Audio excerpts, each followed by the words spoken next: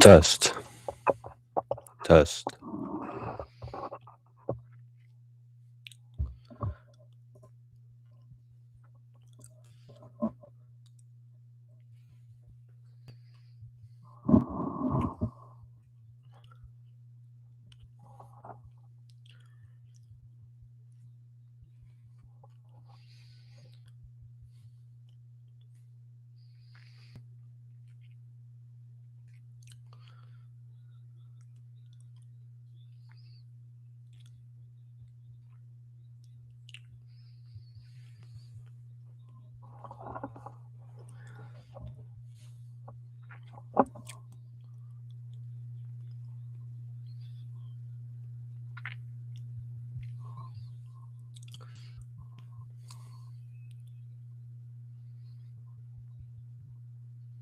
Yo, Patrick, what's good?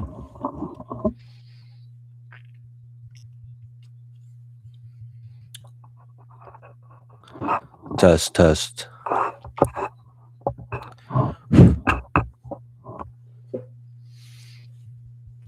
It was my first ever live stream. I don't know if things are gonna go right, but we'll see how it goes. I'm still figuring everything out. I got the fights right there, so I'm gonna do a little commentating.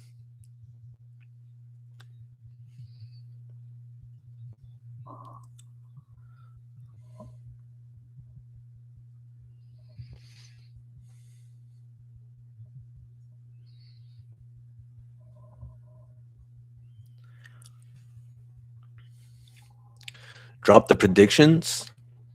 Bro, I dropped a little post of the predictions. You can see it on my page, but I'm gonna say who I got before every fight starts.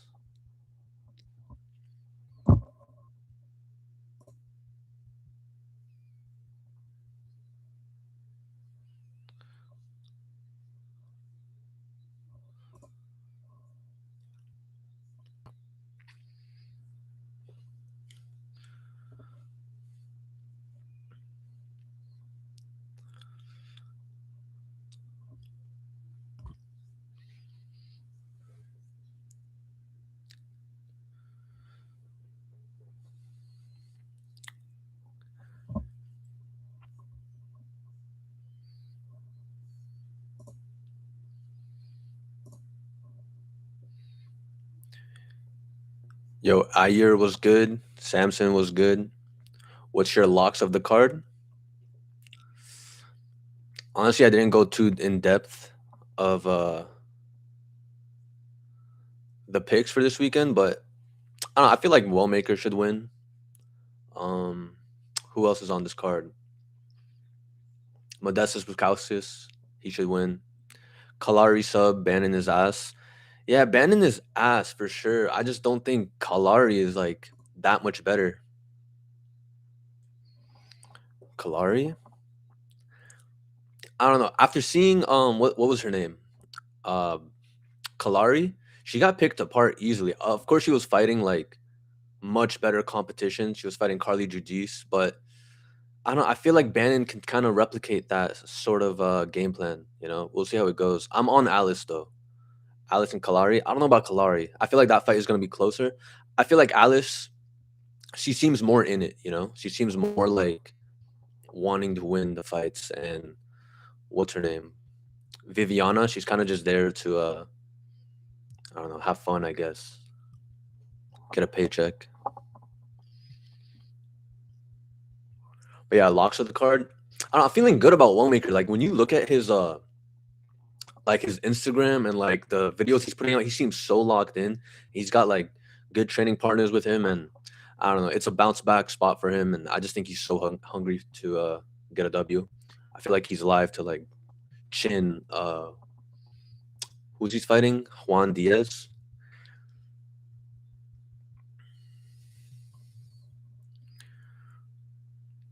Kalari's going down in weight, big advantage size wise. Yeah, that's true. I just feel like that fight is gonna be close though. I can't see like Kalari just instantly getting her out of there. I don't know. Bannon's no like pushover, you know. I mean, she's gonna put up a fight, you know.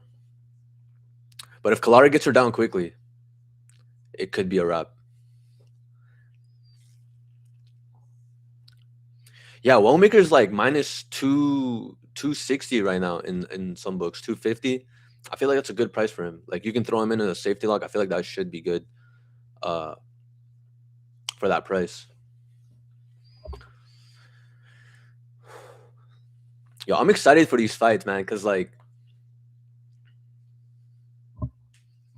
it's not the best card, but it's like my first ever like live reaction, you know.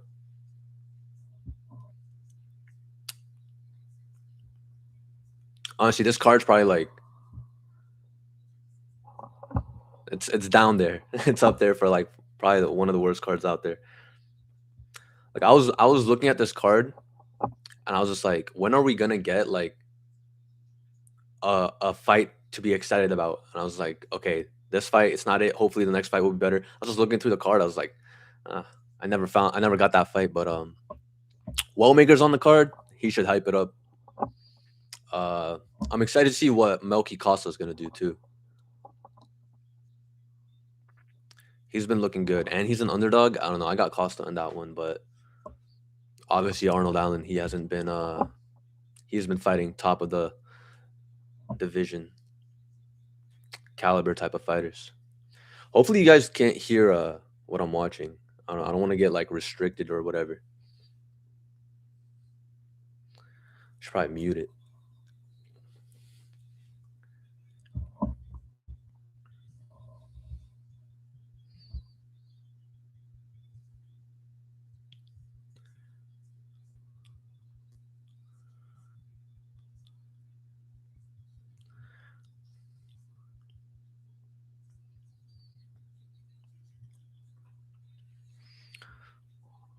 Gurul Loki Chinny, if it stays on the feet, I see Perez sleeping him. Dude, Perez's striking is actually pretty good. Like you watch Perez versus Jafel Filo. What's his name? Perez dropped Filo like 2 or 3 times before Filo submitted him.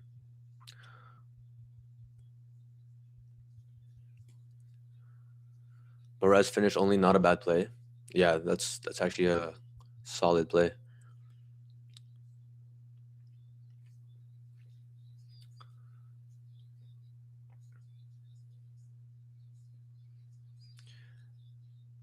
Yeah, but of course there is the what's it called? The age gap. Perez is getting up there in age, but I don't know. Gurul did look good in his last fight despite losing. Uh, but I don't know. I feel like what's his name? Perez can give him some trouble on the feet for sure. And it's like what's his name? Gurul wants to. He's primarily a wrestler. You know, he wants to work in his takedowns, but it's his striking game that doesn't allow him to close the distance. You know, in order to get those takedowns going. Like in order for him to close the distance and get the takedowns, he needs to use his striking, and his striking is not there. So that's why he lacks like implementing his game plan.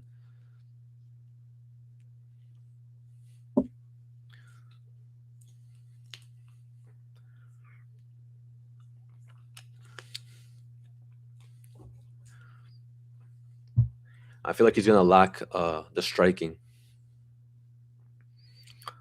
Wellmaker Bukowski's safety lock. I can see that hitting. Safety lock. I mean, the thing about it, I trust Wellmaker, but we don't know much about his opponent or Bukowski's opponent because they're new to the UFC. You know, I like Wellmaker though. I don't know nothing about Bukowski's opponent, but obviously he has the much more. Bukowskis has the much more experience, and that should definitely help him out. And even without that experience, if we just see them skill for skill, Bukowskis is high level in his skill.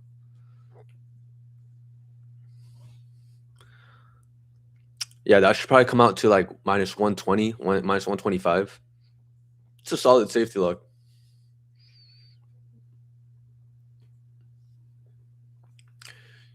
If you want better odds, you could probably do Wellmaker inside the distance, but that's if you want those juicy odds. Oh my god, first fight is starting. I'm so excited, guys. Shauna Bannon.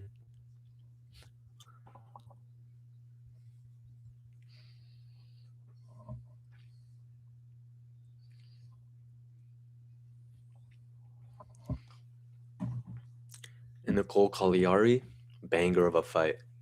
Absolute banger of a fight.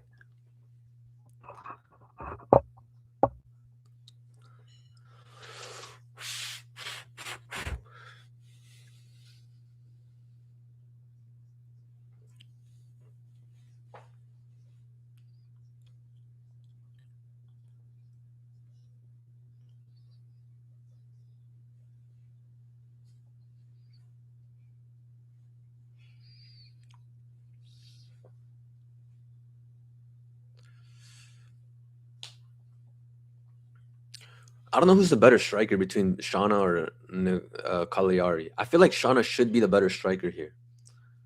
Obviously, if it goes on the ground, Cagliari can get a submission, but I don't know. I feel like she's gonna need to use her striking to close that distance on Shauna, and I feel like Shauna's gonna be easy to get a hold of.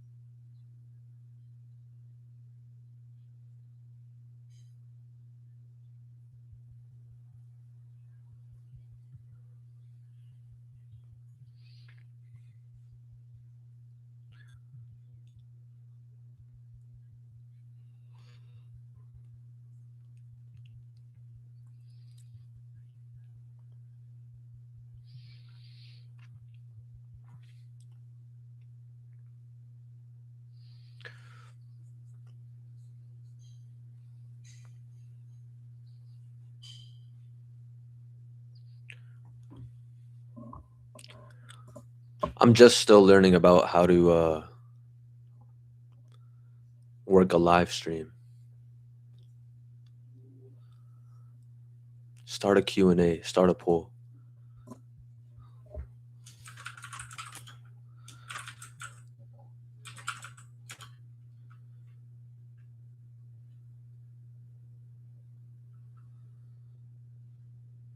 All right, we got Shauna Bannon walking out.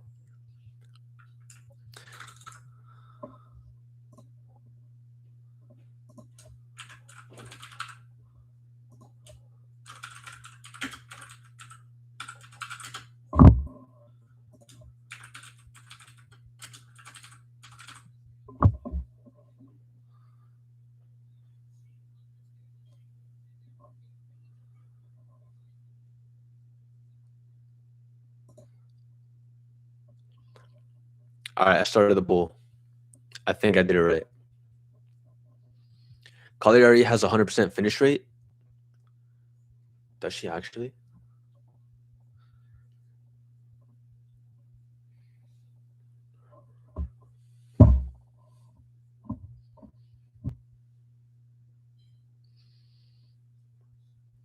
She's lost decision before, so if it goes to a decision, right? All right, first fight starting, lock in. First fight starting, lock in. Oh my god, guys, this fight is a banger. Oh my gosh, look at Nicole Cagliari. She looks so locked in. It's not even. It's not even funny. Is that Ilya Taporia in her corner? He looks like the dad version of Ilya Taporia. He looks like Ilya Taporia's dad. I think Cagliari has a new tattoo. She looks locked in. I'm not gonna lie, bro.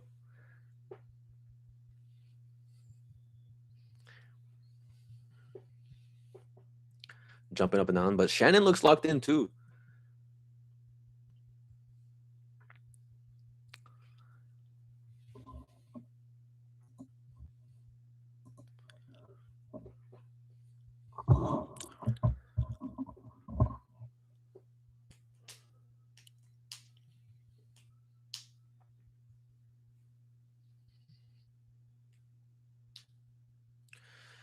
First fight of the night. Meta Apex. Carrie Hatley, our referee.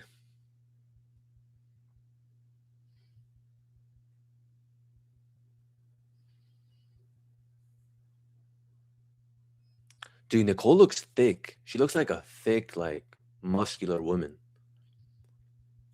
I don't know why I'm so nervous for this fight. Oh my gosh. Dude, Nicole Cagliari comes out with like a nice. Oh my gosh. Sean O'Bannon comes back with a freaking right hander as well. Nah, Nicole's like looking for that knockout shot. Oh my god, Nicole just dumped her on her back. Shannon Bannon just comes right back up.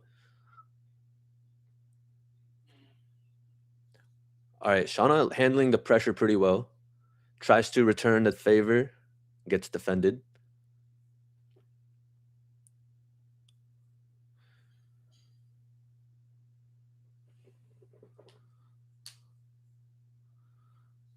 Nicole, oh my god, dumps her on her back again. She just looks like the stronger, more physically demanding woman in there. Shauna on her back. Yeah, I mean, she got a hold of Nicole. I mean, she got a hold of Shannon so easily. Just threw a massive right hand and closed the distance. She's coming to win this fight. And she dumped it on her back like twice. Like easily, too. It looked like she was picking up a kid.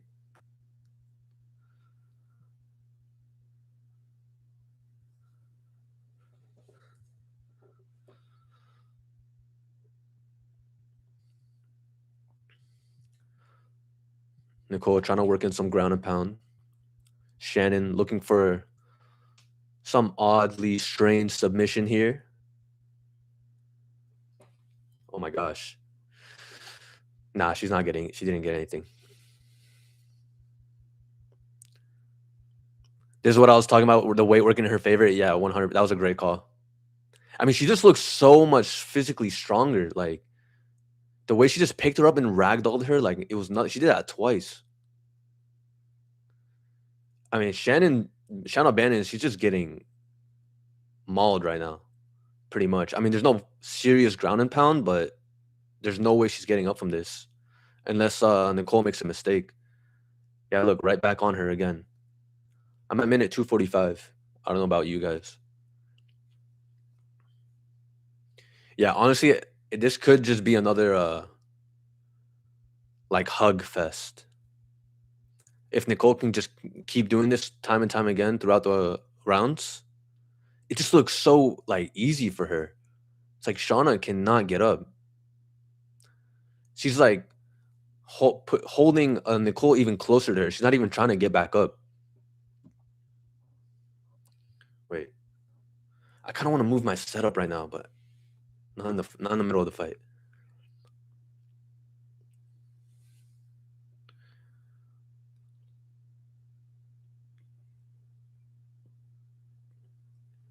Yeah, she's like Shauna's throwing from her back. She's working from her back. Like she's pretty much just accepted she's not gonna out physical Nicole.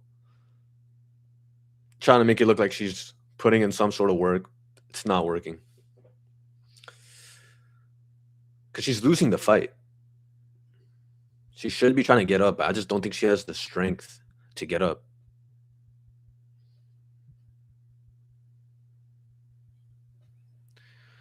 Been following you and tailing for a while. So when they face off each other, the difference between the arms and muscle was just crazy. Yeah, I just noticed that right now in the cage, in the face off, like when Bruce Buffer was announcing the names, Nicole just looks so jacked compared to her.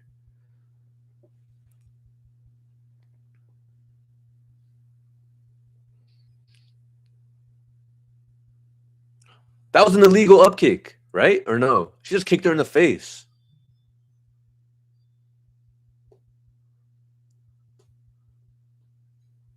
Can you imagine Shauna Bannon just getting us a quick submission out of nowhere to being ragdolled for the whole round?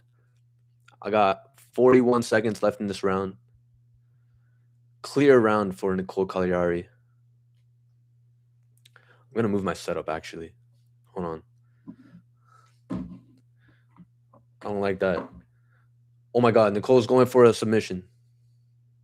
She's probably not going to get it, but here, where can I put this?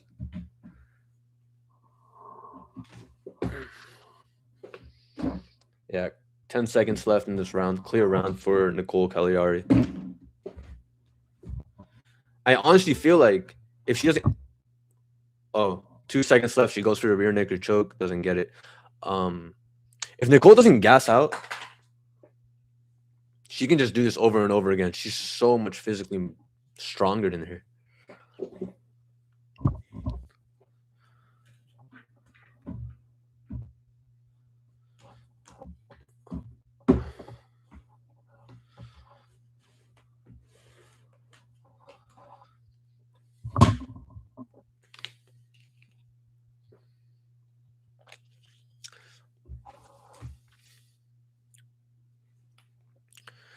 Right, I gotta learn how to do like overlays and stuff, add graphics and stuff, so you guys can keep up with what time I'm on. Obviously, we're in break right now. We're in timeout. What do you call it? In between rounds. A strong, dominant showcasing for Nicole Cagliari. Let's just hope, for her sake, she doesn't gas out. But if she gets a takedown, it's pretty much wraps. Like Bannon could not get up from the strength of Nicole, and they come out swinging again. Nice hard leg kick for Cagliari. She seems locked in. Spinning wheel kick. Oh, she gets caught. Nicole gets caught, but closes the distance. She doesn't look tired. Knee up the body. Yeah, I feel like she could just drag her down to the ground. It could be a repeat of the first round. How exciting. It's mad exciting. Oh, yeah, she got her down. Oh, she's right back up for Bannon. Tommy Gant to win by submission, 5-1 odds. Should I go for it, bro? I mean, he's pretty well-rounded fighter. He's got like 5 submissions on his record, I'm pretty sure. 5-1 is pretty juicy. What's the inside the distance? Inside the distance for Tommy Gant has to be plus money, right? I feel like that's obviously safer, but you're gonna sweat that submission if he just knocks him out cold.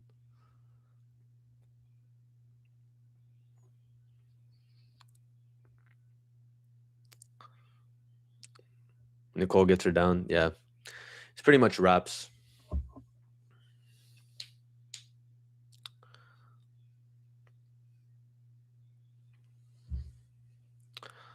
See, I'm gonna look at the odds. I'm gonna have them up on my phone.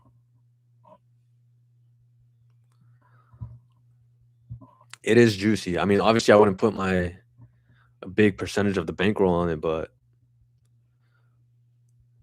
it's worth a sprinkle. Yeah, I can't see that fight going the distance either.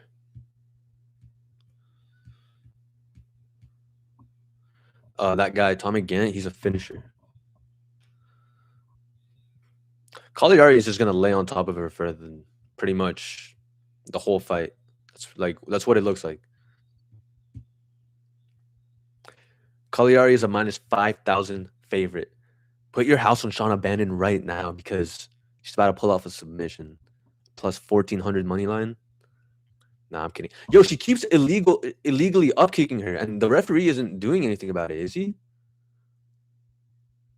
Oh wait, maybe her knee was on the ground.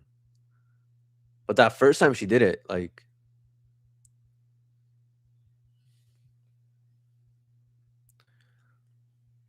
most confident picks would probably be Wellmaker and Bukowskis. Um,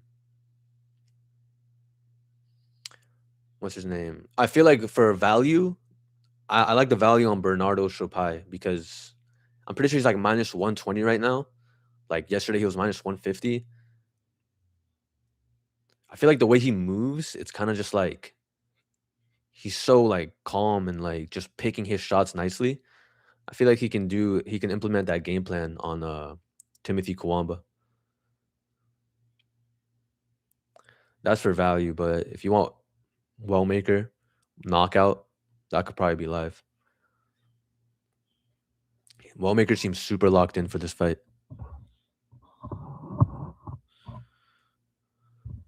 Yo, is Cagliari about to gas out right now?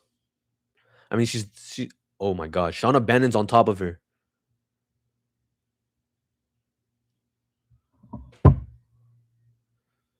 Oh my god, I think Cagliari's about to gas out. Yo, I pick Shauna Bannon. If she finds a submission here, honestly, that third round, if Shauna Bannon steals this round, Cagliari seems gassed going into the third round. Now she's the one that doesn't have the strength to get back up. Bannon with a nice elbow to the face.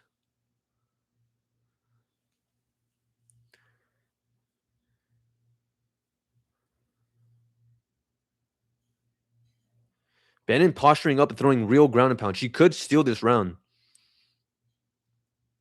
She's definitely doing more damage. 10 seconds left. Throwing mean elbows to the side of the head of Cagliari. Yo, she might have just stole that round. She actually might have stole that round. Should I go Tommy by submission? Bro, I feel like you really want to go Tommy by submission. Like, if it's calling your name, bro, it's not a bad bet. Like, I can see it happening. 5-1 odds, you said? That's not bad at all.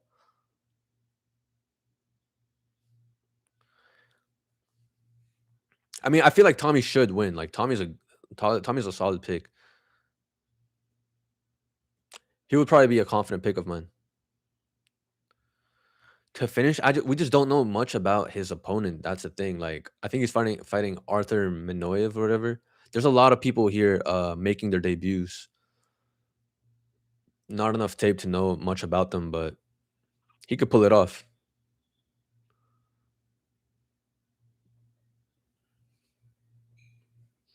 Tommy can pull off the sub. Third round, I think Cagliari might be gassed. We'll see. Shauna Bannon probably stole that third round or second round. Cagliari, she's looking like squinting her eyes before the fight starts.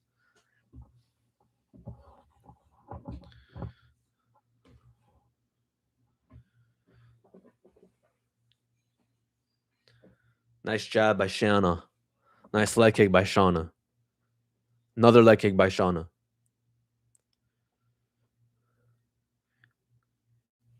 Cagliari did not come out swinging wild like how she did the first two rounds. Shauna picking her apart, moving around nicely.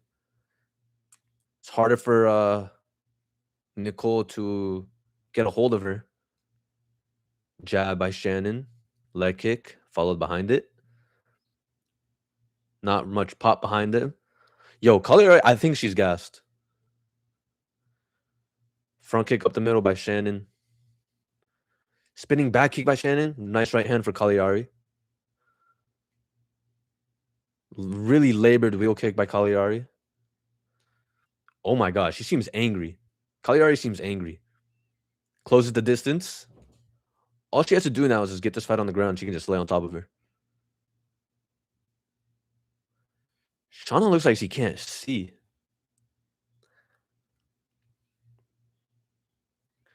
Cagliari smudging her hand on her face. Cagliari gets her down. Oh, that was huge. That's huge for Cagliari. That's exactly what she needed to secure this round. Has Bannon gotten up from one of her takedowns? I don't think so. Nice right hand for Cagliari on the ground. Looks like Cagliari might have done it. She might have just won this fight with that takedown.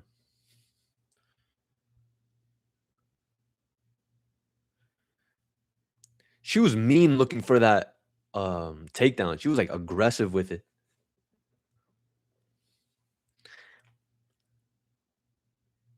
Yeah, Bandon's not getting up from this. She seems way too tired to even like attempt to get up. She has a knot on her forehead. It's not looking good for her.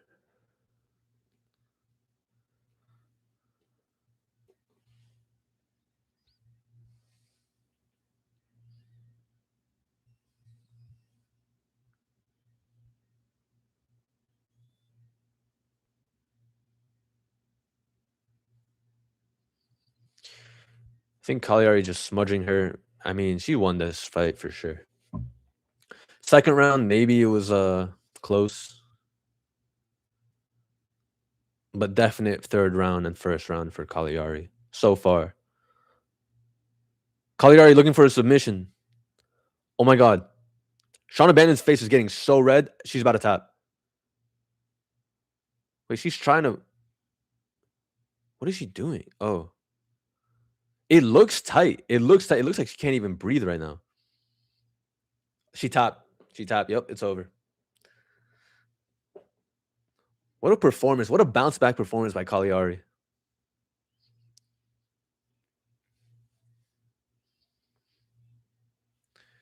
It looked tight, like from the moment she got it. She wrapped her arms around the neck.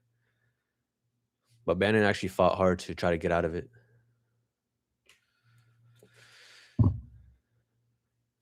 Cagliari is so proud of that performance, and she should be. She was fighting like actual demons. Her last two fights, or especially her last fight.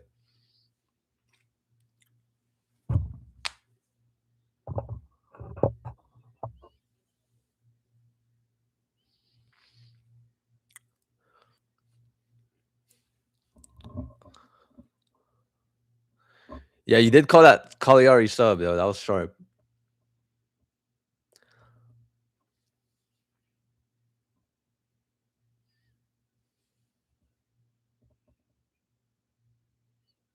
Did my souls heal up? That's funny. Yeah, they healed up. They healed up pretty nicely.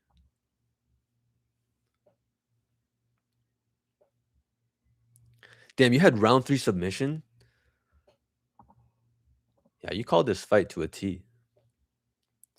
Good call, bro. Yo, it did get a little sweaty there in the second round. Don't lie.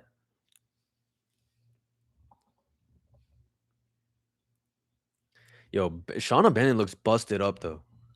Like she really like got her ass beat. It looked like she was doing the more damage in the second round, but third round, Cagliari, she got angry. Got her at plus 124.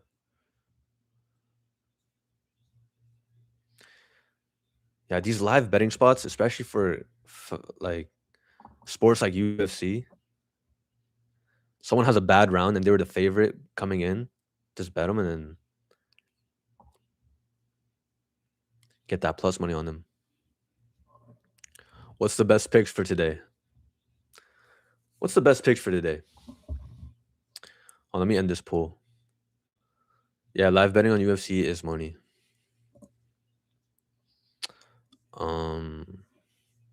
Cagliari won. I don't know. I like Wellmaker today, man. I like Wellmaker. Bukowskis. There's value on Bernardo, in my opinion. He's like minus 120 right now. Start a pool.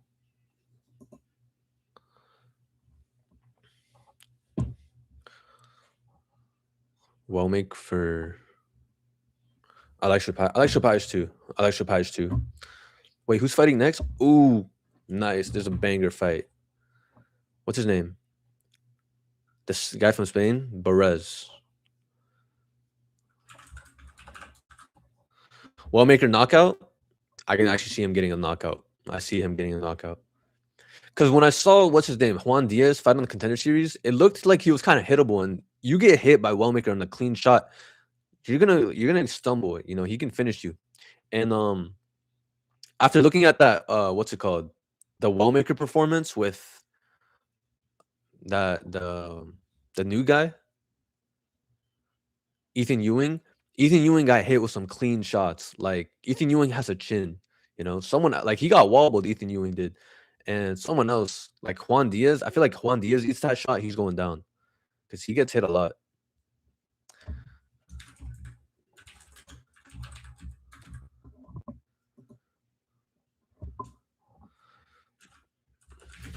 Luis Guru.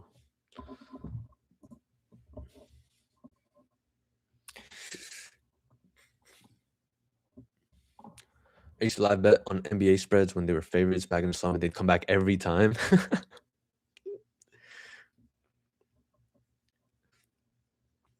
I have no doubt Juan Shin will get tested.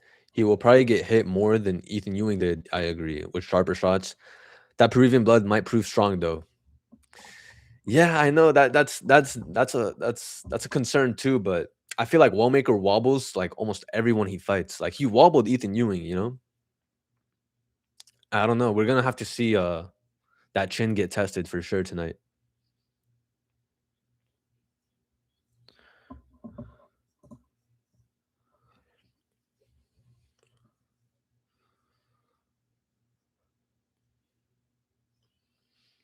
Wallmaker by knockout. We're doing like a cycle parlay.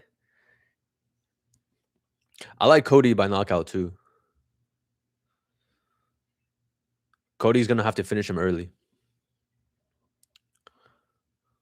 Wellmaker's nothing without that hook. Yeah, that's true, but it's a massive hook. It's a massive hook you got to worry about because if he lands it, Allen or Costa, that's a close fight. But I'm leaning Costa. I'm leaning Costa in that one. Gruel walking out looking confident.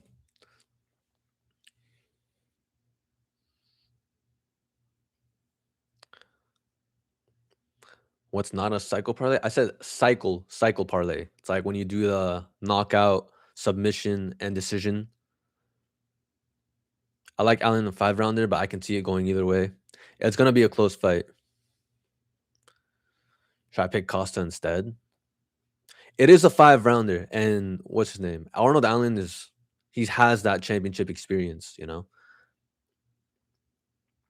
I'm going Costa. I feel like he can land some nice shots, damaging Allen early on, but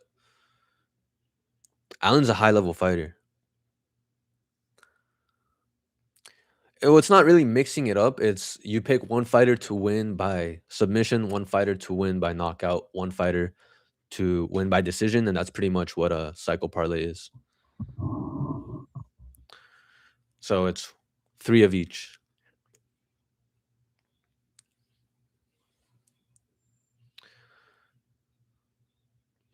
Both fighters need a win here. Is that true? Yeah, I feel like Luis Gruel needs a win here. Like he needs a win here. He comes into UFC 0-3. He doesn't have a single UFC win. They're not called cycle parlays. They're called cycle, like the cycle, like life cycle, or like the cycle on the bike. How does Wellmaker win? I'm gonna say he wins by knockout. Everyone here is saying cycle parlay. That's kind of funny. But yeah, like what's his name? Luis Guerrero needs a win here, but it's like I just don't know if he has the skills to win right now. It's cycle now. I think Wellmaker's gonna KO him, but he could get the decision as well. It really depends on what version we see of his opponent Juan Diaz. If he goes to war and his chin holds up, it could be a fun fight. But I know for sure that Wellmaker has the accuracy. He has the precision to land that shot in this fight. Am I confident in the knockout? I'll say yeah.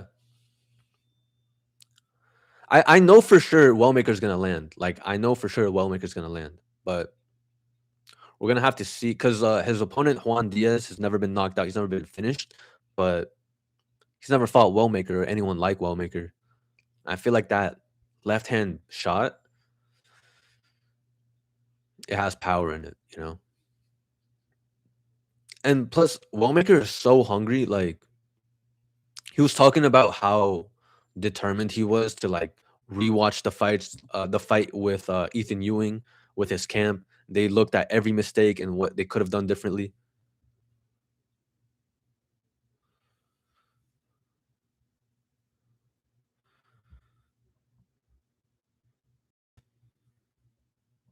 All right, fight is starting.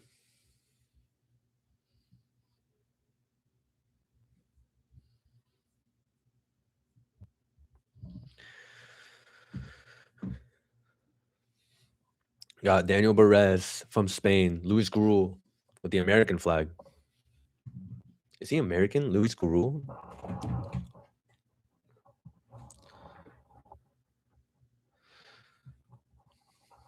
Has Gurul always had a beard? Has he always had those tattoos? I feel like they're new, right?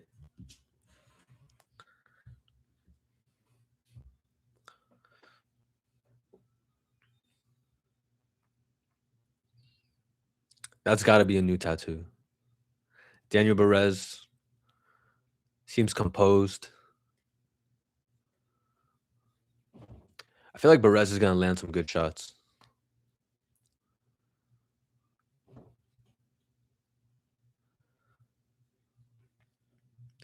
I will say this: Luis Gurul, he looked improved in his last fight, but looking improved against Alden Correa, it's still not enough. So if he looks improved here again, he could give Perez some trouble. But I'm gonna lean Perez to win here.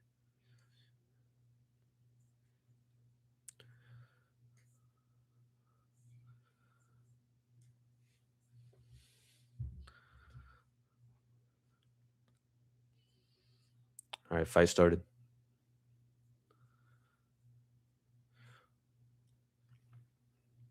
Gurul moving around, trying to be tricky. Leg kick by Perez. Perez is good at managing distance. Throws an overhand right. Put the pressure on, managing his distance nicely. Nice leg kick by Perez. Perez wanting to pick him apart.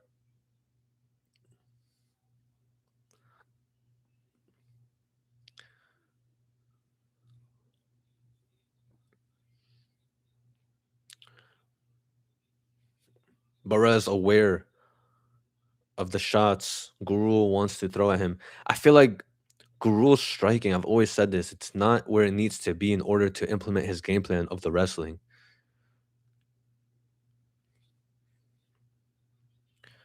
Jab by Perez. Ooh, nice right hand by Perez.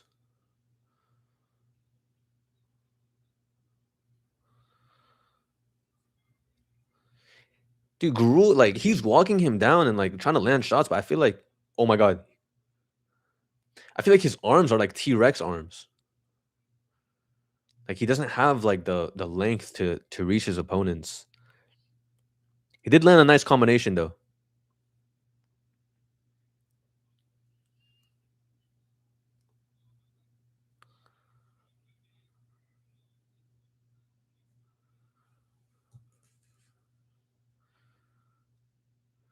Wow, Perez with a nice takedown.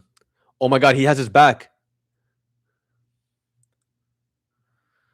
Joshua Van has T-Rex arms too.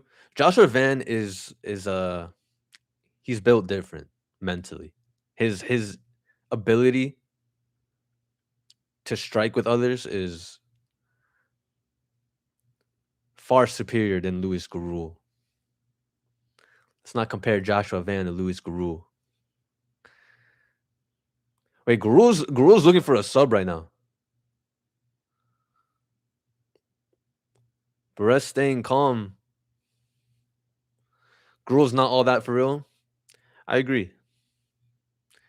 Like, oh my god, I think Perez might tap. No, he's good. Don't underrate Gurul now. I've always underrated Gurul. What are you talking about?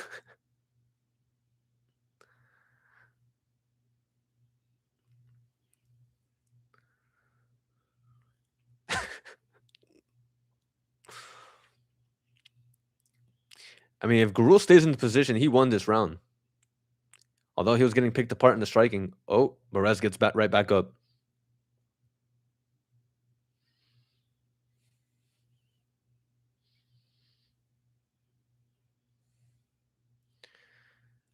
Yeah, I just feel like Gurul, he's just what if this is flyweight? Like, I don't know, man. I feel like he might need to lose some muscle just so he can be more like fluid, you know? Like look at the body type of Joshua Van and look at the body type of Luis Gurul. They're kind of built similarly, but Luis Gurul has so much more muscle. And I feel like it kind of makes him like a little bowling ball. Whereas Joshua Van's just like fluid in his strikes. Gurul landing some overhand rights though.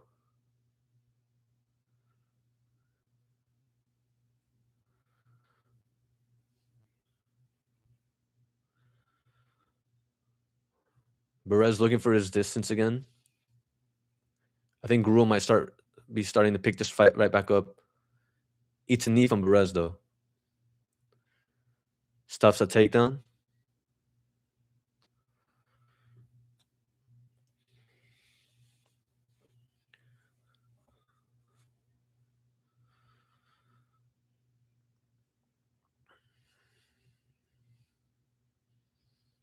Yeah, this is a close round. I feel like Gurul might have won it.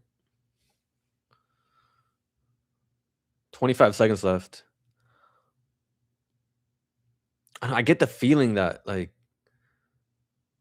Perez isn't in this fight anymore. Another overhand right by Gurul. Jab by Gurul. He goes for a takedown. Doesn't work. Yeah, I think that's a Gurul round. 1-0 Gurul.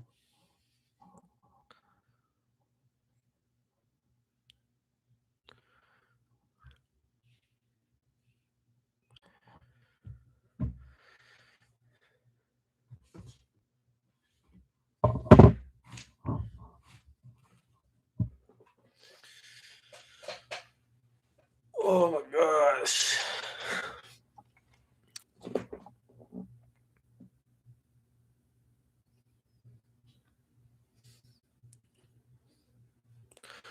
Perez has to keep on managing distance again. Things were working out when he was not engaging in a brawling type of fight, you know?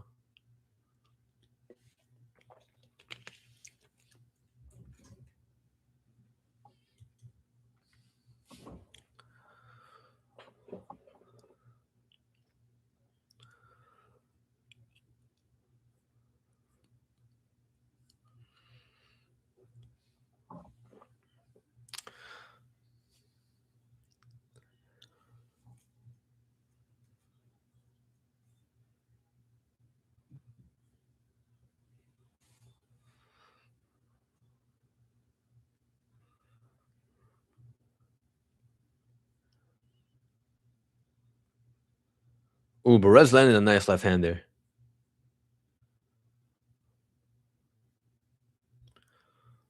Perez trying to get back in this fight. He needs this round. Ooh, nice left hook by Gurul. Nice leg kick by Gurul. Perez now starting to move his head. Seems like he kind of woke up now. Looking for jabs. Gurul has he's fighting in a really tricky style.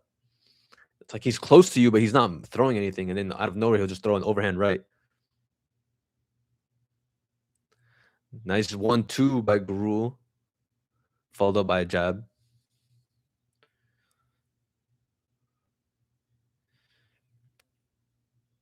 Yeah, I think Gurul sees everything coming. Ooh. Perez with a nice shot. Gurul goes for a takedown. He didn't like that shot from Perez.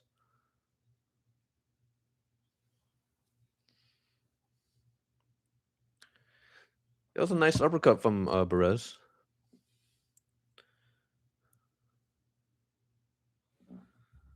Nice right hand by Perez. Nice elbow. Starting to throw again.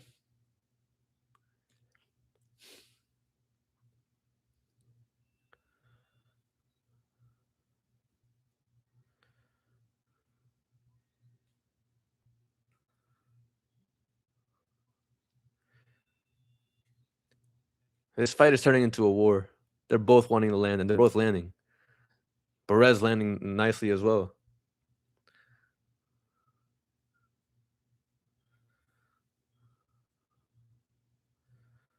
Ooh, nice combo by Perez. Not much landed. Left hook by Gurul. Jab by Perez. Nice two-piece combination by Perez. Uppercut by Gurul. Left and a right by Gurul. Nah, these boys are throwing, bro. I feel like Gurul might have stronger power. He's landing with more accuracy, I feel like. Like when he lands, it's like Perez has to take a breather.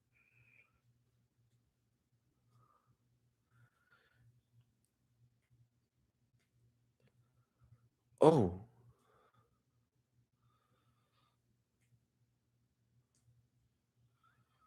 Oh, Gurul's picking it up. Gurul's picking up the pace. Gurul with a nasty left hook. Oh, Gurul with another nasty left hook. Gurul's going off. Gurul with another nasty left hook. Oh, he's teeing off on him. Yeah, Perez is done. Perez trying to clinch up. Suplex by Gurul. Holy crap. Yeah, Gurul won this round. He's probably going to win the fight if he doesn't get finished. He's probably not going to get finished. It's a cameraman drunk. Pictures all wonky sometimes. Bro, I hate when the referee's standing in front of the camera and they're not doing anything about it. Like, bro, change the angle already. Kind of like right there. Yeah, I think Gurul knows he's winning this fight.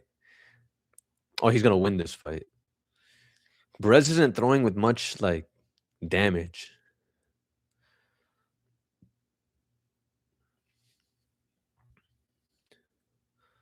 Stuff's a takedown. Lazy takedown attempt by Perez.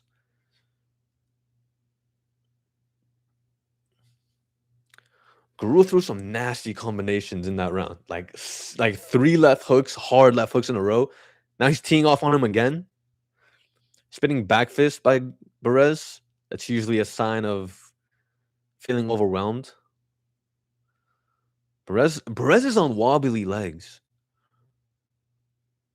Like another nasty left hook by Gurul, overhand right by Gurul. Another hard, accurate shot by Gurul. Perez is going down. Perez is still trying to fight, but Gurul's landing some hard shots in this fight, man. That was a sick round. That was a fun round.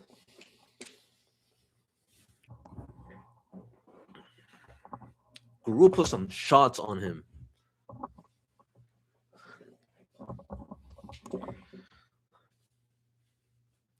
What a fight. Yeah, that second round. Holy crap. And Perez isn't quitting. Like, he's not quitting. He's still trying to fight, too. Nasty left hook. Like 3 nasty left hooks in a row by Gurul. And then he started teeing off on him like twice.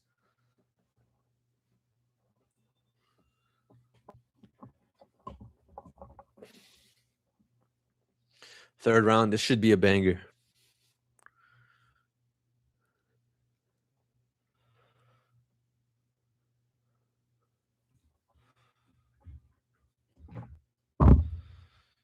Yo, Perez looks busted up, and Gurul's just like locked in. I have Louis third round, $10 to win 130. Dude, that's live. All he needs is just one clean shot, one nasty left hook again. I mean, he's teeing off like, but Perez is no quitter. Oh, Gurul's landing some nice shots. Now he's in the clinch throwing dirty boxing shots. Yeah, he's busting him up bad.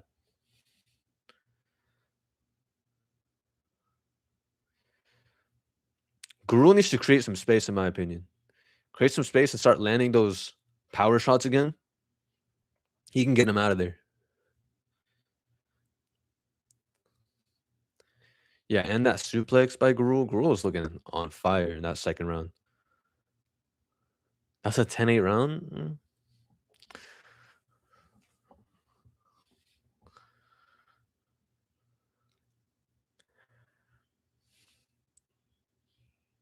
Gurul's looking slick.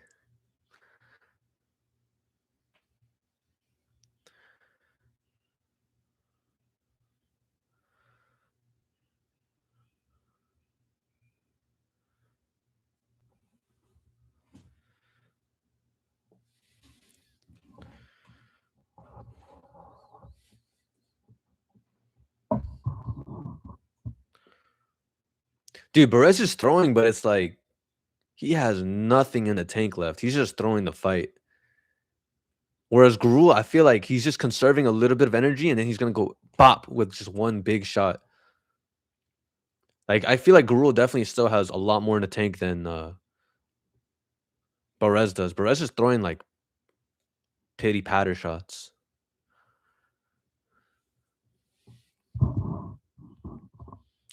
Nice right overhand right by Gurul.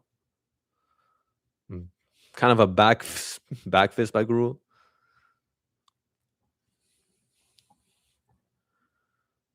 Perez then in a nice right hand. No power behind it.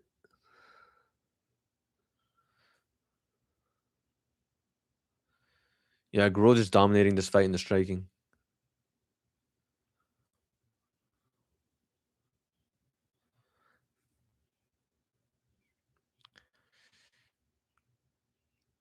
I think Gurul knows he's got this fight locked in.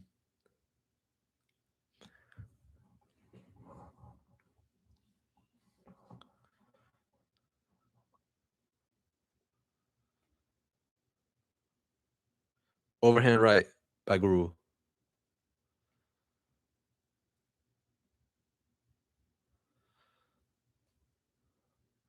Perez is throwing like soft jabs, not doing much.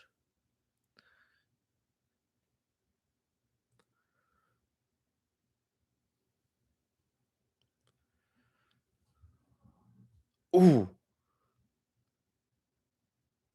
Gurul trying to walk him down now. And has nice head movement too. Another nasty right hand by Gurul. He's throwing combinations now. Perez seems to slow down. To have slowed down. Front kick up the middle by Gurul.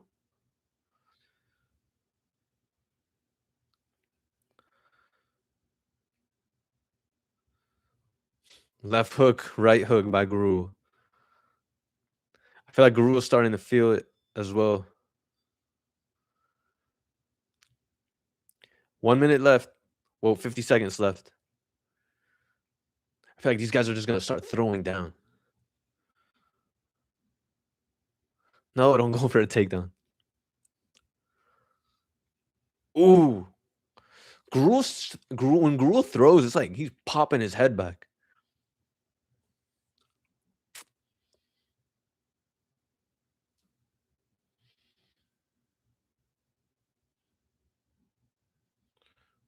Oh. Overhand right by Gurul. Gurul's playing this smart. He's looking for like that big shot. Like I feel like last 2 minutes, Perez definitely threw up some more volume, but like the powerful shots came from Gurul. That was a fun fight. Fun fight. Gruel won for sure. Had that suplex.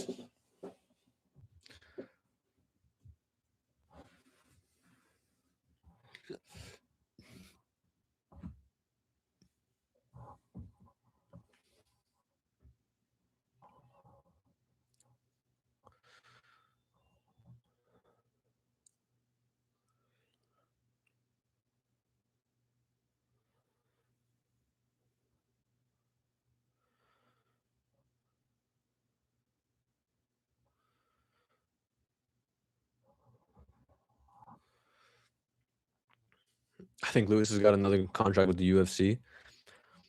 Yeah. Who do you fight in the second fight? Because I know Alvin Correa. A loss to Alvin Correa.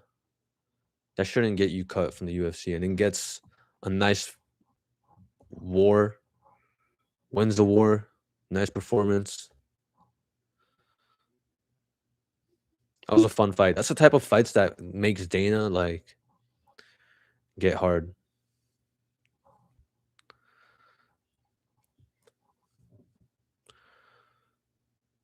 Jesus Aguilar. Yeah, I lost to Jesus Aguilar. I picked Jesus Aguilar to win that fight. Daniel Perez.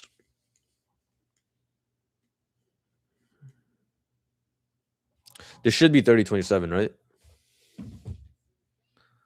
30-26 maybe.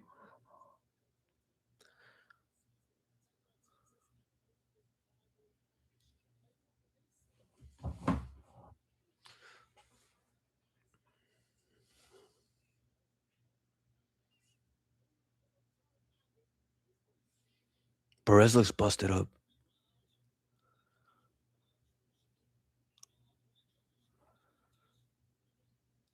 30-27.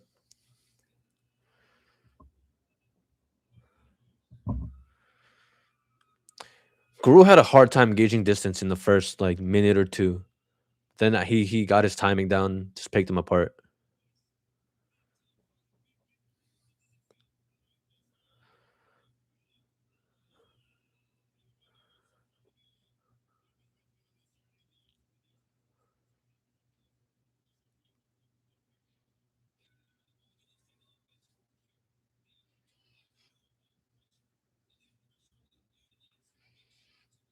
Ooh. Yo, Guru landed some nice shots in this fight.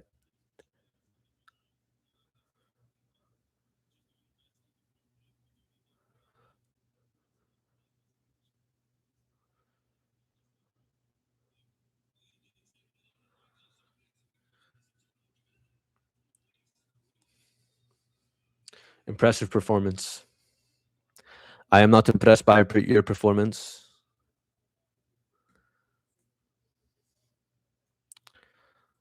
Oh yeah, he trains with Roy Val and Hernandez up in Colorado in Elevation. It was getting hot, bro.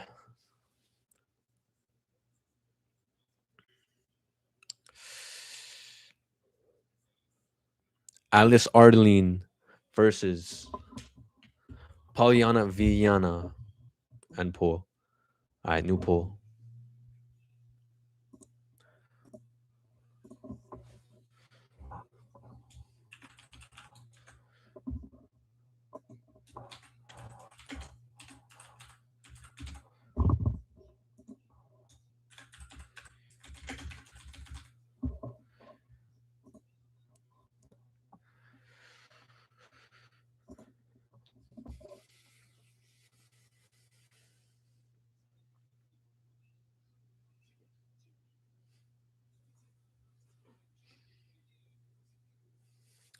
Dude, like initially I picked Polyana to win, but then I saw she's only won in the first round, like the majority of her fights. If she starts to fade, if the fight goes long, I feel like all Alice has to do is just survive, and then she can win the fight. Alice and Pies tonight. Yeah, I think they should win.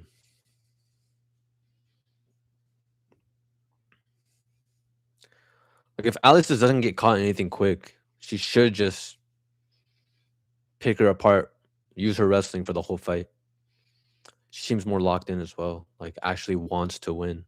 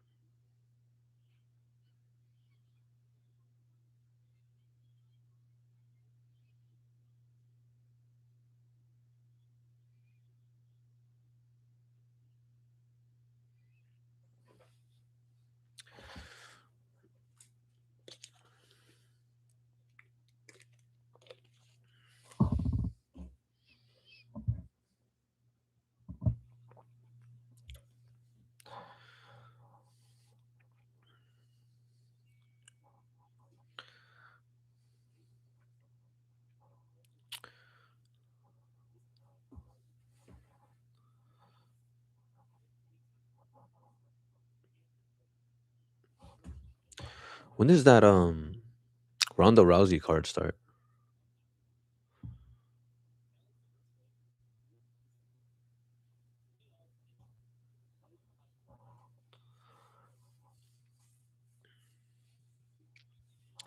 9 p.m. is kind of crazy for EST.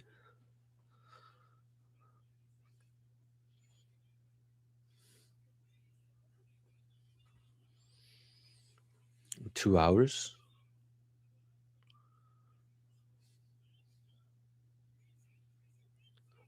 Isn't it 9 p.m. EST? Or are those the prelims? I don't know. Google just said it's at 9 p.m. is when it starts. Hopefully they're talking about the prelims as well.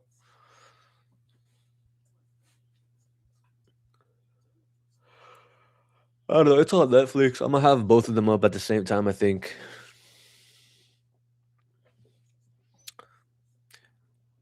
They're fighting in California, so they are gonna start like pretty early.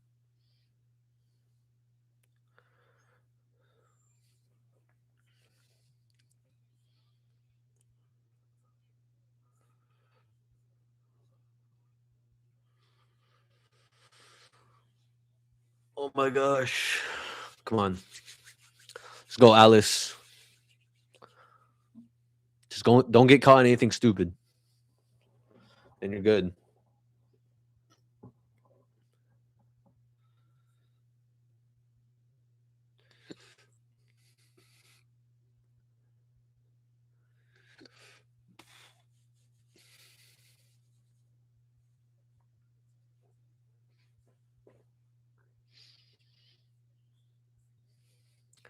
$67-inch reach advantage for Pollyanna.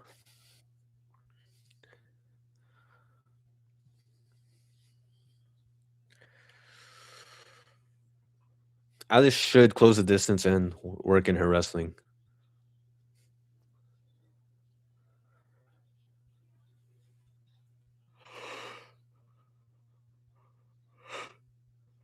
Dude, Pollyanna is so attractive. 1 in 5 was a UFC underdog. That means there's less than a 25% chance he wins, right?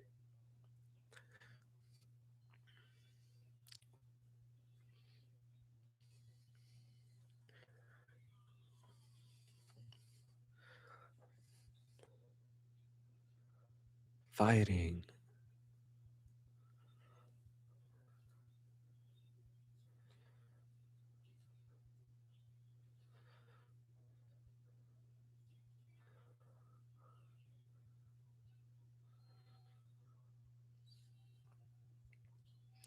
Arlene looks happy to be there.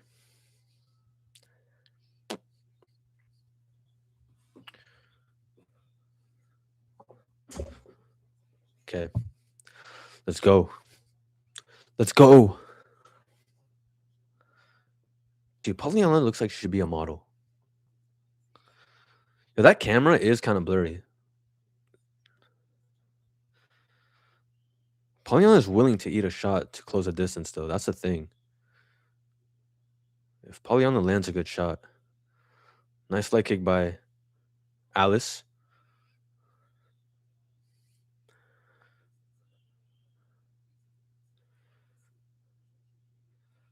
Another leg kick by Alice. Nothing really landing other than those leg kicks. Oh, Polyana is a model? Yeah, that makes sense. I know both of these girls have OnlyFans.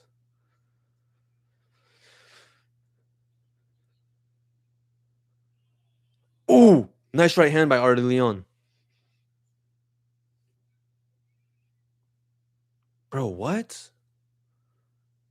There was not no eye poke, bruh.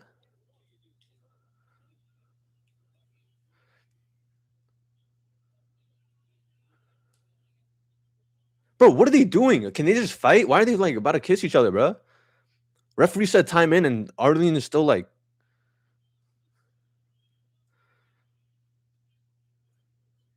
Ooh, another right hand by Arlene. Oh my god, she's busting up her eye. Polyana is bleeding out of her eyeball. She's literally bleeding out of her eyeball. Oh my god, Arlene's throwing some nasty shots. She's mean and aggressive. Another nasty right hand by Arlene. Dude, Polyana's timing is not there whatsoever. I don't even think she trained striking at all this camp. She cannot gauge timing at all. Arlene throwing nice feints as well, keeping her guessing. Oh! Combo by Arlene. Polyana is fading already in the first round. She usually fades after the second round, but she's not even having a good first round. Oh, nice elbow by Polyana.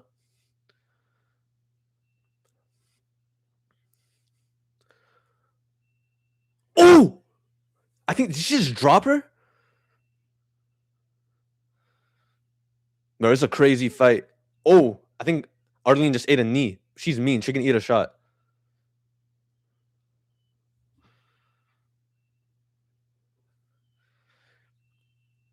Dude, Polyana looks like her body language kind of looks defeated right now. Dude, Arlene she's striking with her easily. I feel like she needs to disengage from this clinch. Polyana can't get her timing down when Arlene's in front of her, striking. And this pace is only going to favor Arlene.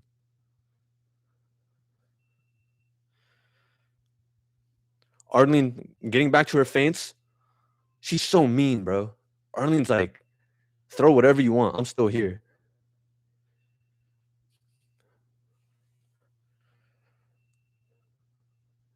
Oh, massive right hand by Arlene. Polyana's fighting scared. She's fighting like hesitant. She's getting backed up. Her eye is still bleeding. Yeah, Polyana has nothing to offer right now. Arlene catches her leg and punches her on the thigh. Arlene looks locked in.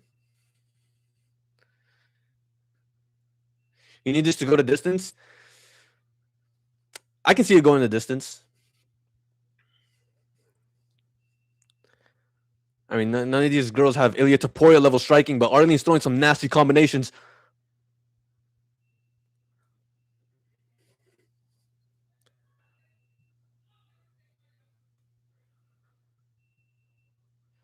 Arlene's good with like the feints. Like she knows how to like feint.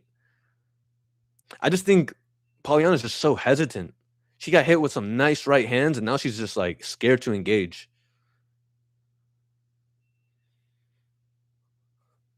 Arlene's just taking her time. She's not rushing it. She busted up Polyana's face. But Polyana still looks good though. Like attractive wise. Fighting wise, she looks kind of defeated right now.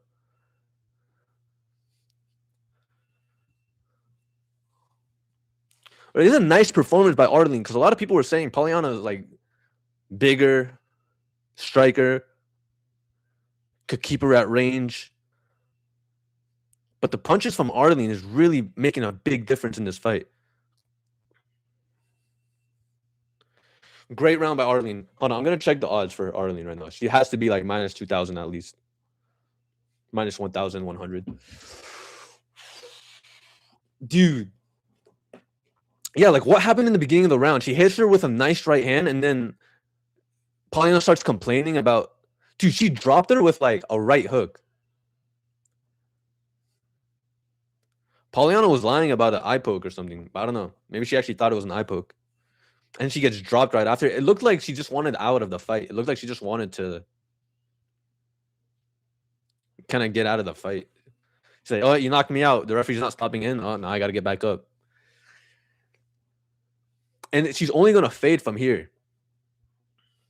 Like, statistically, Pauliana wins like 95% of her fights in the first round. And not only did Alice survive that round, she dominated that round. So I feel like Pauliana should just get even more tired. I want Arlene to stay close without engaging in the clinch. Polly's striking is awful and she doesn't know how to use her range when pressed. Yeah, I 100% agree. Like, she was making Pollyanna so hesitant. Like, standing from range, using her feints. And Arlene looks like an energetic right now. Start of round 2. Pollyanna is like, oh my god, now I have to deal with this freaking little jittery monster in front of me. Nice combo by Arlene. Nothing clean landed. Pollyanna just looks confused on how to approach the situation. She's low-key just getting walked down. Arlene goes for a takedown and gets it. She has to be careful here. She's on top of Pollyanna, but she has to be careful. Viana comes back this round. She just got taken down.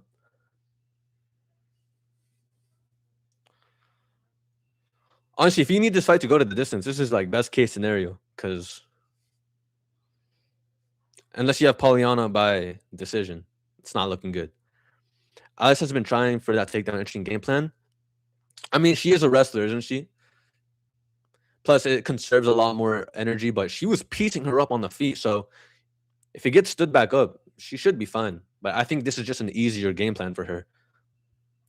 She probably believes in her submission defense. And Pollyanna is actually like busted up. She's tired right now. She fades usually. I guess Polly isn't getting a sub. Yeah, I agree.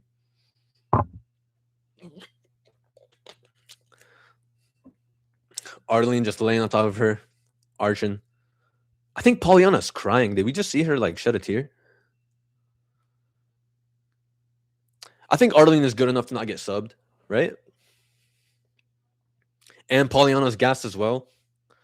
I think Pollyanna is just gonna like try to stall here. It's like, yeah, I don't really want to get punched in the face, so I'm good just laying on my back. And yeah, too tired to throw up a submission. Alex Arlene, intelligent, and she's not gassed. Oh my gosh. Pollyanna throwing up elbows and keeping her in her guard.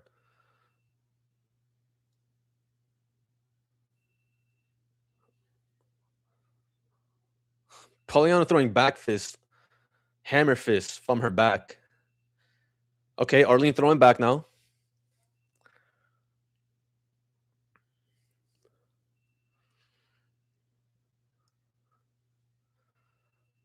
Pollyanna throwing nasty elbows from the bottom. I don't know if that's enough to win her this round, though. She's getting controlled. And Arlene's throwing some back, you know?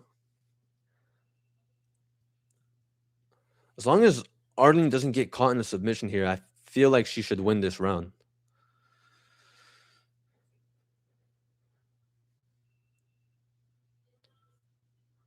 Arlene posturing up. She's having trouble with that body lock.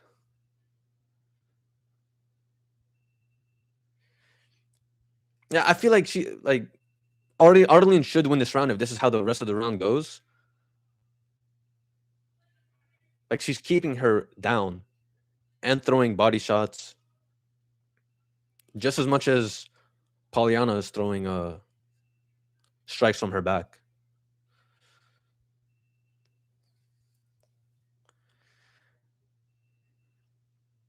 I feel like next round Arlene should just keep it standing if it goes there.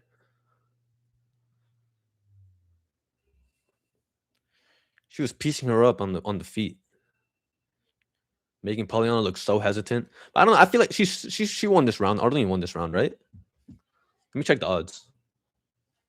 1,400 for Arlene.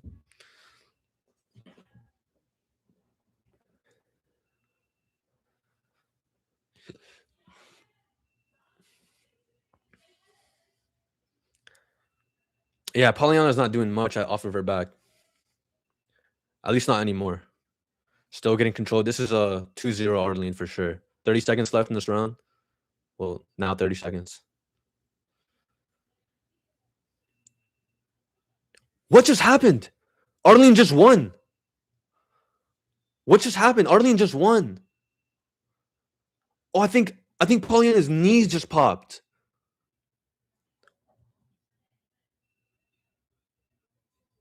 Bro, you needed that to go to the distance. Oh my gosh.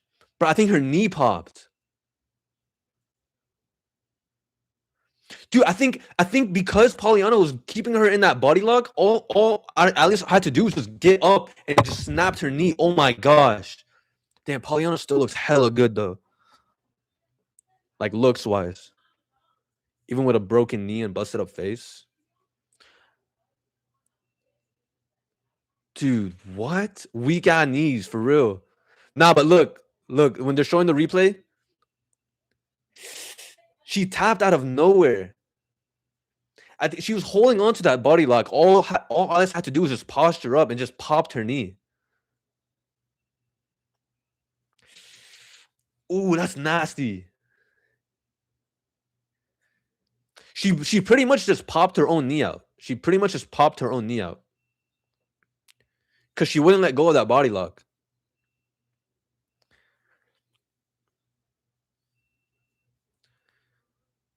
Wish me luck, Grant by submission. Wait, Grant? Oh, Thomas. Isn't his name Gant? His name is Gant. I thought, what's his name? Grant Dawson was fighting again. Unintentional submission.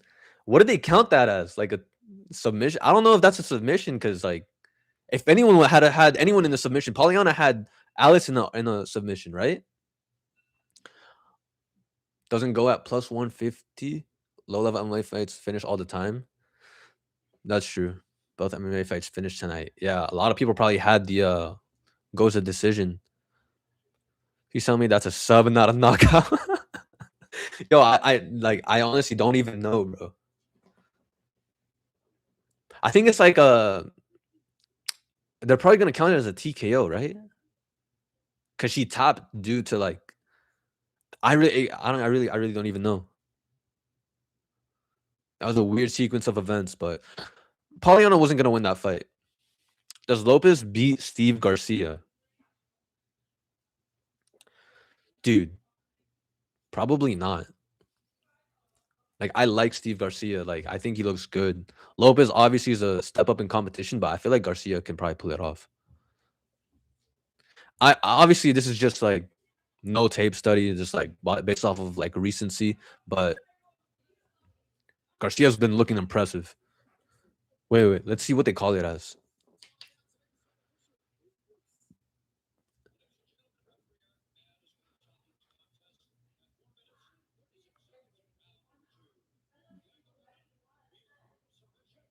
Submission?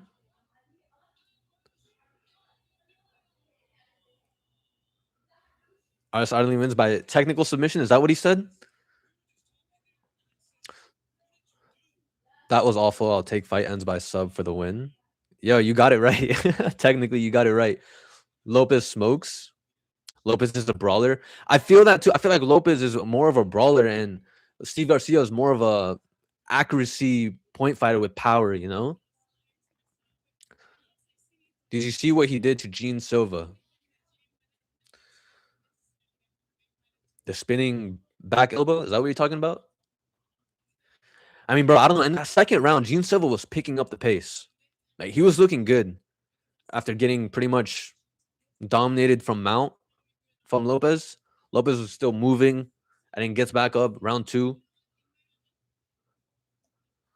starts piecing him up, and then gets too aggressive. Just a spinning back elbow. Like I feel like when it's just like skill versus skill, Gene Silva was probably outpointing him in the striking, right? Lopez did try to kill him. Yeah. I'd like to see him run it back, honestly. Like, cause didn't Gene Silva get taken down by like some weird sequence of events? And then that's why he had Mount for so long. In that, like, if that doesn't happen in the first round, Gene Silva could probably just outpoint him. Because that's what he was doing in the second round until he got caught. He got too full of himself, got too aggressive, and gets clipped. I think Lopez will show levels. Lopez is way better than anyone Garcia has fought before, and we've seen Garcia hurt by worse fighters. He's on a good run, but against mid-level fighters, that's actually a great point. That's a solid point. But I still think what's his name? Garcia has improved. He's been looking good. Who's fighting next? Let's see.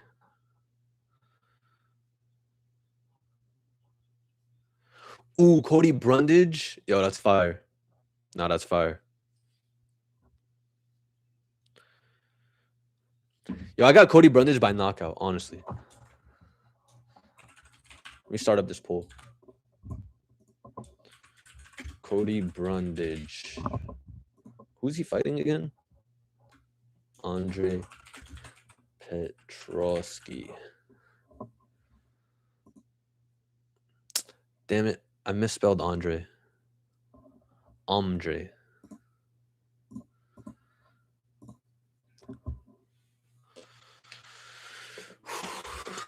That was so random. The knee snapping. I was so confused. But honestly, it makes sense. That happens all the time when you have those leg locks and you don't want to let go of it. Someone just postures up. Damn. And like it's kind of like a common thing. Like it's never a good idea to have that leg lock when someone's on top of you. You're only keeping them on top of you. And now you can see what happens when you stand up when they posture up. That was nasty though. Just imagining your knee getting popped like that. Yikes.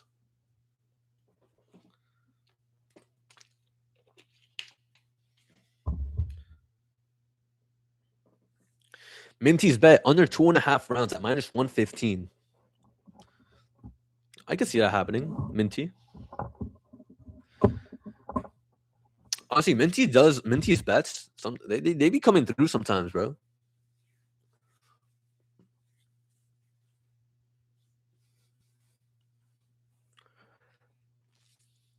Shama commercial.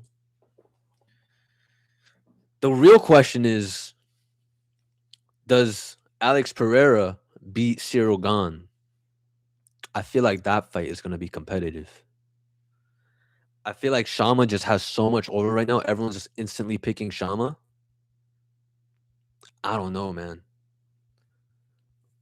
I might have to side with Cyril Gane in that one. Hope Alex wins, but I don't know. Yeah, I don't know. I feel like the crowd, the fan favorite fighter, obviously Pereira. Cyril Gane's gonna go in there, start poking some eyes, win the fight that way. Gets hated even more, but I don't know. Like standing striking, like Cyril Gane looks really good.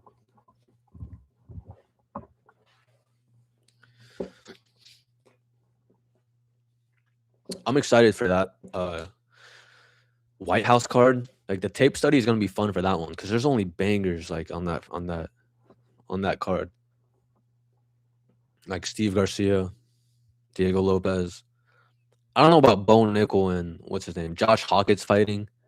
I got Josh Hockett in that one over 40-year-old Derek Lewis.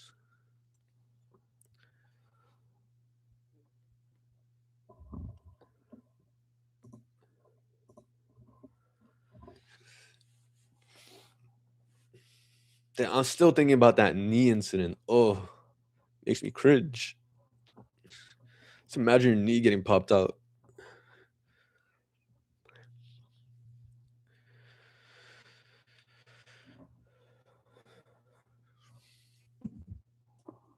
All right, Brendan just walking out. Damn, I gotta pee, but I'm not gonna pee right now.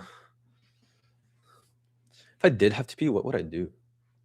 This is my first stream. I really don't know like what to do.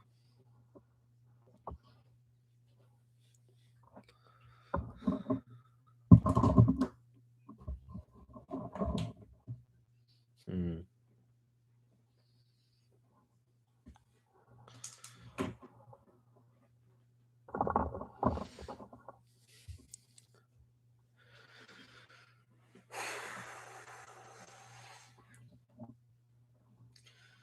All right, so this is how I see this fight going. Cody Brundage versus Andre Petrosky. Just Cody Brundage walks in, boom, massive overhand right, knocks out Andre Petrosky. First 12 seconds.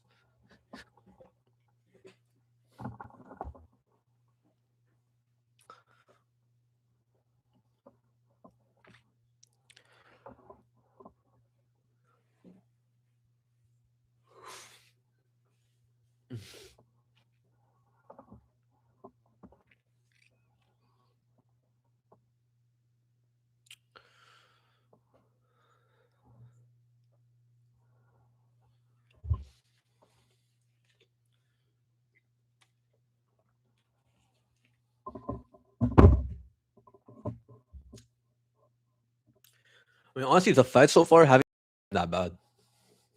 We got knees popping up out of places. We got wars with Luis Gurul in them, Daniel Perez. What happened in that first fight? Nicole Cagliari got a submission, late third round. Pretty fun fights. It's always these fights that you think are gonna these fight cards that you think is gonna be like so bad. You end up watching some random fight night on a random Tuesday. Ends up being like card of the year.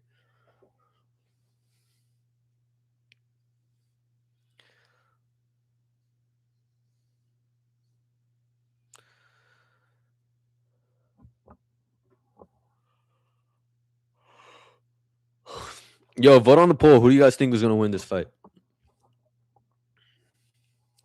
I feel like the popular pick would probably be Petrosky because Brundage just instantly like folds every time there's some adversity thrown at him. But Brundage usually starts out strong, so if he can get like a nice finish, like a good like strong shot, I feel like he can end it early. Brundage by decision, I don't know about decision though, because like let's say what's his name, Petrosky lands some takedowns. Brundage just sometimes he just has no urgency to get back up. That's what really pisses me off about him.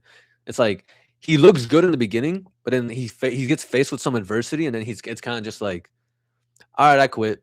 I'm gonna just take it easy now. And it's so frustrating. Put $10 on the draw.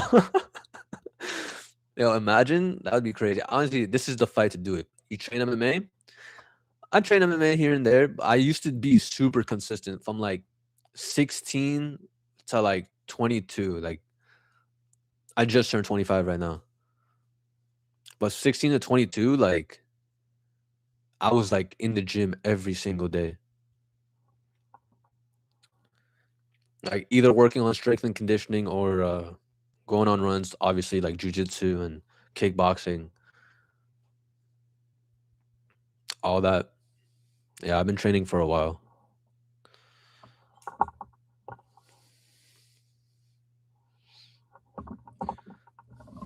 Probably got some massive odds for the draw.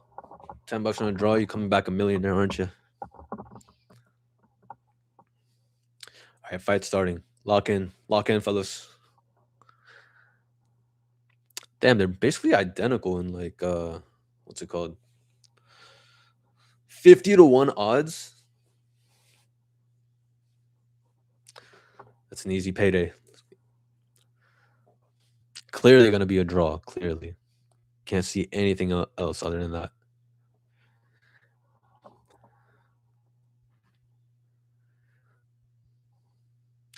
Does Andrei Petrosky have a tattoo on his back that says Brundage? I swear I could have just seen his. He has a Brundage tattoo on the back of his back. Okay, Brundage looking locked in, talking his shit. Looks in the camera.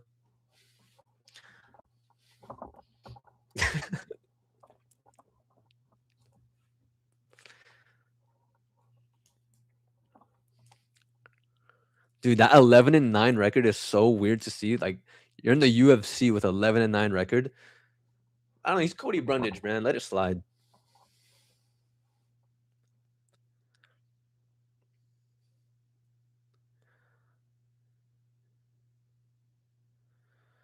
Petrosky with the blonde hair. He comes out looking like Charles Oliveira in this fight.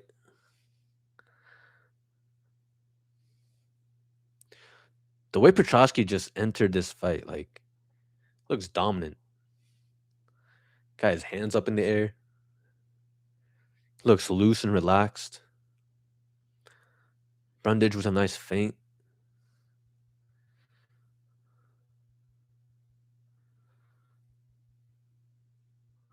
Brundage looks relaxed as well.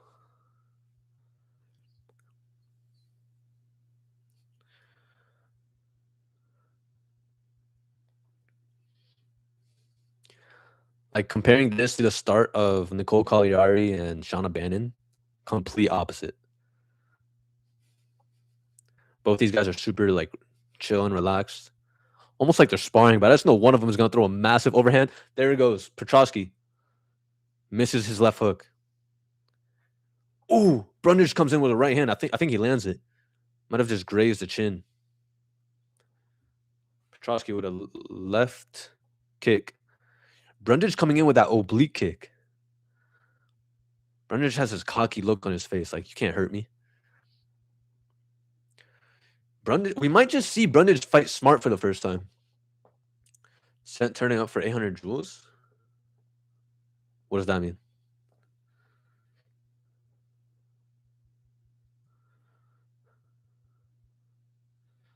I swear that tattoo on the back of Petrosky, I swear it says Brundage. Am I tripping? Ooh, Brundage lands a nice right hand.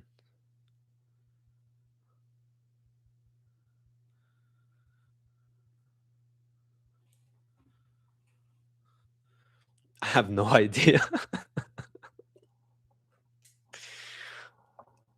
Oh, that's funny.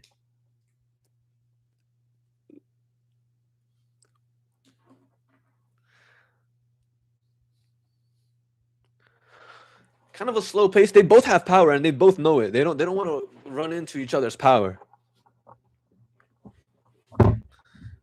They both look calculated. Both trying to pick their shots nicely.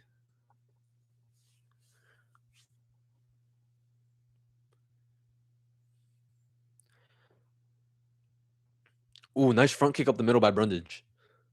Hard leg kick return by Petrosky and backs away. Yeah, both of them are trying to snipe each other. Both of them trying to fight smart.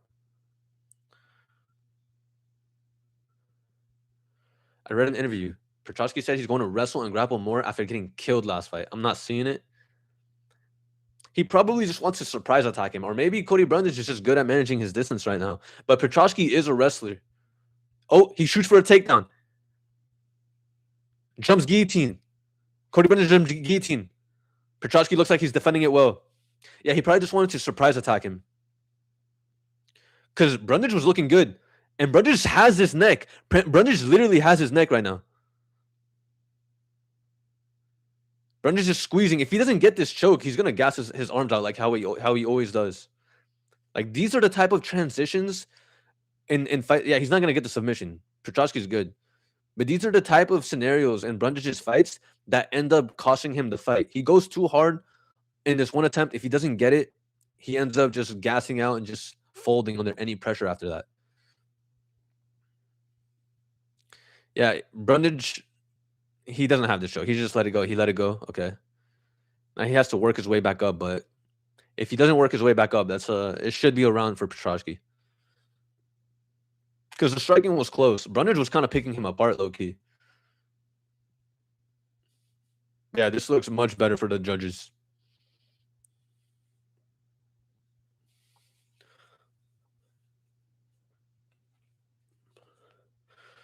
Petroski trying to posture up and land some elbows, but Brundage holding on.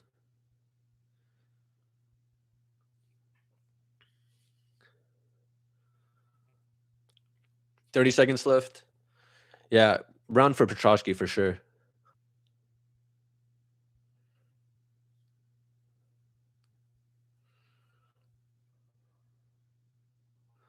Is Brundage grabbing the cage? No. Yeah, I mean, if the wrestling gap is this like wide throughout the fight, it should be no problem for Petroski to keep implementing these takedowns. But I don't know. Petroski was kind of getting lit up on the feet. Like Petroski has to get these takedowns because I like how Brundage looked when he was striking with him. He looked calm, just picking his shots nicely.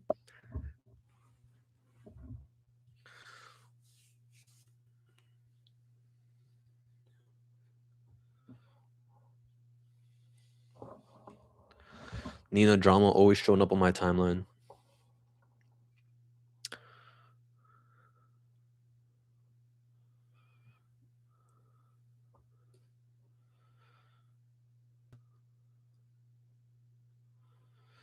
Damn, bro. Freaking Melquizael Costa was a plus 155, and now he's plus 100. Like a lot of juice came in on him.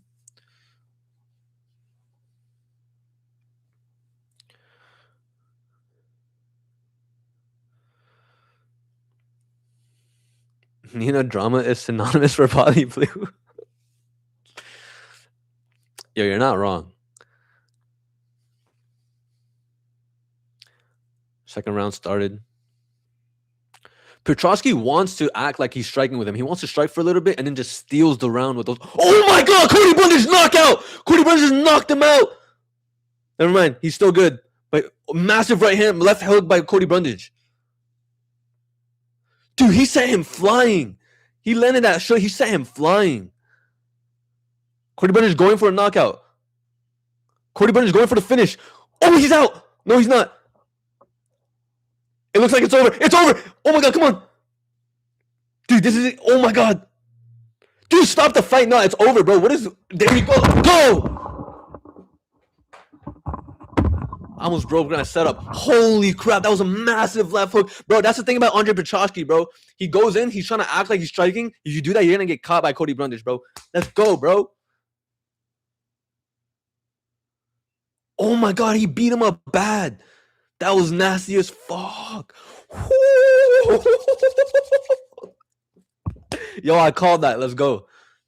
Yo, that was nasty. Dude, Cody Brundage is such a dog. Look at that. Left hook, he sent him flying. Boom. GG's, Cody.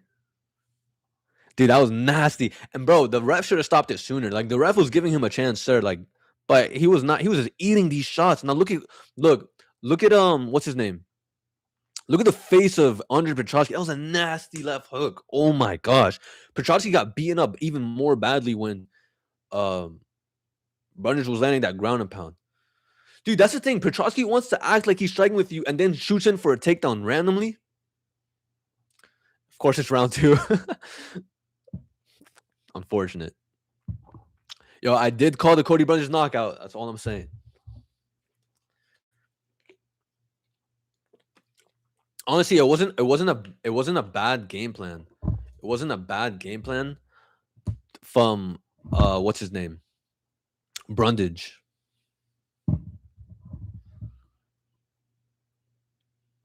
I mean, not Brundage. Whatever his name is, Andre Petroski. Like that first round, it was good because he would strike with him a little bit, manage distance, and then out of nowhere, he would just shoot for takedowns. And he was doing that too. He thought it was gonna work, and then boom, gets caught.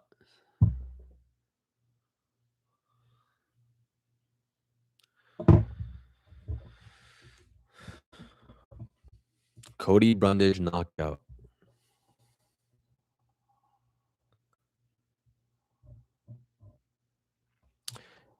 Yeah, didn't Minty Betts say under 2.5 rounds? She got that right.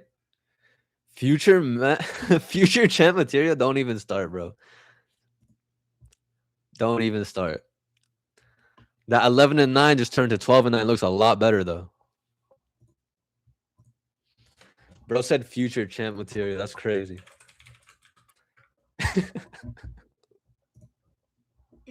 Yo, look at Andre Petrosky's face though. He got beaten up bad, especially from that ground and pound.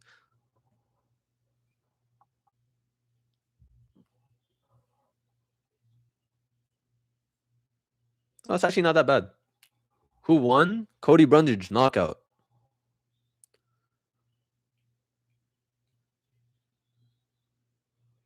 Dude, Cody is so like cool sometimes. Like he has these performances that come out of nowhere sometimes. He's such a dog.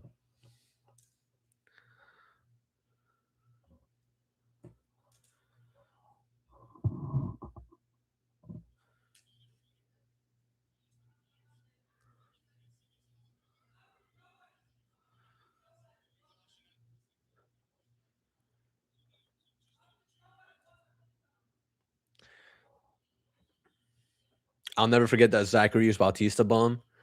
Facts. Oh my god, landed so perfectly on the chin. He ate a jab on the way in too. Just drop Petrosky. Honestly, that's exactly what I thought would happen in the first round, but they were both being super measured. They were both being super like calculated in their movements. None of them wanted to get knocked out. Petrosky was like, "Oh my god, all I have to do is just take this guy down. All right, let me pretend to strike with him a little bit. Then I'm gonna go for a takedown." And then he gets caught. Who's fighting next? Cavalcanti, my absolute queen. I'm picking Cavalcanti to win, Jacqueline Cavalcanti, but like she has to defend these takedowns.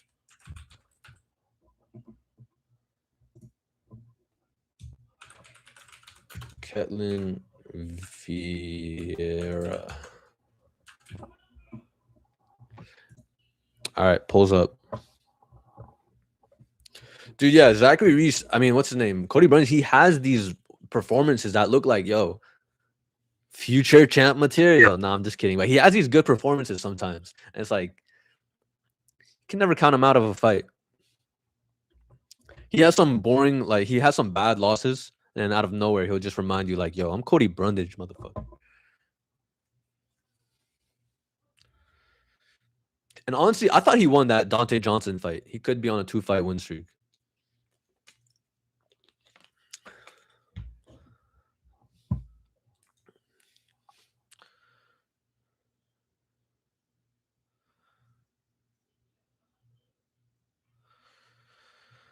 All right, let's go.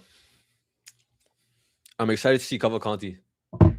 Dude, the way Cavalcanti strikes, she's good. Like, she knows how to, like, pick her shots nicely.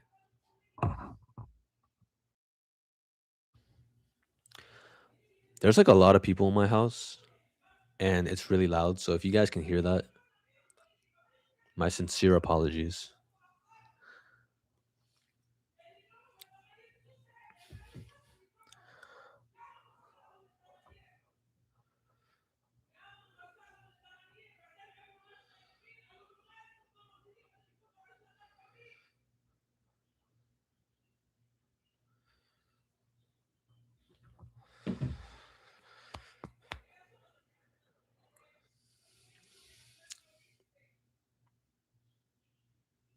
Dude, what a performance. Dude, like the fights tonight have actually been pretty good.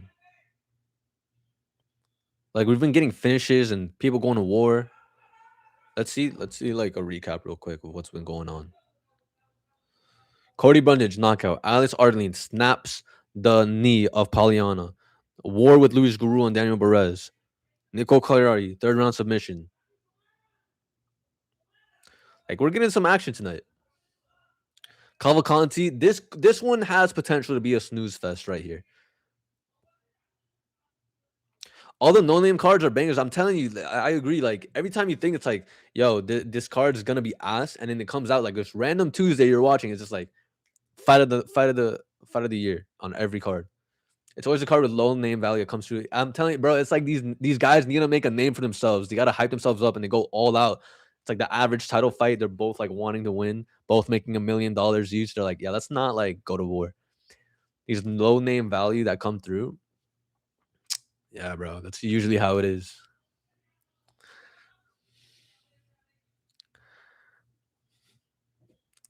Yeah, it reminds me of this meme. It's like average title fight. It's like Izzy and Yoel Romero like barely touching each other. It's like two random flyweights on the prelims trying to afford rent or something, and it's just them going to absolute war, like throwing haymakers. Bro, it's literally like a true story. Like you make it to the top, you're like, I can just play it safe. It's like you gotta make a name for yourself when you're on these low level cards. It's like that one card on a random Tuesday afternoon.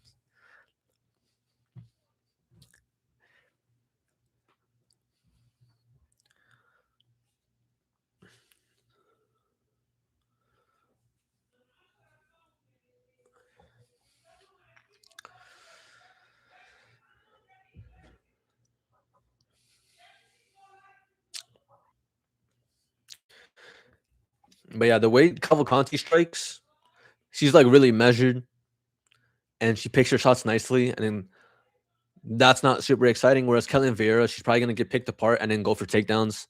She actually gets those takedowns. That's not gonna be super exciting. So I think we might get a break on the action in this fight, but I'm saying that in order to jinx it and then reverse psychology the universe, and then we get an absolute banger between Cavalcanti and Caitlin Vieira. You know, you guys gotta like think a little bit. All right, we got Caitlin Vieira walking out, saying what's up to her team before she goes in. Cavalcanti looks like ready to go. I mean, Caitlin Vieira looks ready to go. But I just her striking should not be at the same level as Cavalcanti. I do think Cavalcanti can defend those takedowns.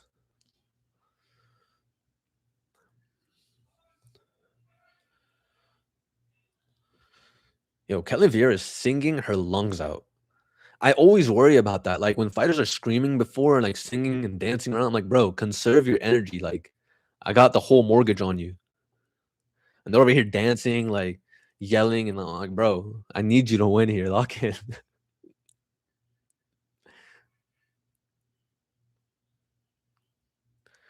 Cavalcanti, 2 inch reach, same height. I thought Cavalcanti would be taller. She's younger, point 0.5 pounds lighter, lighter man skill.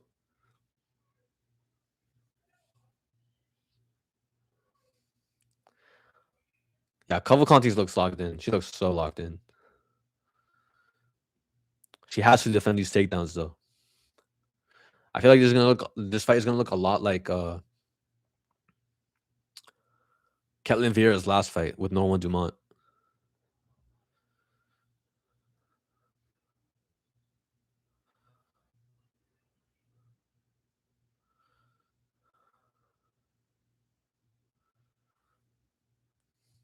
Damn, 4-2 is a UFC dog.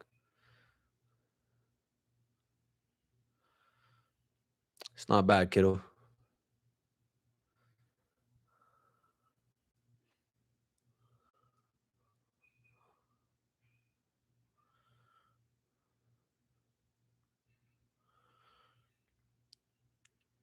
Ketlin looks confident right now. This is a similar matchup to her last fight with Norma Dumont. I feel like if Ketlin's smart, she learned from it and she'd go for the takedowns earlier in this fight, not try to strike and then get them in the last minute. Because that's what cost her that split decision. They touch gloves.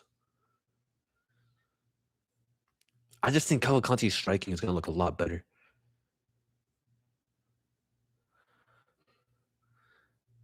Ketlin looks a little jittery. Oh, right hand by Ketlin. Kind of blitzed her.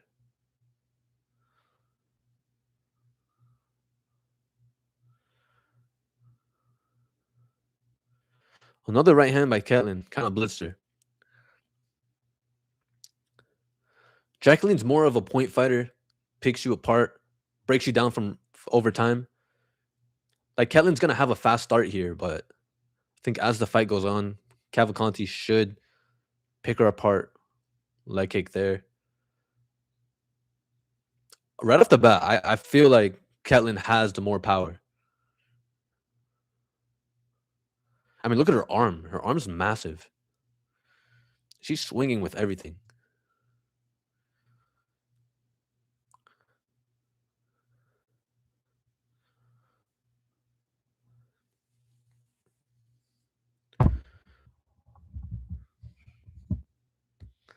Dude, I want Cavalcanti to win here.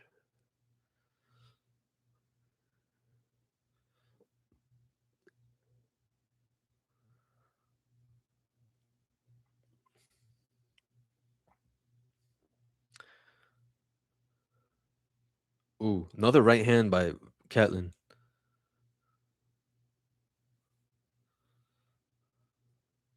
Ooh, 2-3 combination by Ketlin.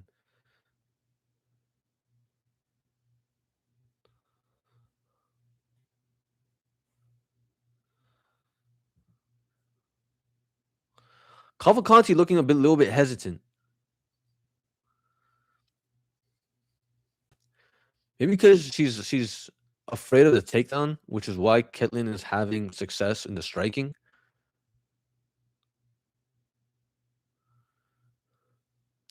Cavalcanti is still trying to work her way in, finding her range. But it's like when Ketlin throws, it's like, Jesus.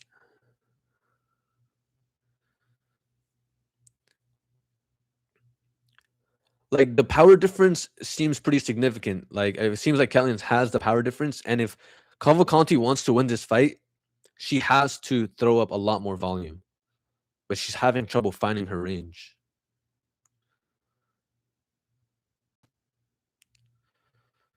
It's like Cavalcanti could be the better striker, but it's like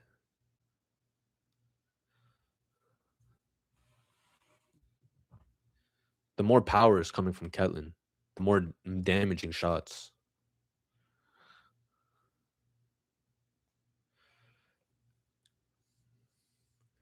It does seem like a pretty big power difference here. That right eye of Cavalcanti looks busted up already.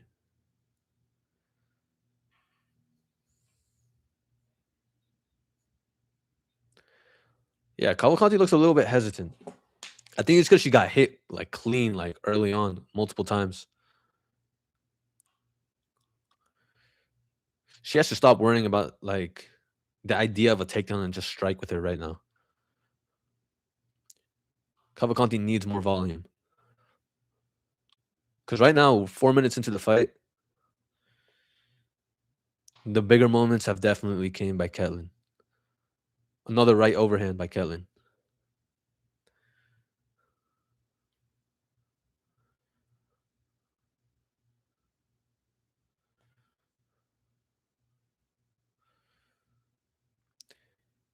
No, Cavalcanti's just staying on the outside, but out of nowhere, Ketlin will just blitz her.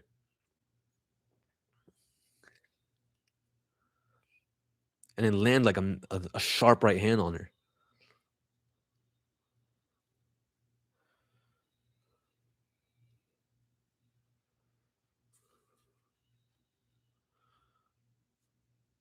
Dude, and Ketlin looks faster as well. Faster and more powerful in the striking. Ooh, nice left hook counter by a Ketlin. 10 seconds left. Cavalcanti needs to go back in her corner and change something up. There we go. 2 kicks to end for Cavalcanti. She definitely needs to implement some more kicks. She's strictly boxing with someone who's faster and more powerful than her in the boxing. She adds some leg kicks, keeps it at range, teep kicks up the middle. That's how she can outpoint and outvolume Ketlin with the more power. She's trying to go to war with Ketlin. She's just losing that fight. Let me check the odds real quick. Ketlin should be the favorite, right? No. Cavalcanti's the favorite. Still. Minus 155. That's strange. Honestly, if Ketlin has another round like what she just did, like landing the better shots, I don't know. Am I crazy to think Ketlin won that round? Like she definitely landed the better strikes. But Cavalcanti has to implement some more kicking in this next round. I mean, look at her face. Like both her eyes are kind of busted up. All right, start of round 2 begins. Hopefully, her corner told her to throw some more kicks.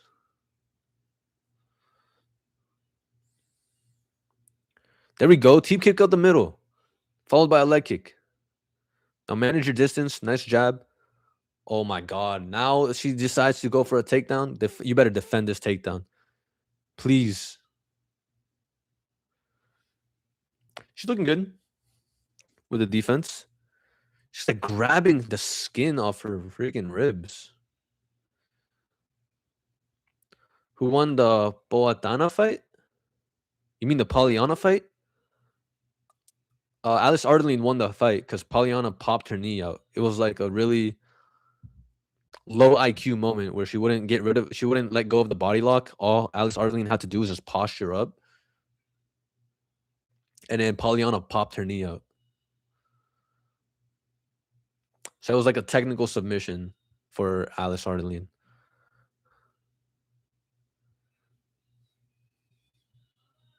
Poatan's sister. Did she fight?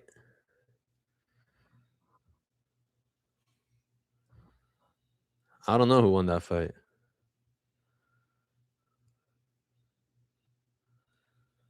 Damn, Ketlin just took her down. Dude, I thought that fight I thought that card starts at. Yeah, I thought it started later tonight. I don't want to miss it. I'm trying to have both of them on at the same time. Like Google lied to me and said it was like 9 p.m. or something. Now I'm on Netflix. I don't even see it. Like they just got rid of it. Whole card's canceled, boys. Ronda Rousey. Nah, bro. It starts at 9 p.m. Why y'all scaring me like that, bro? Right? 9 p.m. EST. She won a split decision.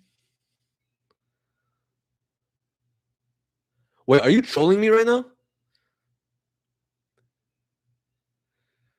Wait, are you guys dead ass right now? The prelims are on YouTube? Like, bro, how do I not know this? Wait, she actually won a split decision? MVP MMA. Bro, they're dead ass live right now with 200K viewers. How did I not know, bro? I would have been so confused at 9 p.m. at Netflix. I'm like, where's the prelims? Yes, bro. They're literally fighting on YouTube. Now I gotta deal with these ads. Wait, so Alex Pereira won? That's fire. That's fire. That's fire. No, it's not on Netflix. It's on YouTube. Now I look to my left and I see Cavalcanti, my queen, getting dominated.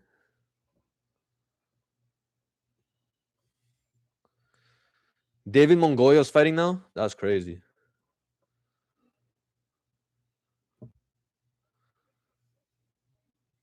Damn, she only the main card?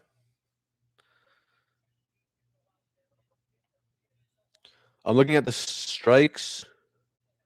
Oh my god, the strikes were actually pretty close, but clearly Pereira did more.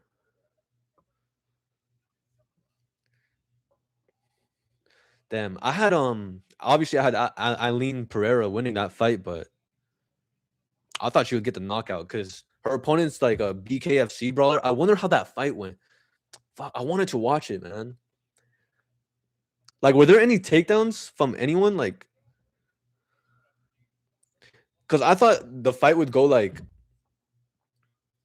the BKFC brawler trying to close the distance and like get in some hard shots in the pocket, while Alice Pereira just maintains her distance and just snipes her with like a left Poleton left hook.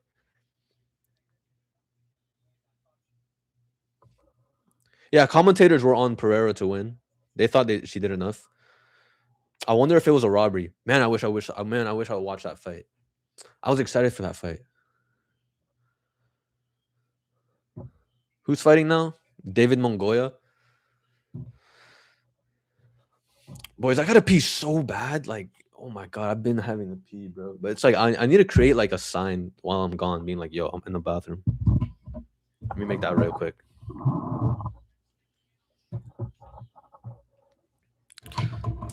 David Mongoya. I have no idea who that is, but apparently he's like really good.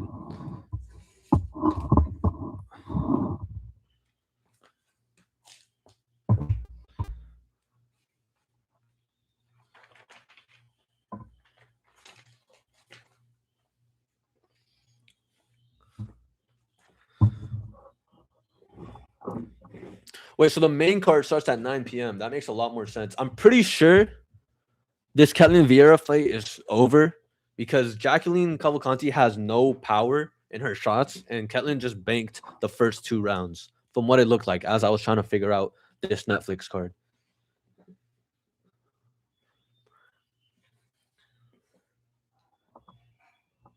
All right, I'm just gonna finish this round and then I'm gonna go to the bathroom. If Ketlin Vieira gets a takedown, it's pretty much over. Had Vieira decision, you might just cash that right now.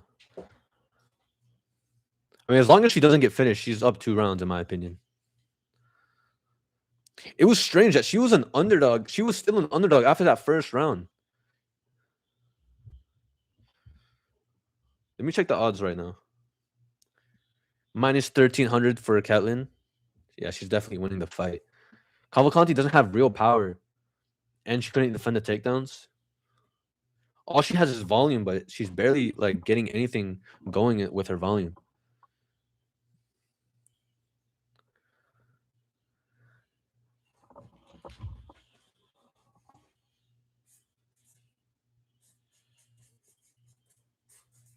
I'm making my pee break sign.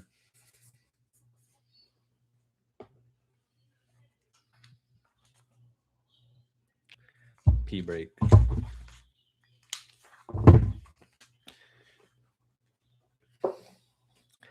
Yeah, I kind of called it as like this fight being kind of a snooze.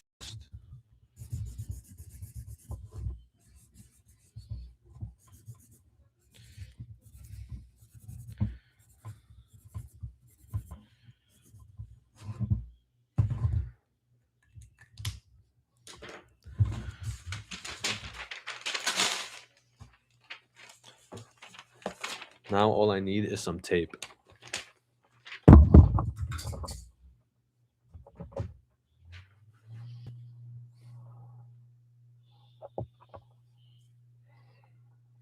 Nice jab by Ketlin. It's like anytime Cavalcanti tries to get close, Ketlin will just throw a nice, like powerful shot, which is so strange. Is why Cavalcanti just continues to box with her. Like she's obviously the better kickboxer, but she's not implementing any of the kickboxing at all. No kicks. And it's like I swear she just throws. She's just boxing with her. And it's clearly not working. There's a nice teep kick up the middle. She needs more kicks, like teep kicks and leg kicks, and then manage her distance.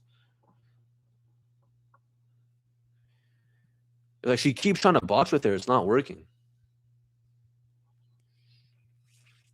Dude, Cavalcanti's face looks busted up.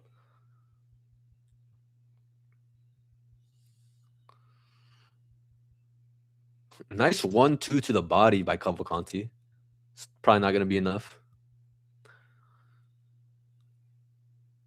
Yeah, it's like every time she tries to close the distance, Ketlin just throws a nice, powerful shot, and then Cavalcanti still wants to box with her. Like she keeps doing it over and over. If I was her corner, I'd be yelling like more kicks.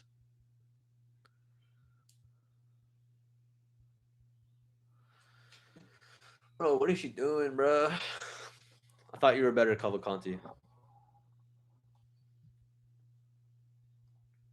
dude. But Catelyn has some nice like straight right hands. Can't bet on chick fights. Broke my rule today. I'm losing, bro. I swear, like once you have rules like set for betting and you go against them, like I don't know, personally, like every time I have a rule for betting, I go against it. It's like it always bites me in the ass. It's like you gotta like stay true to what you believe in when it comes to betting. Like never break your own rules.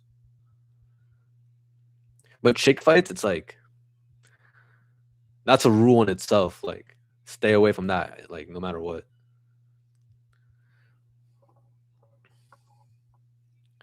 Yeah, but you live and learn. You know.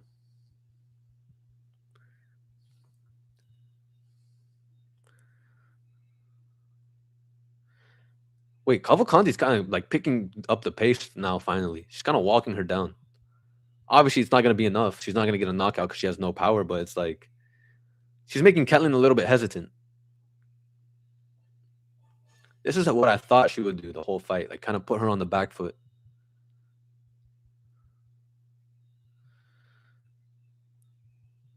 Should be a 30-27 for Catelyn. Should be a 30-27. All right, let's see how like that looks.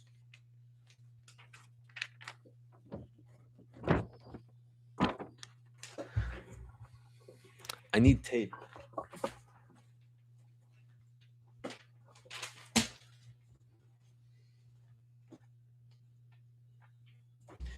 All right, bro. No tape.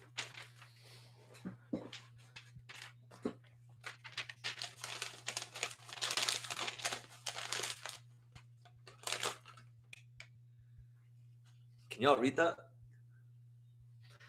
All right, I'm gonna be right back.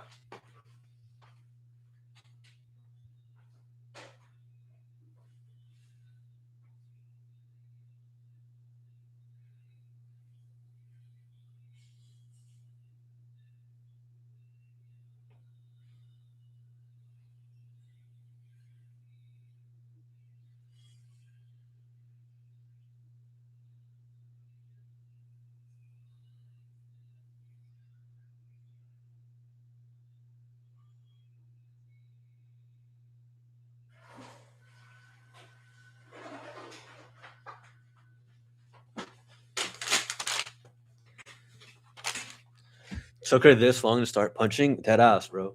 I mean, she was trying to box with her the whole time, but she's clearly getting outpointed, and it's like she barely implemented any of her kicks. Let's hear the scorecards. 29-28. Imagine they gave it to Cavalcanti. Yeah. Clear win. I thought it would be 30-27. But she ended strong.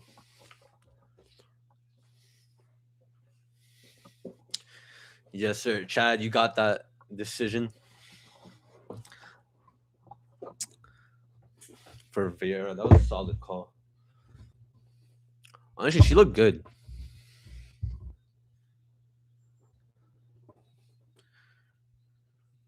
Most wins in bantamweight history. Kelly Vieira, number 3. Imagine she goes on a title run. What is she saying? I want to hear.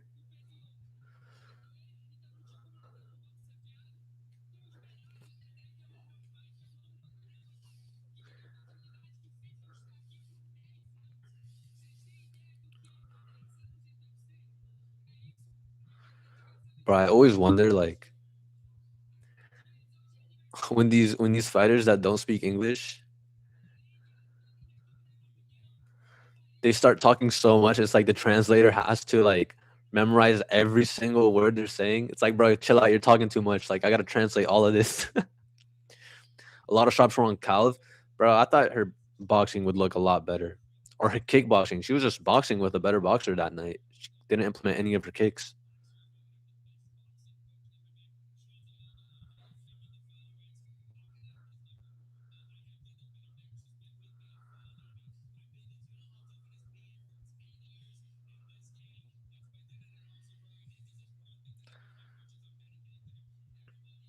Kellyanne just said she's the best boxer. She just said that. I don't see a title run after that. For who? I don't think neither of these girls can go on a title run, but third most wins in bantamweight history. Gotta respect it.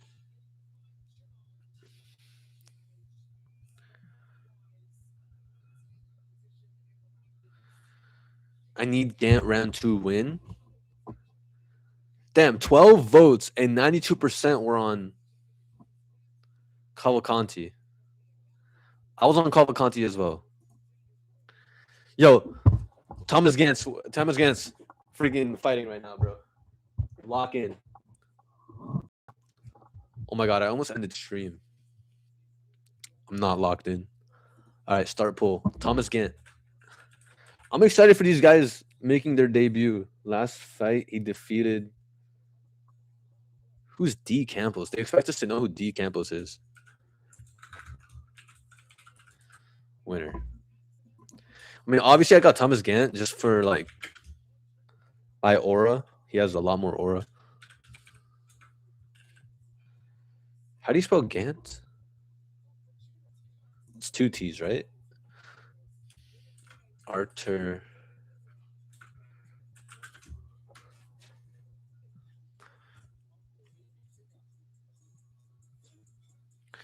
Artur Minev.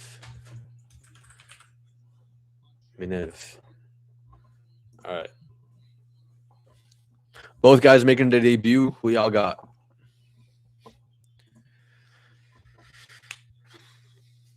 Thomas Gant just looks like the cooler guy, you know? Arthur kind of looks like a nerd. He probably got stuffed in the locker. It's a joke.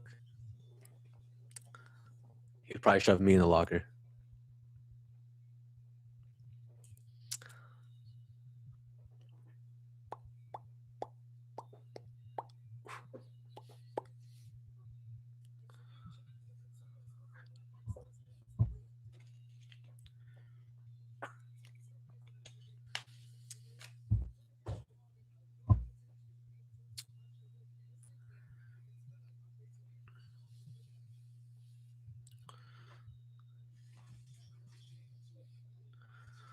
Yeah, Thomas Gant looks like the much more athletic fighter in this matchup.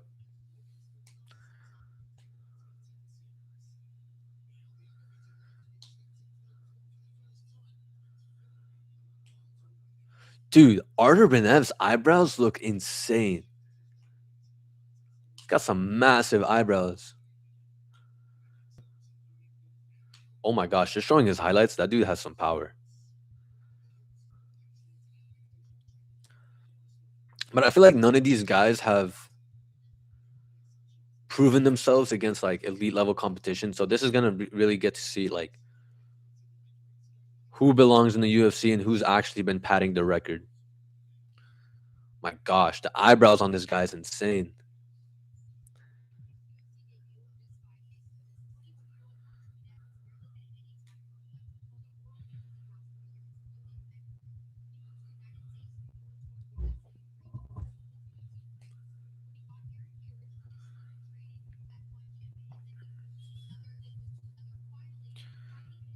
I mean, Artur Bernez looks like he's about this business. Like he looks like he's not here to play around.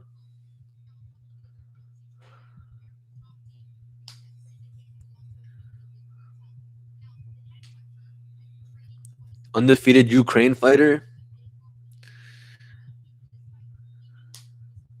Yeah, Art might have more aura. I'm not gonna lie.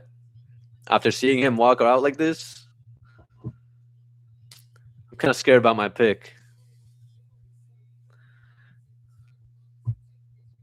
Third fight in 10 months. Yeah, this dude's the next like Hamzat Chimaev.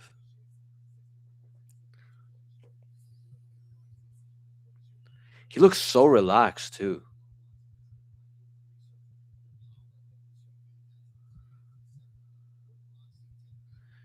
Gant by sub.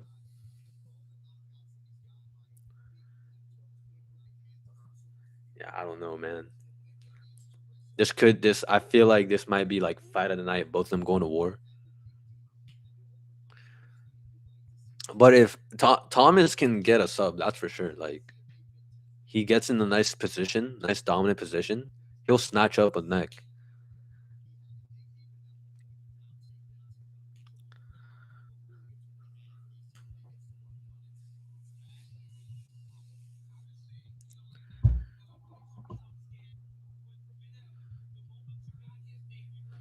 Yeah, and Thomas Gant is training with Daniel Cormier.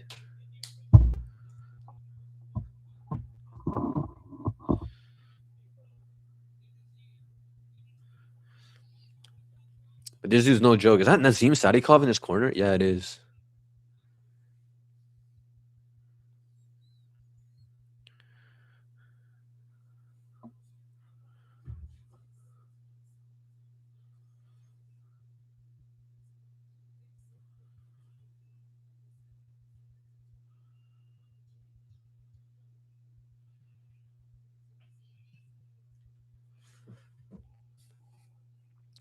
They got Herzog on the MVP prelims? No way.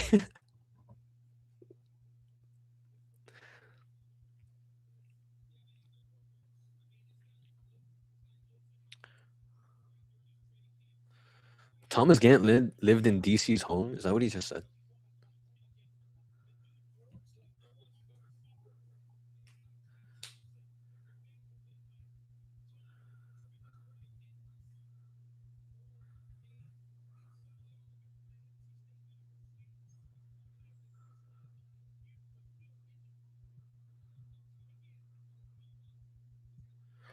Nah, I mean, aura for aura, I feel like it's tied. Gant looks confident.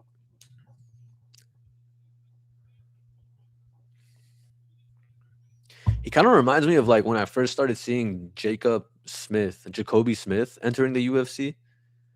Feeling scared for Gant. Nah, Gant looks composed. He's not gonna get chinned or anything.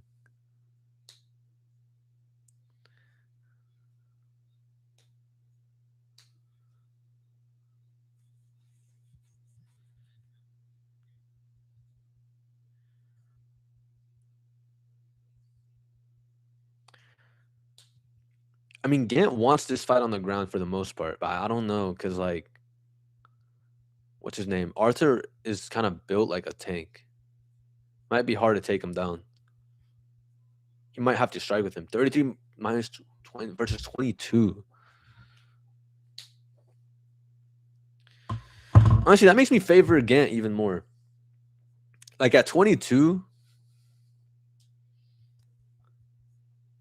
you might be undefeated, but you don't have that much experience, right? Gant is undefeated. Not that much more experience, but more experience in life.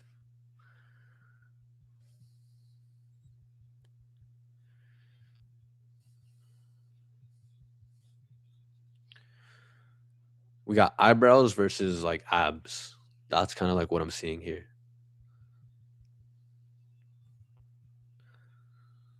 Why does Sushiguro always have an Izzy versus Kelvin Gastelum fight with unranked bums? It's because he's getting exposed, brother. I'm telling you, one of these guys is gonna chin him for real.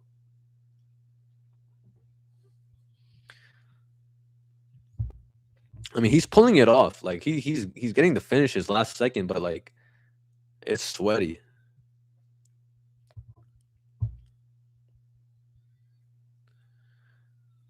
I feel like Gant is more professional. Gant looks like he's ready to like assassinate someone, and Arthur looks like he's ready to like throw down. You know what I mean?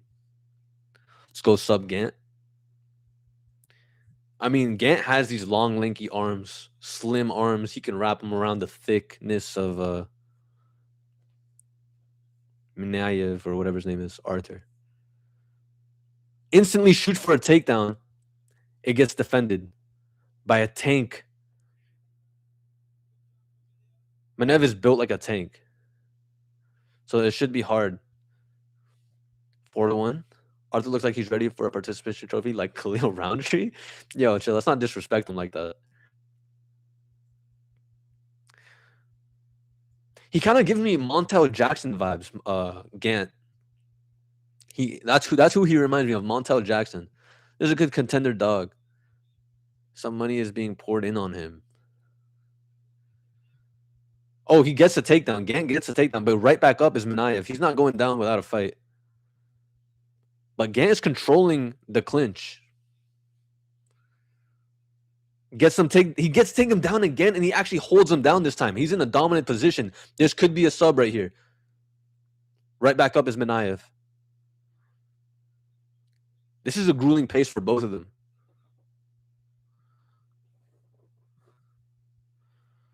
I mean, Minaev is doing pretty well at defending the takedowns, but Gant is also having success implementing his game plan. We're gonna see who can like keep up with this pace. We got Gant going for takedowns, and then Minaev standing right back up. My cheater feed is late. You're way ahead of time. Cheater feed is late. You're way ahead of me. Do you not have Paramount?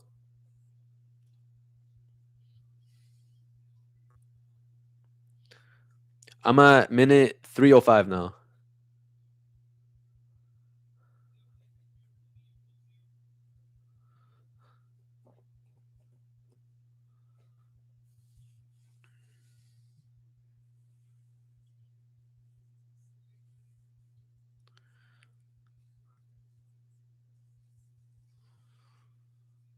Minaev kind of reverses position. Now he's the one kind of backing Gant up against fence, but Gant gets him back up against the fence.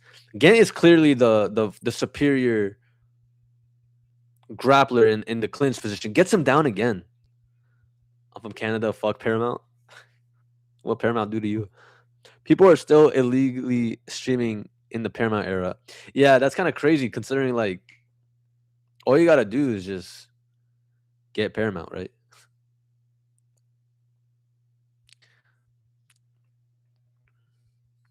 I saw a statistic that like there's like millions of more streams. I do not pay for this shit.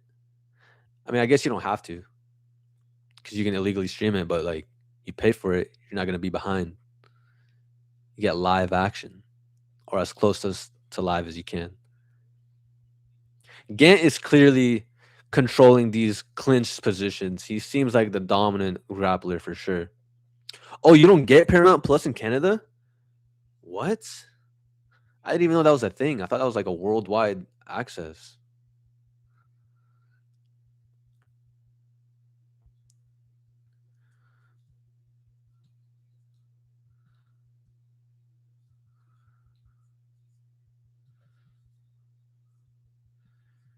Gant is really good at like keeping his guy where he wants it.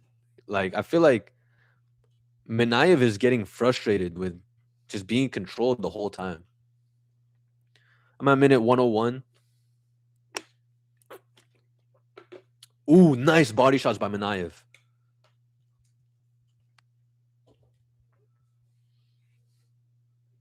Nut shot by Gant. Timeout. Yo, that's crazy. I thought like that's kind of weird though. Why would Paramount not be able to sell to Canadians? Gant is super strong. Yeah, for sure. He looks like a much more like physically demanding Montel Jackson. Was that a nut shot? I don't even know. That's DC's boy. Yeah, when DC hypes someone up, it's kind of like you got to listen to him because he was hyping up Jacoby Smith, and then Jacoby Smith comes in. He had a little bit of a shaky start in his UFC debut, or not his debut, his second fight with Nico Price, but he still has some strong uh wrestling. Like when DC is hyping up someone's wrestling, you got to listen to him. And Jacoby Smith, obviously, with super power in his hands. That wasn't that low, yeah. It's Trump's fault, maybe.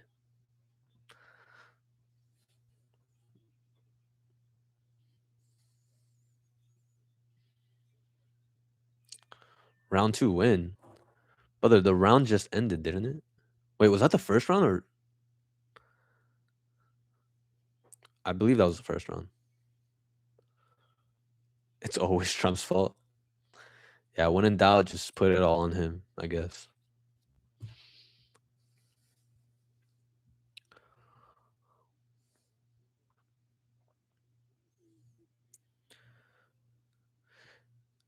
Yeah, Gant, as long as his cardio doesn't fail him, I doubt his cardio is gonna fail him. I think Gant has this in the bag. Like if he's training with DC, you already know he's got some elite cardio.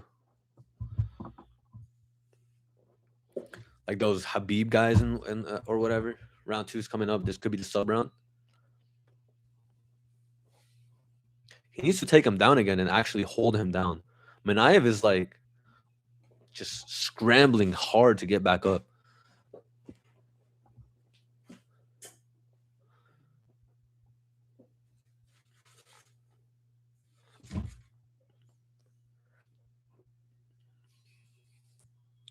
Leg kick by Minaev.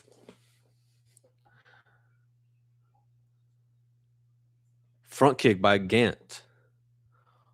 Right hand by Gant just to close the distance. Oh, little tussle of some strikes. Someone's bleeding. I'm not sure who it is. Gant goes for a takedown and then gets defended. Yeah, Gant has some good fight IQ and he's also like strong. He has the skills to do it. But now it's Minaev going for takedowns. Having trouble though, picking up the bigger fighter, the longer fighter. Gant goes for a takedowns, almost gets it down.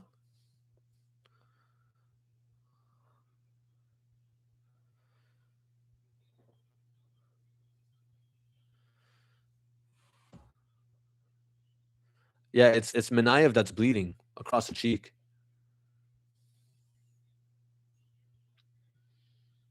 He got cut up. Damn, Gant with a nice jab into a takedown attempt. Gets him down.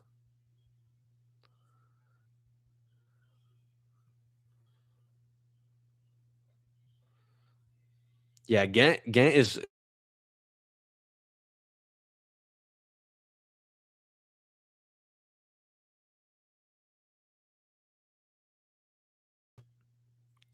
Minaev putting up a fight though. Minaev is getting frustrated. Matty Bet said Gant by sub was a lock. This might be the round. He might do it right now. He was in the driver's seat. Yeah, it's an impressive performance.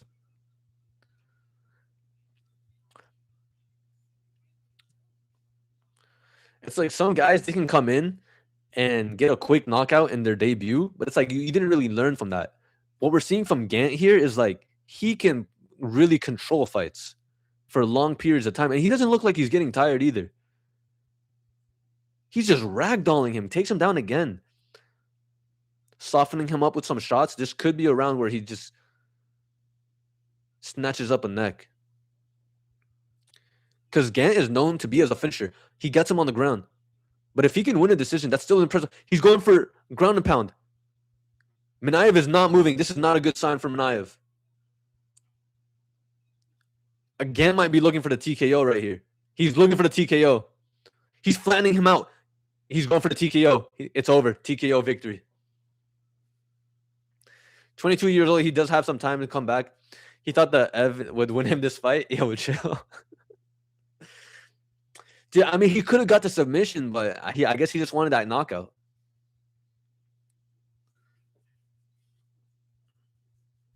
Impressive victory. Impressive round 2 victory. I mean, he was in control of that fight the whole time.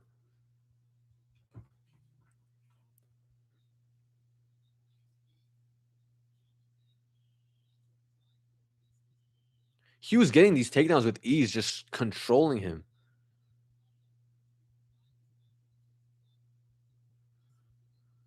And gets a ground and pound finish. It's unfortunate. A lot of people had the sub in that fight. But damn, he's a dominant fighter.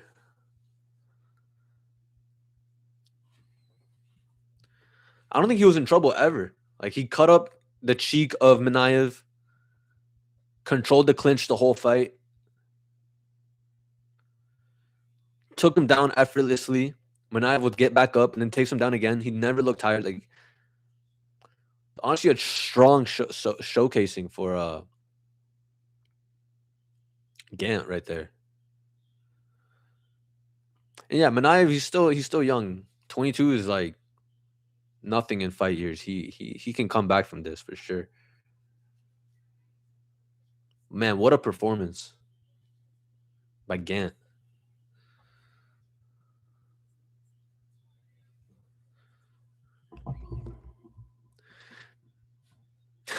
Maddie's pissed. His soccer parlay is done. Yeah, I'm pretty sure that was in his cycle parlay, wasn't it? Yeah, that finish looked quite savage. Yeah, he flattened him out. I thought he would just flatten him out in order to get the submission, but Minaev was not moving. When Matty Betts goes for a sub, we should bet knockout. That's a new rule.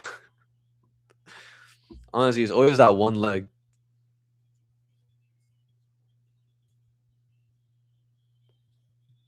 Yeah, Gant broke this guy down. Impressive performance. This is gonna be a problem. He just picked him up and slammed him. He did that multiple times.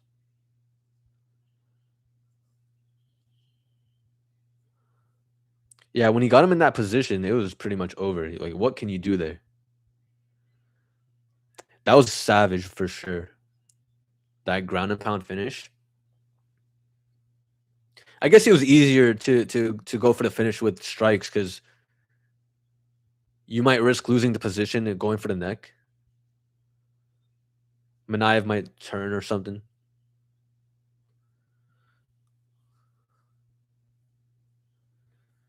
Yeah, nasty ground and pound victory.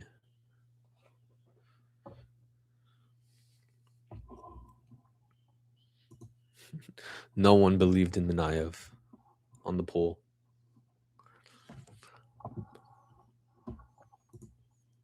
All right, let's see who's fighting next. Tuko Tokos. Ivan Erslan.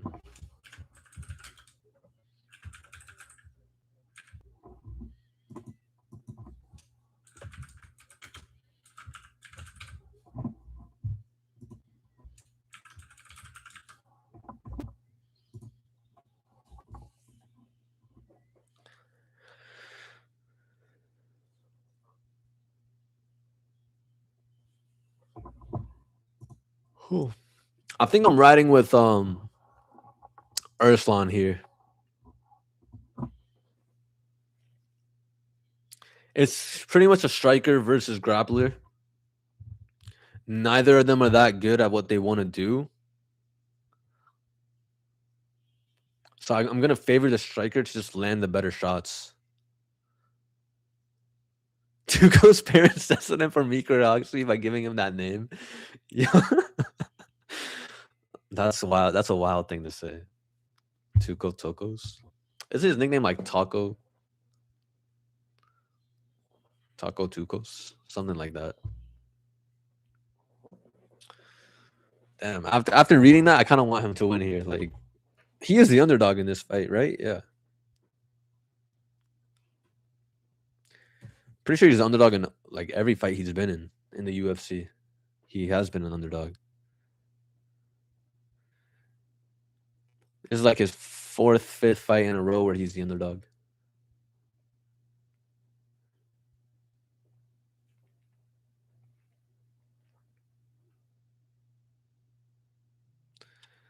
Taco sub? I don't know, man. Nah, because Erslan's kind of hard to sub, right? Or has he been sub before?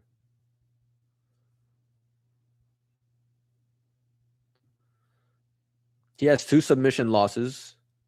He just got subbed by Jimmy Crute. I feel like Jimmy Crute is much better than Tokos, though. And in his Iwan Kutalaba fight, I remember when Tuco Tokos fought, or when Ivan Erslan fought Iwan Kutalaba, Kutalaba had him on the ground like multiple times. but he defended those takedowns and got right back up. So it makes me think that Ursan can defend some takedowns here.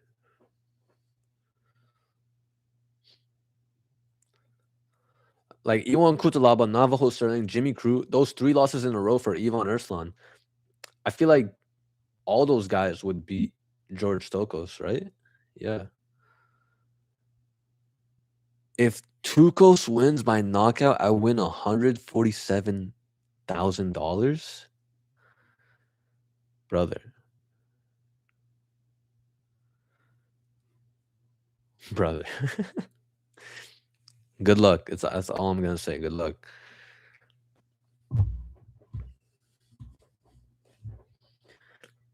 By knockout though, like I don't know if anyone had him by knockout.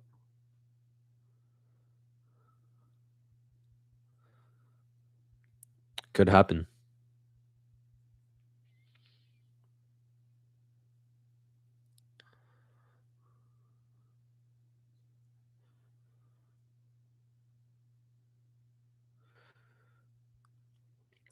Bro, my crush used to look at my story. Now she's not looking at it anymore. And like 2 stories in a row. That would be insane. A Tuco Tokos knockout over Ivan Arslan? That's a stretch. Damn, but he has 3.5 inches in reach. But he's a grappler. He has hair now? What?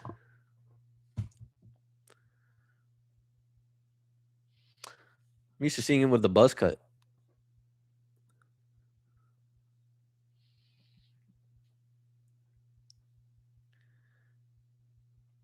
I mean, Arslan, yeah, he has 3 losses in a row, but it's like I don't know. Split decision with Iwan Kutalaba, Navajo Sterling, and then gets subbed quickly by Jimmy Crute. It's like now he's facing a winnable fight, you know? I got rinsed last night by Waldo and Hamza getting robbed. Those were close fights. They really could have gone either way. Damn. Tuco looking like an absolute Chad with that hair.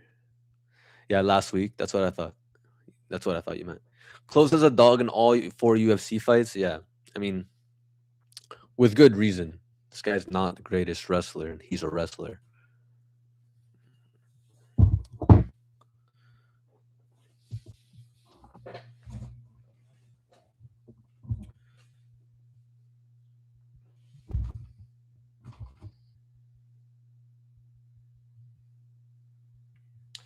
I'm excited to see how this plays out. We're gonna get either a wrestling fest from George Stokos or just a nasty right hands by Ivan Arslan.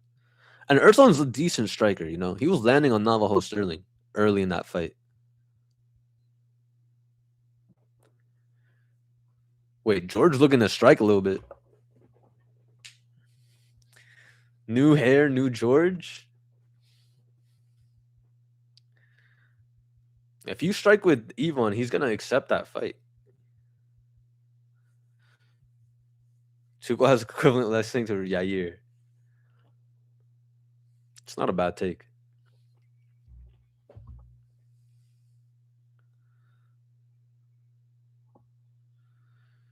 Ivan kind of walking him down. Oh! Defends a shot and then lands a right hand or left hand from Arslan. Now Arslan gets him in the clinch.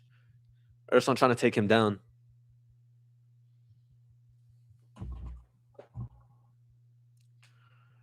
Arslan using those knees up to the thigh. He's teeing off on Tokos. Massive right hand by Arslan. Yo, Tokos looks gassed, Loki. Tokos is bleeding. He's getting hit with the right hand. He's shelling up. Goes for a desperate takedown. Gets flattened out. Arslan has his back. Tokos reverses position.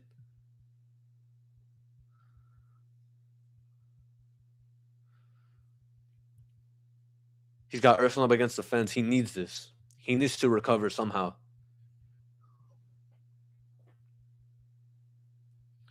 He was getting hit with some bombs by Urslan.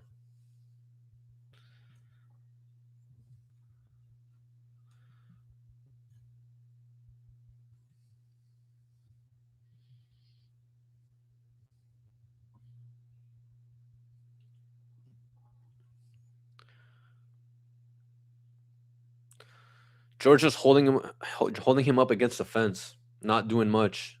Throws a knee up in the middle. What just happened? What is going on right now? These guys are fighting like Looney Tunes characters. George has him in a sub right now. After a weird sequence of events, Urslan is fighting the submission. Fights the submission. Now defending a takedown. This is a grueling pace. I know for a fact both of these guys are going to fade because they're both known to fade quickly. Urslan reverses position. I feel like Urslan is more in the driver's seat. Now they're back to striking. And you already know Urslan's going to be landing some bombs on the feet now that he has some space. Gets jabbed by Tokos. There's going to be a massive power difference here. Yeah, Tokos looks a bit tired. I'm not going to lie.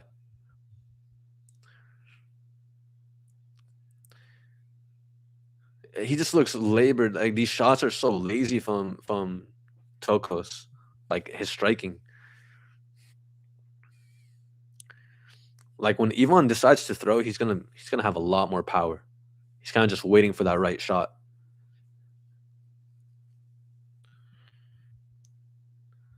Desperate takedown for Tokos. Tokos is making sure that hair's okay. And for real, that's like that's his priority right now.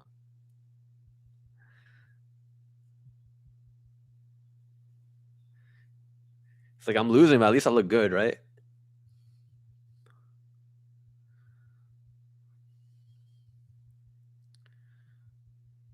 Urslan kind of just walking him down.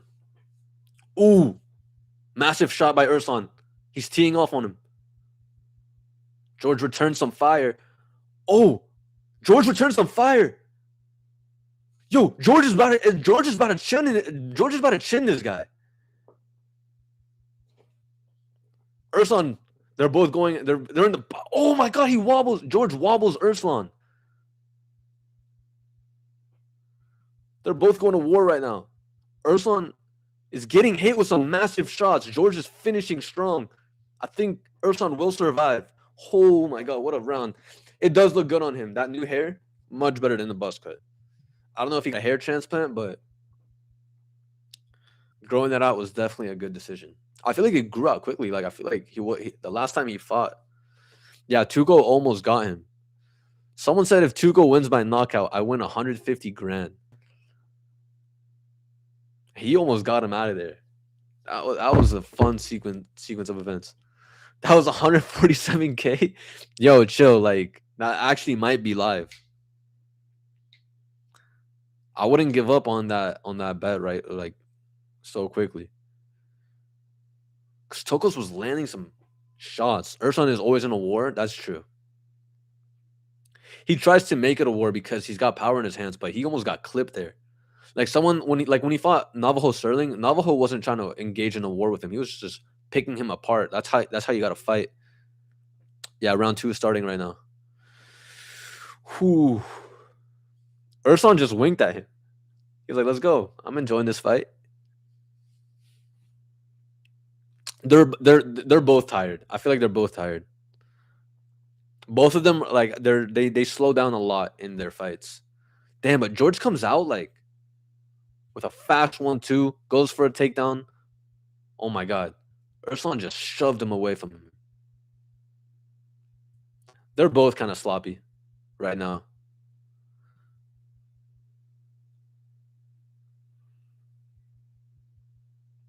I honestly don't even know who that first round went to. That was a close first round. It honestly just comes down to who's more tired. Who has more of that dog in him? Who wants it more? I feel like Ursan does not want to lose 4 in a row in the UFC. He just looks tired, and I feel like George might be the fresher fighter.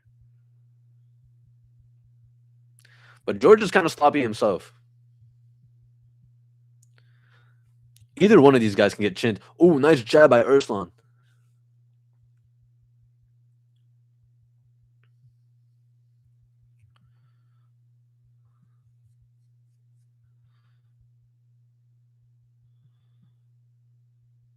Tokos tries to land the right hand from distance.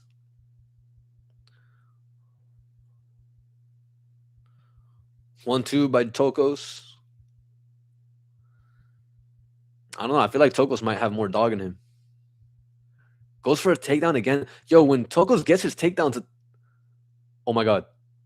When Tokos gets his takedowns defended, he looks so bad. Like that body language, he just falls on the ground. Now Urslan has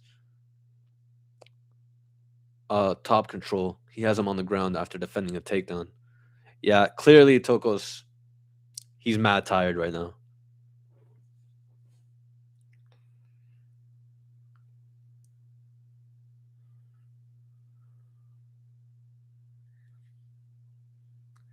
Yeah, this should be a round for Urslan because I cannot see a world where Tokos gets up from this. I mean, he's laying down, he's catching his breath.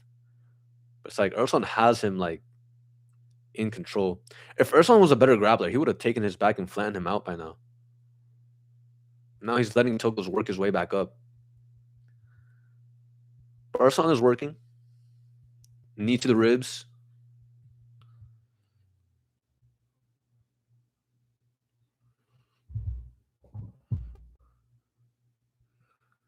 Yeah, we got Urslan out grappling Tokos right here.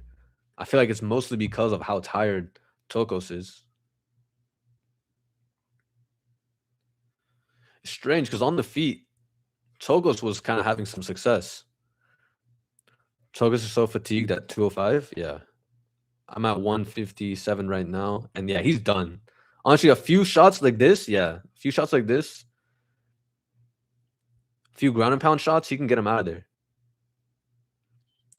But he needs to mount him. He needs to flatten him out or something. Because every time Ursan goes for some strikes, George will just move a little bit. He has to reset position. Ursan needs to mount him here.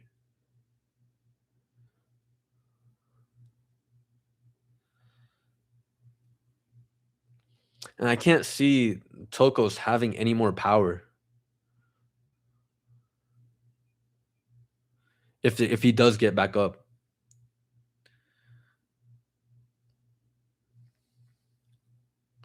Yeah, close first round. Could have gone to Tokos because he ended it stronger. But clear second round for Urslan. And I feel like the third round, if it comes down to it, Tokos is just tired.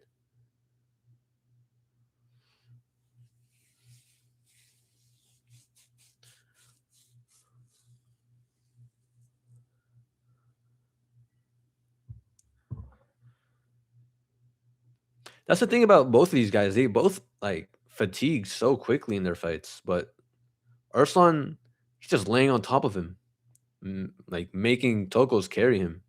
That pressure, which obviously favors Urslan.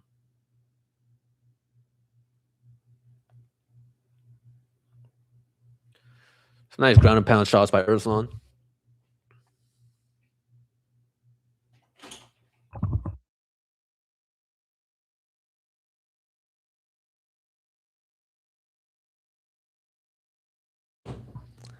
Just had a special guest.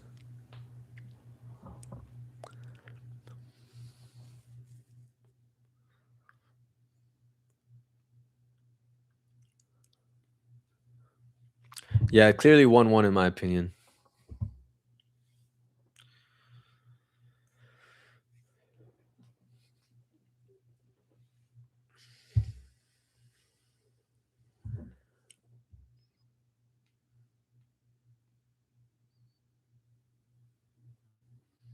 I've never been robbed so badly. I mean, you got one more round.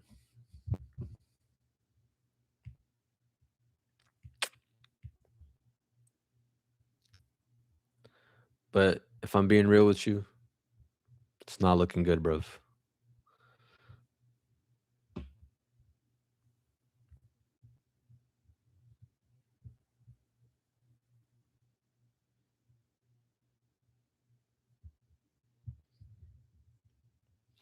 Did David Mangoya win his fight?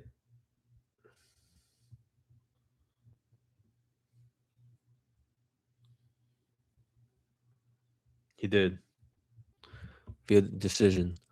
Hope he gets knocked out. Ursan and 140K finds a new home.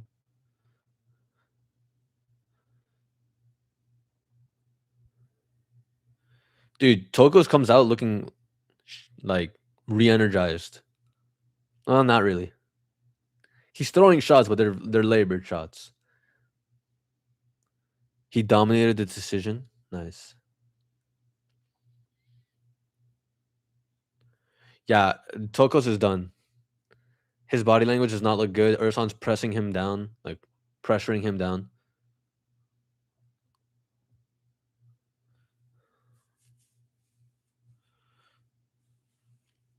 It really comes down to this final round.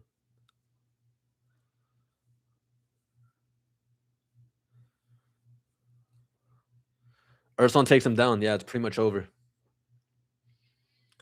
It's gonna be a repeat of the final second round. Damn, who would have thought Ursan having more gas in the tank? I mean, both these guys are quick to fade, but definitely more gas in the tank for Ursan. Taking him down, maintaining top control.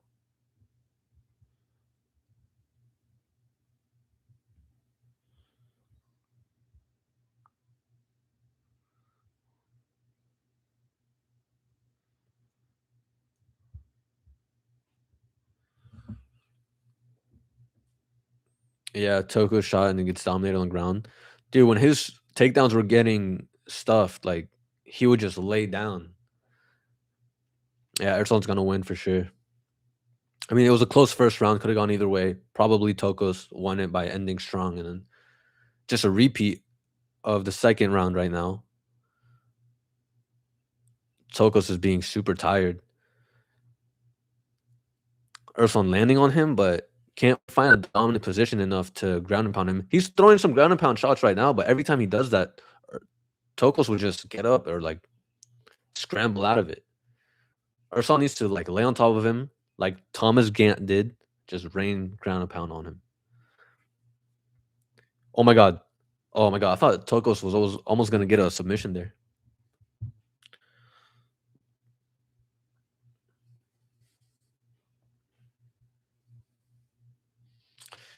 Yeah, I'd be surprised if this fight ended with them standing. I just feel like Ursan's gonna end this fight on top for the next 2 minutes.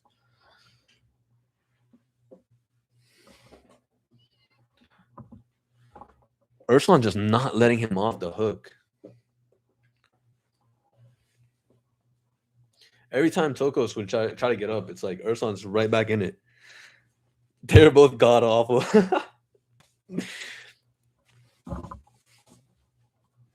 Nah, deadass. I agree. I mean, this is the type of fight we expected with these two. Just a sloppy fight. It was kind of an electric first round. Togo's just gassed out though. Like even now, with 1 minute and 10 and like 5 seconds remaining, Togos is just done. He's that gassed he can't even stand on his feet. Yeah, it's pretty much he's just getting mauled right now. Yeah, no fight IQ by either of them. No cardio really, but Ursan's just doing more. Yeah, shout out to Urslan. He just got his first win in the UFC. He should get him out of there though. Now he's winning ground and pound. Every time he does that, Urslan just reverses position or scrambles out of position.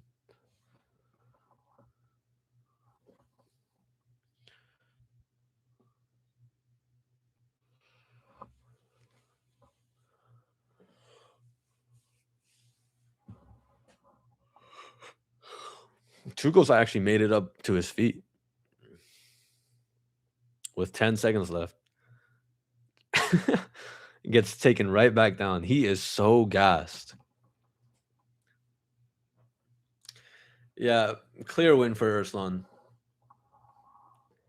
Could be 30-27, but most likely 29-28. He's happy to get his first win.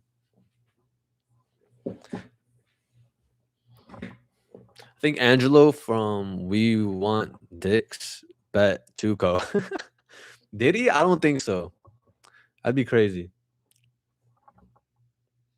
Actually, yeah, I think I remember watching him say that.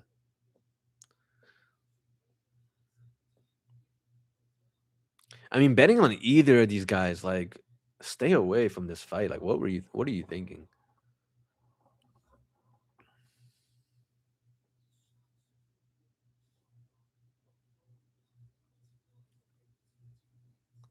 Yeah, Togo's both of them were vulnerable to getting gassed out. It just ended up being Togo's gassing out way more quickly. Unlike me, I bet round 3 by both of them, $10 each. It's actually a pretty solid bet. Yeah, 29-28. It was 1-1 going into the third. Same thing happened in the second round.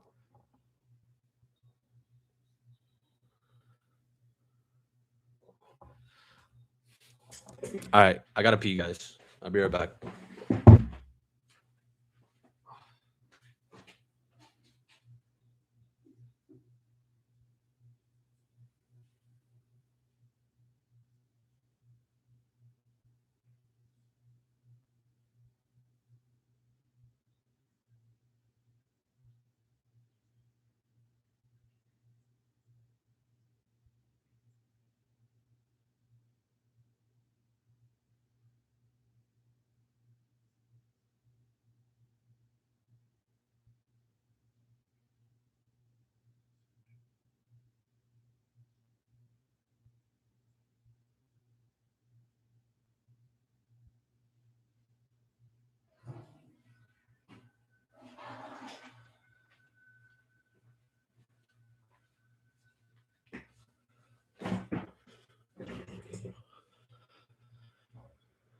I'm gonna grab a banana.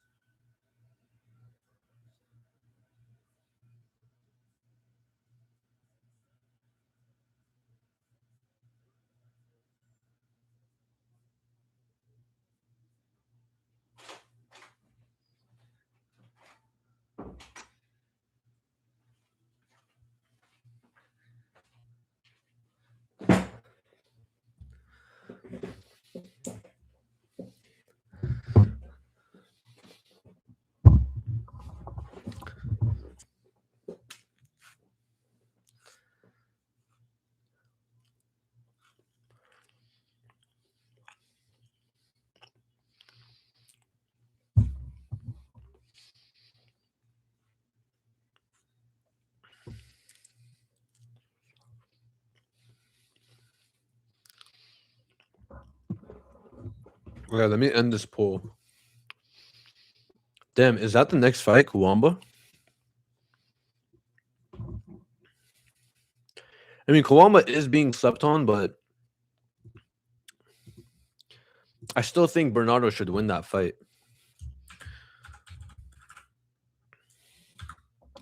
It's gonna be a close fight, that's for sure. I think there's definitely value on the underdog, but I'm leaning with Bernardo.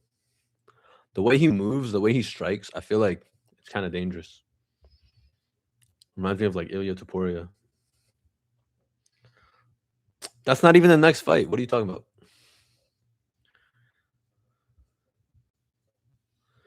We got Nikolai Veretennikov and Kalen Williams.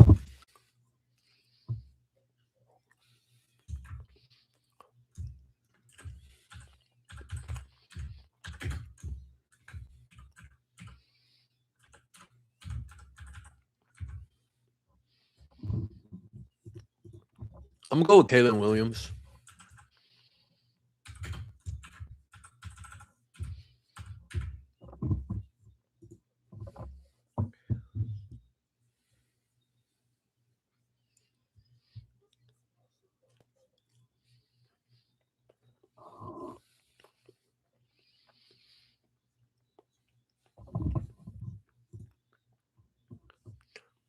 All right, vote on the poll. Let's see who y'all got.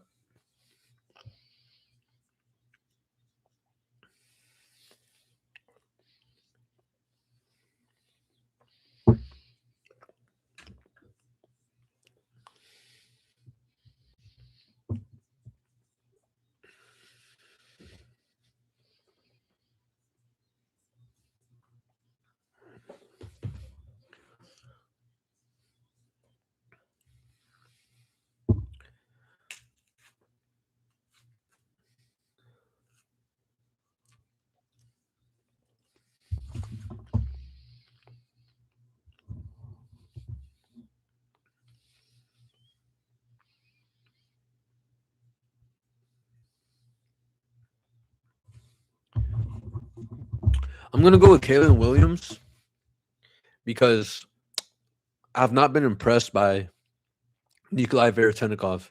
Like, I'm pretty sure he's like 2-4 in the UFC, and those 2 wins are Francisco Prado and Nico Price, and he arguably lost that Francisco Prado fight. So really, his only win in the UFC, his only clear win in the UFC, is to Nico Price.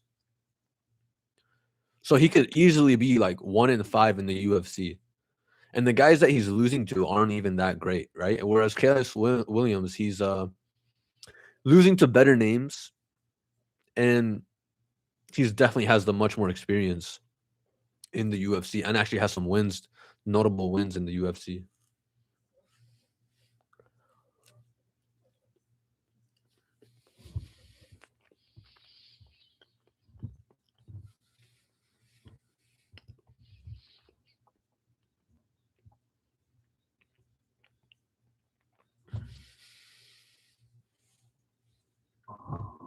Those are the next fights, right? It is, yeah. Veretannikov is fighting next. What about Santos versus Choi? I'm gonna go with Santos.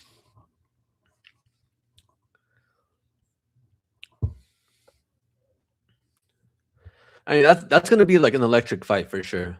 But I feel like Santos might be more of a dog. You know, he might go to deeper waters and pull out a win when it gets tough.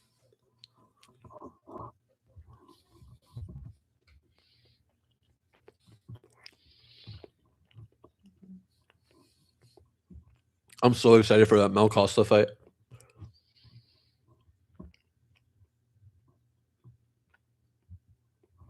Because we're gonna see if Mel Costa wins that fight, he belongs up there. Like on a 7-fight win streak, then he belongs to the top of the things. Because the only people who beat Arnold Allen are those big names guys, you know. Like a win over Arnold Allen means you're legit, you know.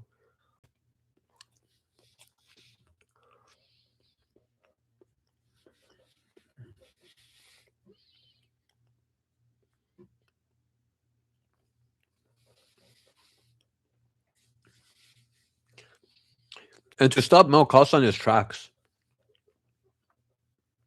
that would be impressive as well. The way Mel Costa has looked lately. So it's a big fight for both of them. But yeah, those last three fights on the main card, they should all be electric. Wellmaker, the featured bout, then Du Ho Choi and Mel Costa. All those they should be exciting fights. I can't imagine it'd be a boring.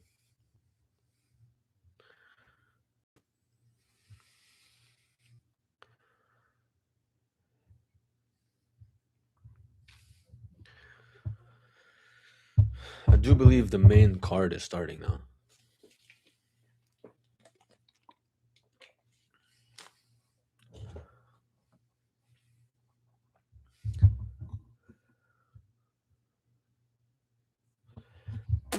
And I hope the fights finish before Francis Ngannou fights because I really want to watch Francis Ngannou on the other fight card.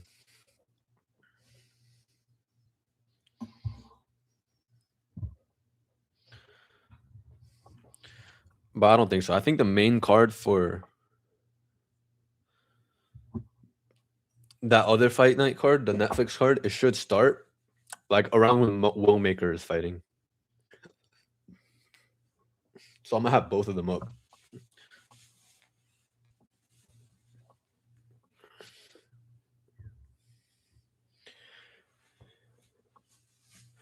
Chaos Williams walking out.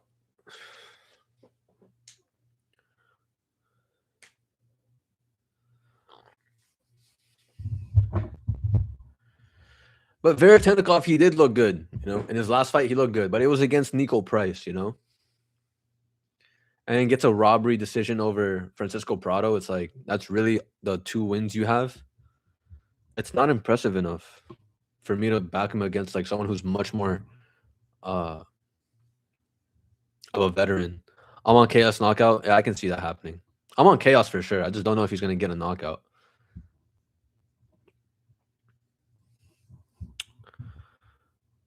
It could be a knockout or decision.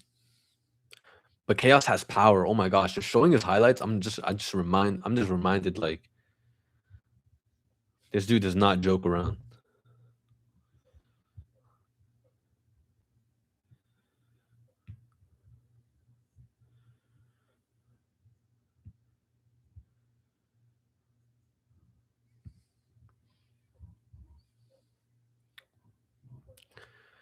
If you can believe he's a real estate guy, Jesus.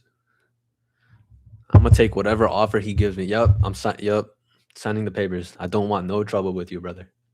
You want me to buy this mansion? All right, bet.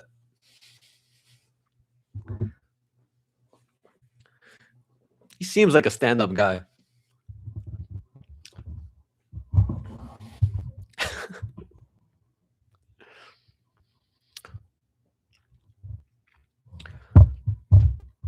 Yeah, I feel like that kind of he should be the smarter fighter in there.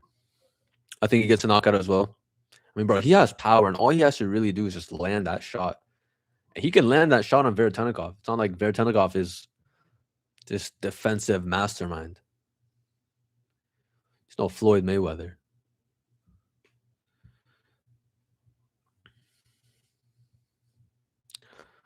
Like Luque. Luque's a real estate agent.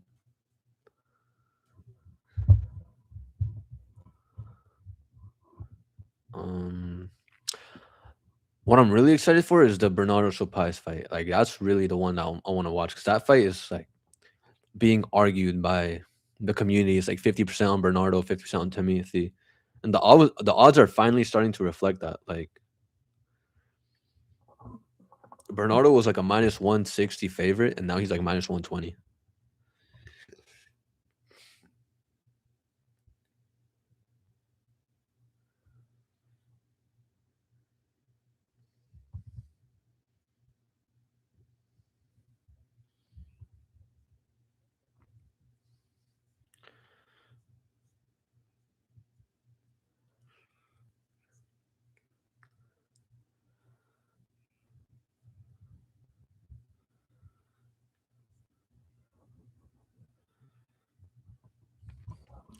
Kuama is taller and longer. Should be a good fight on the Apex.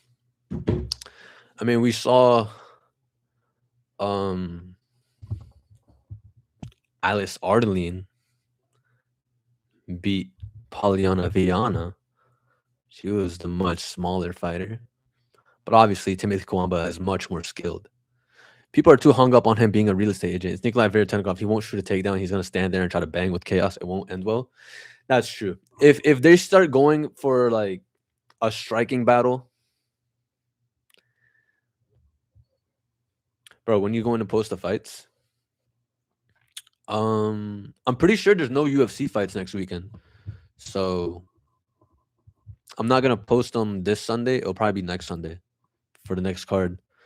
Yeah, I'm not comparing whatever his name is, Timothy Kuwamba. Timothy Kuwamba has a great coach. I'm pretty sure he's training with Eric Nixick, or whatever his name is, and we know how good that coach is. But still, I like the movement of Bernardo. Bernardo's gonna be hard to touch. But yeah, if in this fight, if Veretenikov strikes with Nikolai, if Nikolai Veretenikov strikes with Chaos Williams, and that power lands from Chaos, it's like, bro,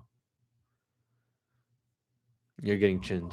How often has Veretenikov lost by knockout? I'm actually curious now. He has 7 losses. 2 of them are by knockout. He got TKO'd by Austin Vanderford, and he got TKO'd early in his career, 2014. But he doesn't really face like hard power punch. I mean, yeah, he does. But all it takes is one. Santino is on Sopaj big. He's talking about Santino DeFranco. Is that the guy I'm thinking of?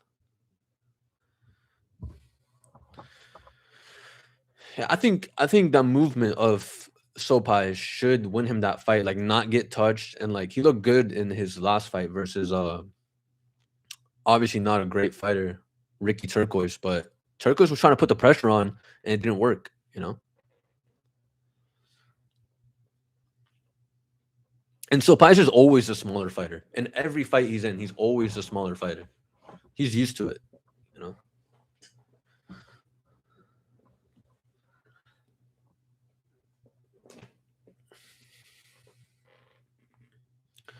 60-40. Nikolai Veretenikov, 60%.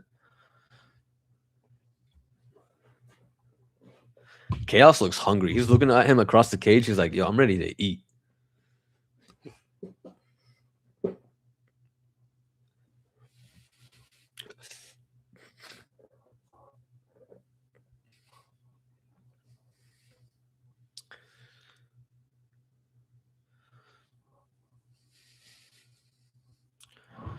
Veretenikov looks ready to fight.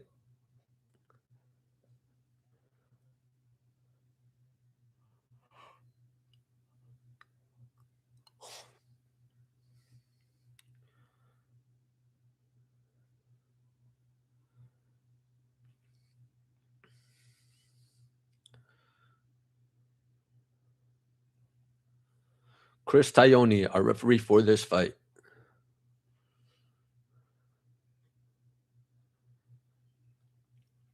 And yeah, if Santino is on Sopaj big, that makes me favor him even more. Santino, he gets some solid reads most of the time. Let's go Chaos. This guy like tears. Wait, what?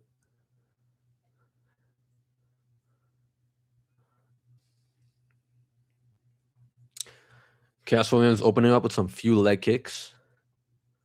Ooh. They're exchanging. They're throwing down. Veretenikov trying to get him in the clinch, but ooh, they're both exchanging shots. Yo, I feel like any one of these guys are throwing down. They're throwing down heavy shots.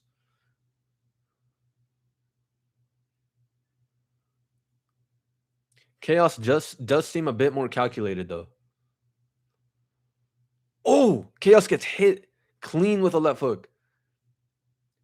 He needs to land that power quickly because the range is frustrating, is bothering Williams. Veretenikov is such a big guy.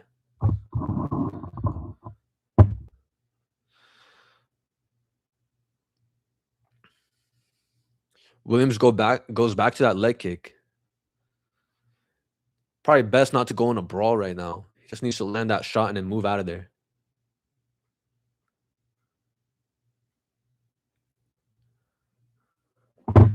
They're both exchanging hard in the pocket. Please never again leave without your best bet. Your breakdowns are the best in the business. Appreciate that, brother. Yeah, it was just a hectic week this week. I'm gonna try to stay more on top of that. Chaos is eating some shots.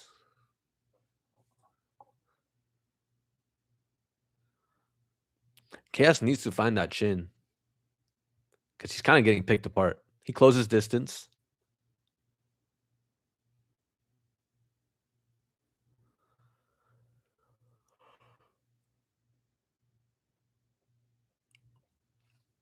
I thought Chaos would land the better shots on the feet, but it looked like Vertenikov was landing some good shots. Primarily because of his length. Just the range.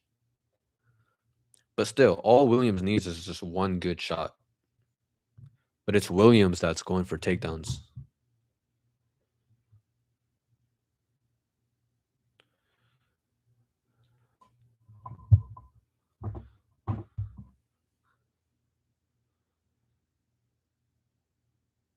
They're back in the center of the octagon.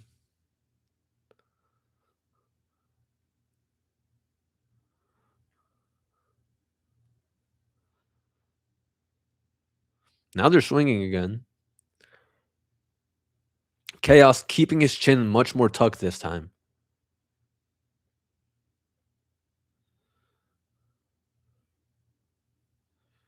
Oh, big hand by Chaos. Williams knocks him out. Drops him. Vertenikov trying to recover. Chaos is all over him. He needs to go for this. He needs to press forward now. Oh, big right hand by Chaos Williams. Another big right hand by Chaos Williams. Oh my god, he's so wobbly. Vertenikov is wobbly. It's over. It's over. He called it. Winner. Knockout by Chaos Williams. Let's go. Chaos wins. So all he needed was that one shot. Whew.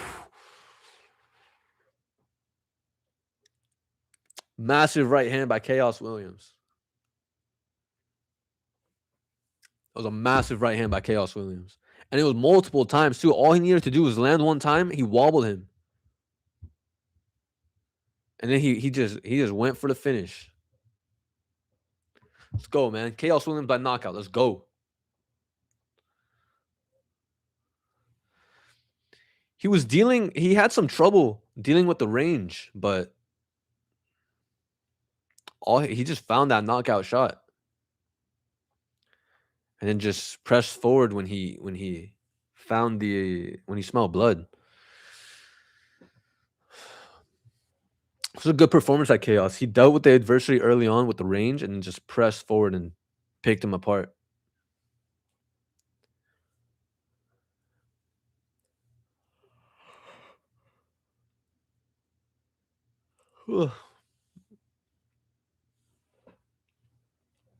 Honestly, I kind of want to switch to the Ronda Rousey fight card.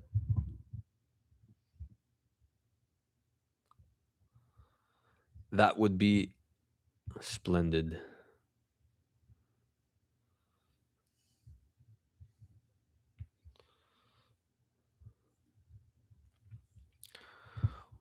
Was there a takedown there earlier? Hard to tell if they would have ruled that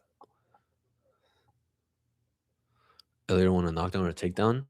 I had best for a knockout and one takedown. Well, you definitely got one of them.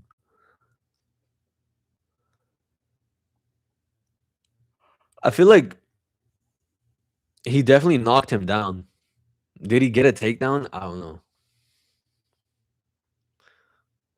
Because most of it was initiated by the punches of Chaos Williams.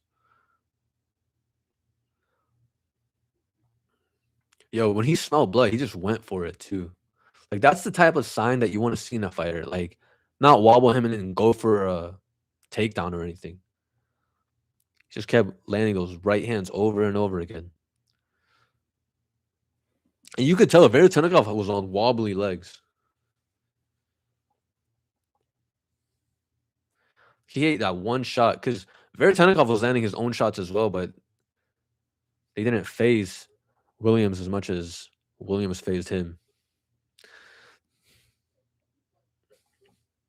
Making me money by knockout. Yeah, Chaos did his job. He did what we expected him to do. But Chaos got hit with some few shots in that for opening round. It was looking a little scary because like it was the range that he was having problems with. But I knew all it took was one shot. All he needed was one shot. And just wobbled him.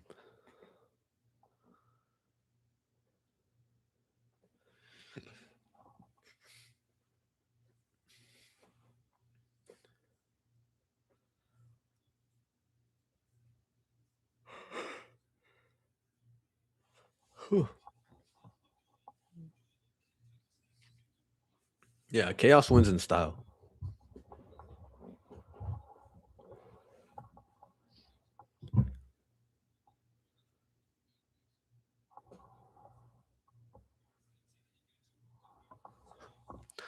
Slam that massive right hand shot. It was a left hook that initiated it.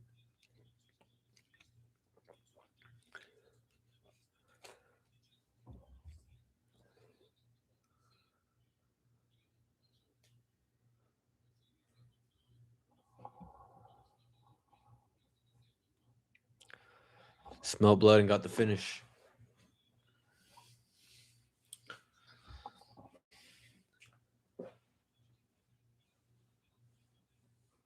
I'm so excited for this next fight. Come on, Chaos would have been your confident pick by knockout. I mean, I picked Chaos Williams to win. I picked him to win by knockout. I don't know if it would have been a confident pick though. It was ruled on knockdown. Still made money, but would have been heaps if he got the takedown. I mean, he was going for takedowns as well, but it was really the knockdowns that was sitting Veretennikov on his ass.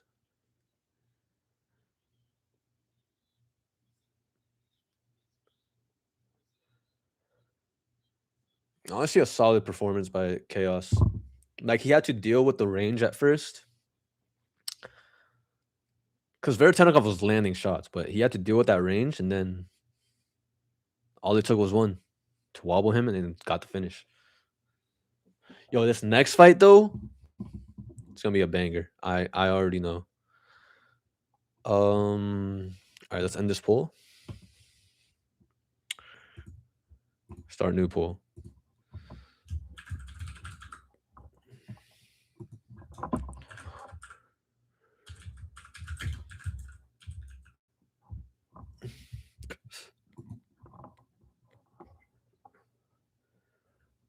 Who's Bernardo fighting? Oh yeah, Timothy Kuwamba.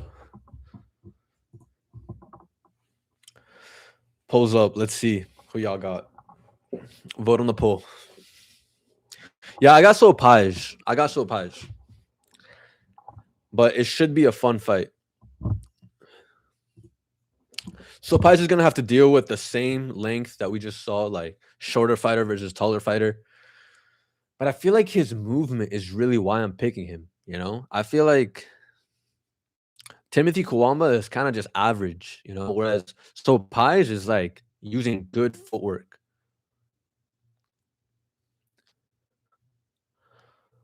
Sopaj round 3, Kuwamba by knockout. I got Sopaj. Like he's a good fighter. If you see the way he fights, he's a good fighter. He's a tough matchup for anybody. But it's really the only concern is his cardio, you know, because he can look good round 1, he can look good round 2. Yeah, and he's a dog too. It's like it's that third round that really is a concern. So as long like if he gets a finish round 1 or 2, that would be best case scenario. But finishing Timothy Kawamba is not going to be easy.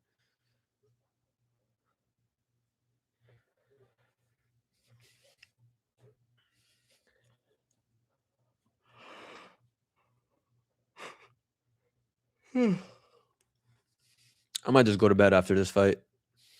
I'm mad tired. I'm kidding. I want to try to stay up for Francis Ngannou. I want to see him knock out someone. See how Ronda Rousey does. That card should start around 30 more minutes.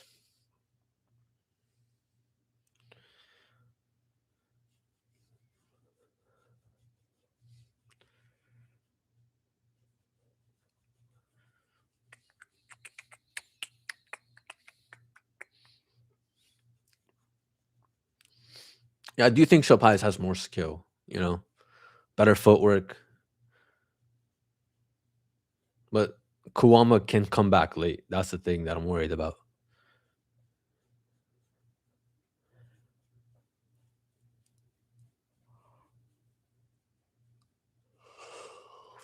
I got a bet on Ronda Rousey to win and round 2 to start. Plus 155 seems like easy money. Doesn't Ronda Rousey finish her fights really early though? Like she takes her down, it could be a quick submission. I do got Wellmaker by knockout. Yeah. I do think Wellmaker's gonna land that shot. Like he lands that shot on anyone. He landed on Ethan Ewing. Ethan Ewing just ate it and then continued to fight back. He even like stumbled Ethan. Like it looked like there was a moment where he was almost done. Anyone else that eats that type of shot from Wellmaker, it's like Wellmaker knows how to time that shot. Mel Costa has kids? What the frick?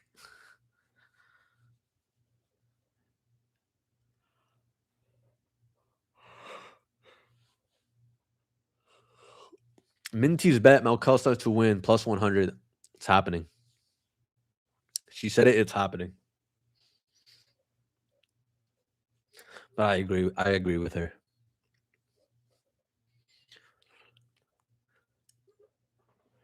Yo, I'm so hyped for this next fight, bro.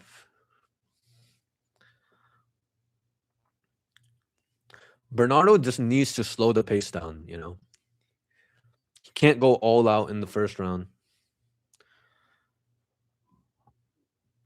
And he actually made that like priority in his last fight. He said he doesn't want to go all out in the first round, and he kind of paced himself in his last fight.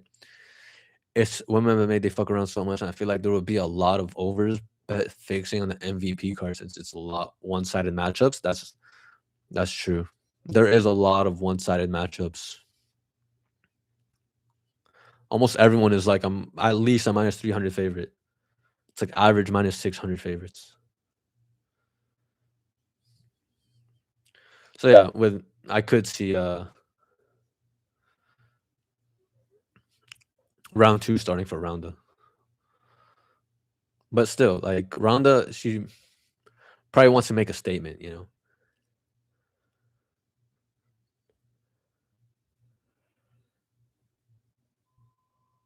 Let's go, Bernardo.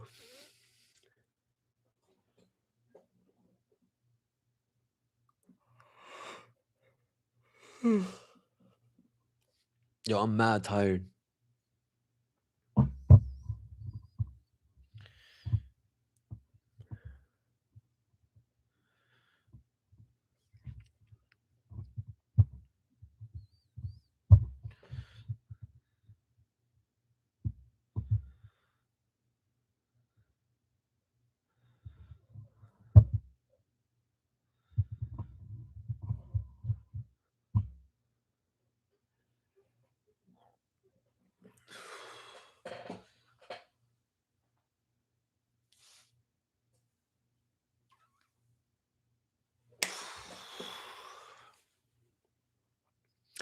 I got Bernardo by knockout. Kidding. I got him by decision.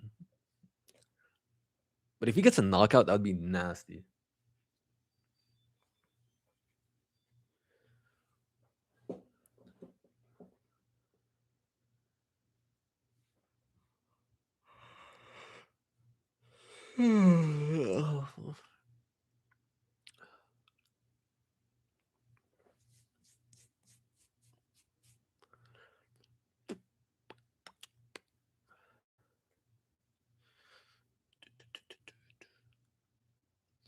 Timothy Kuama can get a knockout himself.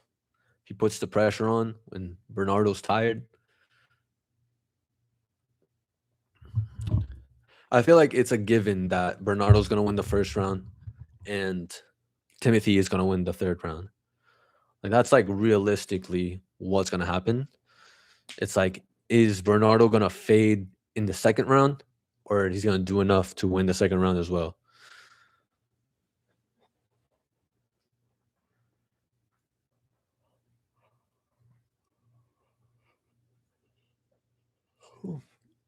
But it'd probably be a good live bet for Timothy Kuamba. Like after the first round or even after the second round. Because I do feel like Bernardo has more skill. But it's his cardio that is what's concerning, you know?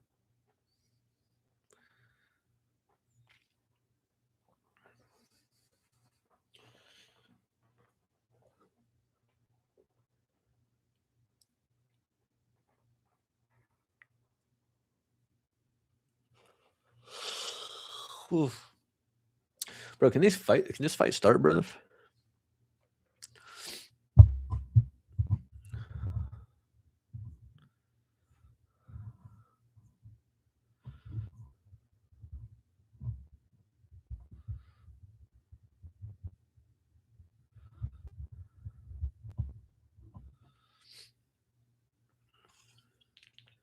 Hello? I'm in my room. What are you up to? Oh, okay, but have fun. Nah. All right, bye.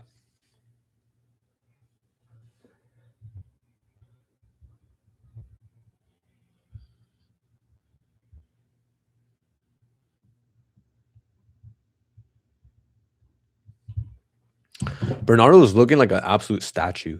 He's not moving at all. I've been betting and watching your channel for some time now, bro. I appreciate you. How much tape study do you do for every fight? I try to do like I try to watch the last 3 fights for sure for every fighter. But sometimes if I have to, I'll go back even further.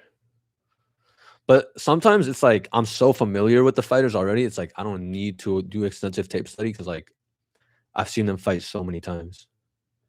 Whereas if it's someone who's just like making their debut, I gotta watch more tape on them.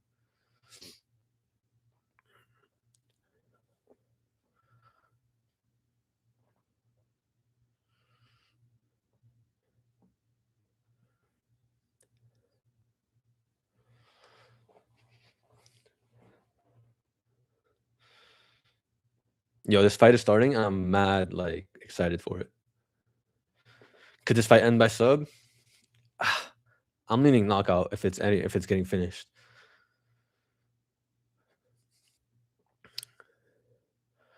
Bernardo using his footwork, maintaining his range, not trying to get caught up in a brawl. Timothy being long, being on the outside. Bernardo just kind of walking him down, managing his distance. Bernardo has that Ilia Topuria style.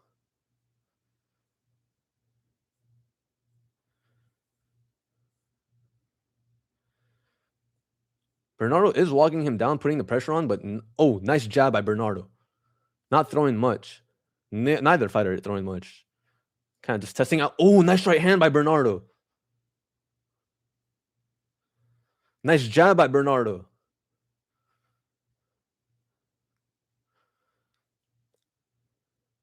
Bernardo not getting hit with much, staying defensively sound on the outside.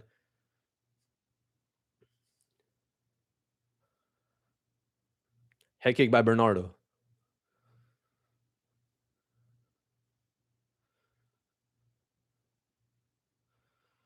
Bernardo looking good. Timothy trying to still find his range. Nice leg kick by Timothy.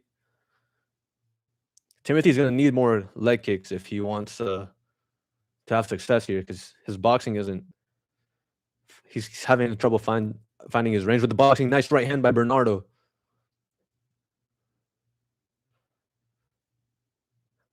Bernardo is so composed, man. He's like walking him down while still being defensively sound. Anytime Timothy tries to throw anything, he's out of there and then comes right back to pressuring him.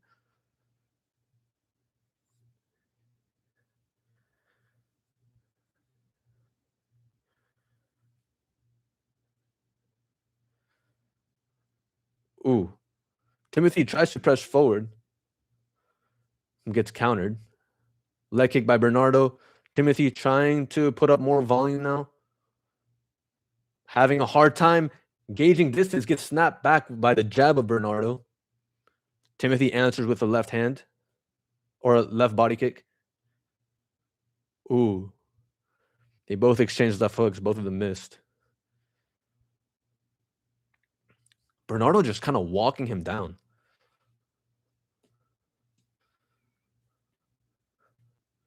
I feel like the better boxer is clearly Bernardo so far. Good head movement by Bernardo. He's like small and compact. Like, oh, big right hand by Bernardo. Nice combo by Timothy.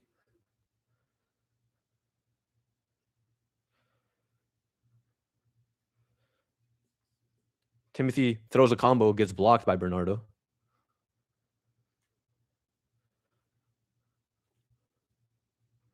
Bernardo snaps his head back with a jab. Bernardo keeps fixing his hair. Ooh, nice head movement by Bernardo. Ooh, great head movement by Bernardo. The nose of Timothy is bleeding. Jab by Bernardo. Leg kick by Timothy. Bernardo sees it all coming. 1-2 by Bernardo. Ooh, a jab into a takedown for Bernardo. This kid is on. This kid is on. Timothy hasn't had a sub ever. Bernardo's looking for a sub right now. Bernardo has him on the ground, about to flatten him out. Oh, he could be too high. He could be too high. Gets in a dominant position. Bernardo looking for the sub. I don't think he's going to get it. But he has a dominant position on 25 seconds left to get the submission. He's cranking his neck. He's not going to get it.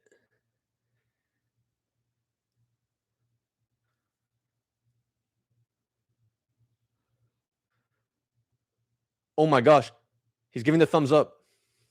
This is not good for Bernardo because he could gas himself out by doing this. Gas his arms out.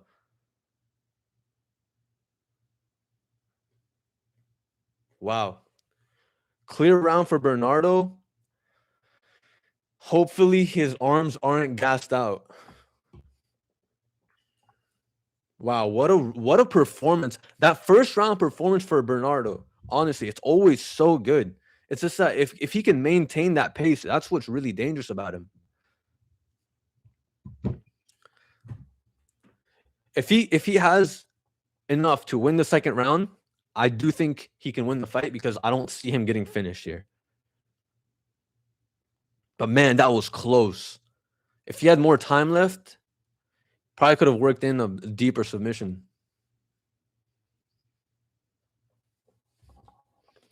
Bernardo looked good everywhere though.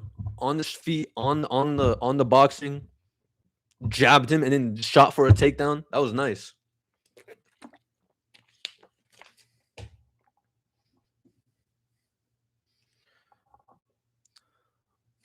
Timothy's face is all busted up starting the second round.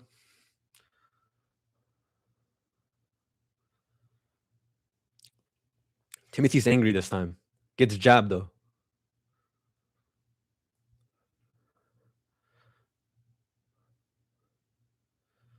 Ooh, nut shot by Timothy, which heavily favors Bernardo in order to rest a little bit longer.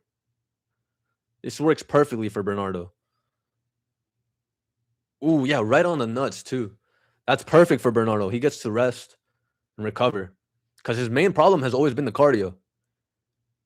It definitely could have ended by sub. It could have. If there was more time left, he probably could have got that sub.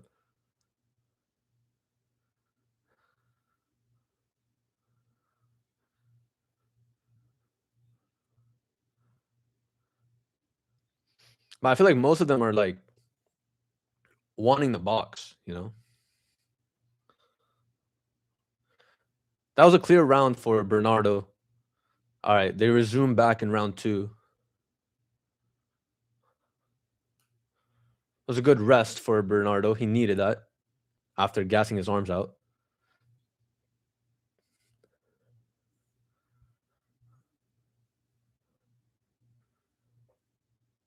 Ooh. Timothy Kawamba looking a little bit more fired up here. I don't know if I'm seeing the same movement from Bernardo. Goes for a takedown. Does Bernardo get stuffed? Pushes him up against the fence. Can he get this takedown? I don't think he will be able to. Timothy is defending nicely. He reverses him. They're right back on the feet again. Ooh, Bernardo gets his head snapped back twice.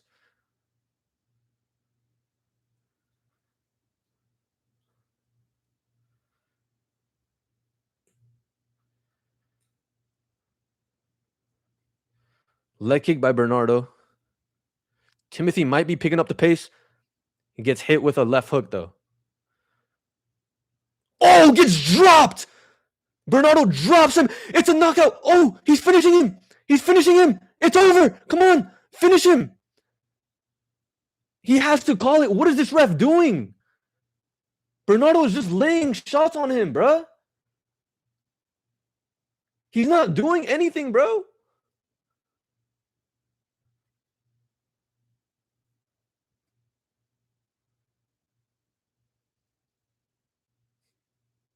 Bro, if Bernardo does not get him out of there, I'm going to be so pissed. This could end in the submission right now.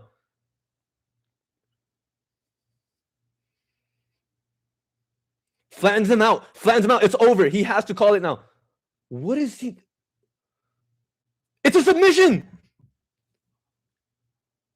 Taps. Oh my God. It was a submission for Bernardo Sopaj.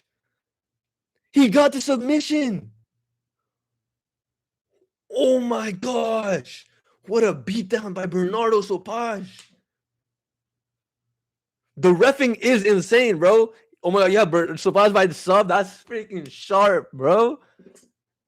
How did he even get him on the ground? He dropped him he dropped him, and bro, he could have finished with the ground and pound, bro. That ref, what was he looking at? Oh my God, that was insane. Drops him with a clean hook and just finishes on the ground. So many unanswered shots, bro. So many unanswered shots. Sopaj huge fave live betting, yeah. That reffing was insane. Surprise by sub. I had $190, so probably around 2. Oh, 2.0.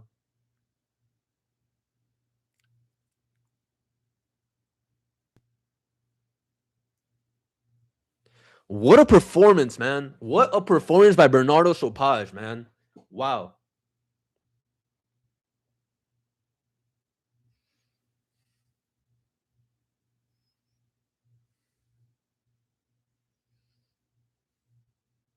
Honestly, what a performance by Bernardo Sopaj, man. I mean, clean boxing, and he almost gets a sub in the end of the first round. Wow.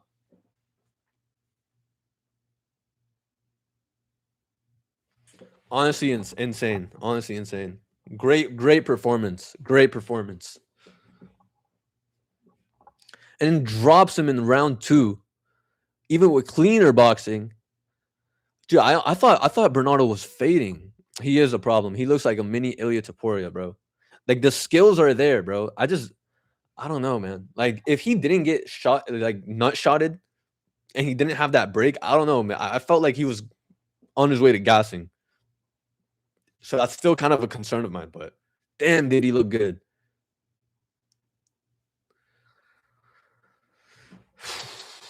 I'm hyped, yo. Because I had Bernardo winning, but like,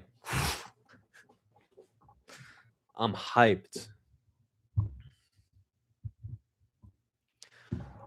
What a freaking performance, man. Just look so clean.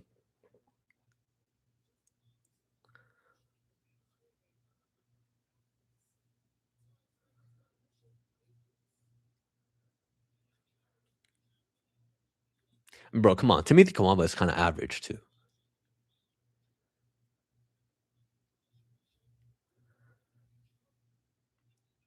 The kid's a problem.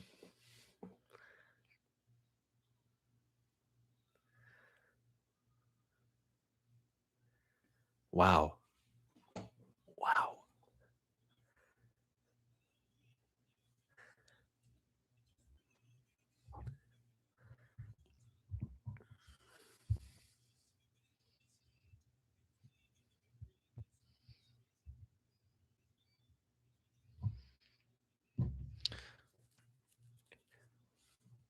These 8-bet cards low key fucking great for betting. Like, no shit. Yeah, bro. There was value on Bernardo, too, man. Damn, what a left hook just drops him, and he was dazed. As soon as that left hook landed, he was dazed. He was confused.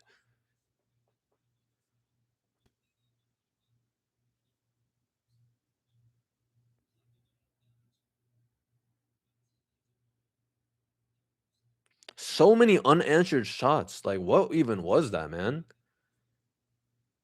Oh my gosh, look at the blood like gushing out of his nose as he's getting submitted. That's just nasty.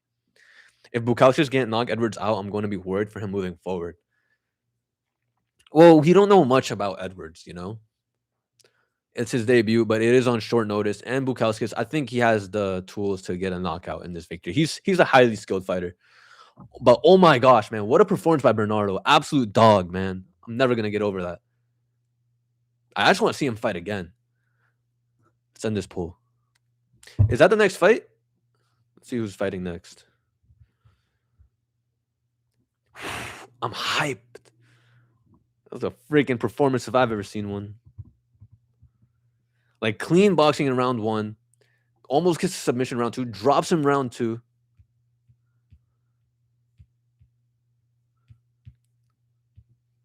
Yeah, next fight is Bukowskis. Dude, these same game parlays that UFC puts up, like Allen plus 125 significant strikes, Costa plus 125 significant strikes, fight to go to distance. Like ultimate long shot parlays that they're giving you. And they're like, oh, we boosted it from 300 to minus 5,000. So you definitely got to bet it. Now it's like, brother, they never hit.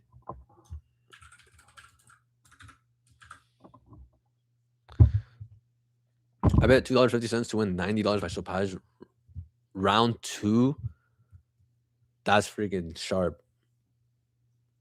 Like I would have never guessed the submission from Bernardo, because look at the boxing. The boxing was just so apparent, and honestly, he could have easily got the TKO victory. I don't know what the ref was doing. He's giving him so many chances, but there was so many unanswered shots. Bernardo was smart getting the submission though, because it looked like he was gonna be there all night, gassing himself out, trying to get the finish. Modestus Bukauskas versus Christian Edwards. When they got Christian Edwards to fight, for a second, I thought that they got Christian Leroy Duncan. I was like, R.I.P. Modestus, man.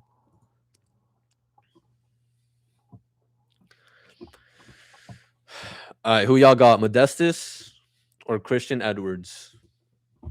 Vote on the poll. I mean, this should be Modestus all day, right? Like, come on. Modestus should dominate this fight. Dude, I don't want to miss the freaking Francis Ngannou fight, man.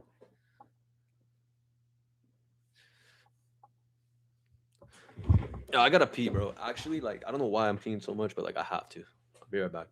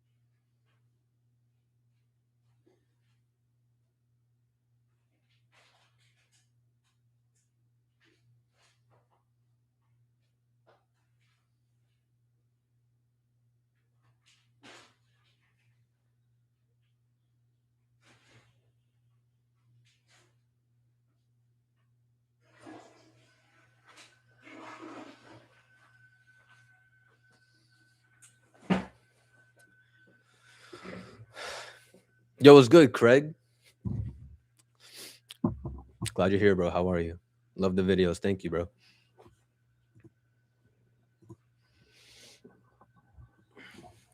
Just won $90 off a $2.50 bet.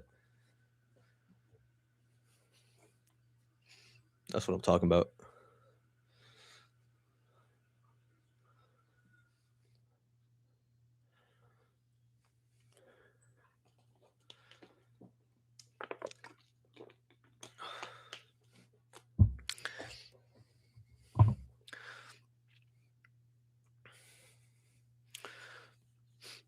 Bro, you are the man. Yo, what's good, Merc? He has more subs than Kawamba. That's what I went for. Bro, I was sharp. And you got round 2 with it too? Jeez. I mean, that could have easily been a TKO victory with another ref.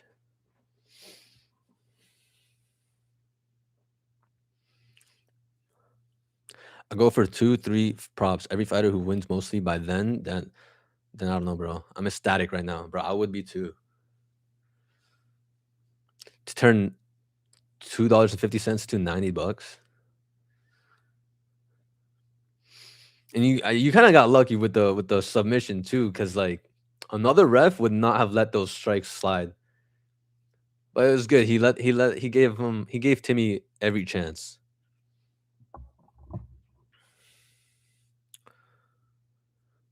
Bet round 2 or bet round 3, seriously?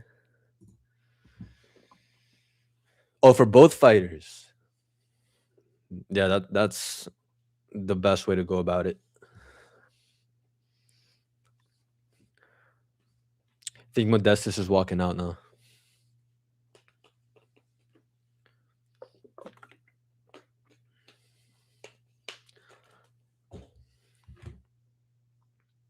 Small cage. Bro, these small cage fights, bro. Some exciting performances by these fighters. But man, what a performance by Bernardo, man. Like, honestly. Yeah, these small cage fights, bro. They've really been showing out. It's always the cards that you think is never gonna like perform.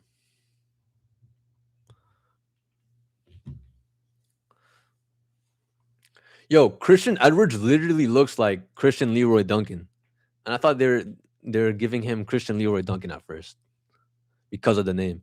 I threw an extra unit. I surprised at -120, a steal of a price. Yo, honestly, bro, I was saying like there is some serious value on Sopaj.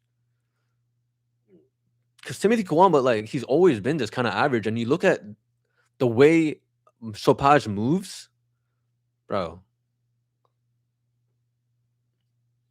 Like clearly, the boxing was gonna favor Sopaj. The only thing I was worried about was the cardio of Bernardo, and obviously that line movement. There was some serious juice coming in on Timothy Kawamba.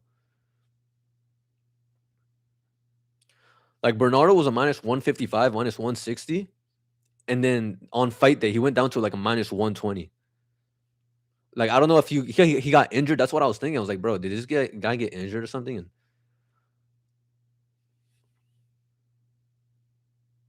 lately, reverse CLV has been great. What is CLV? I really think Bellato would have won as an underdog against Bukowskis. There's no shame in losing to Petrino, and Navajo. Are those his only 2 losses?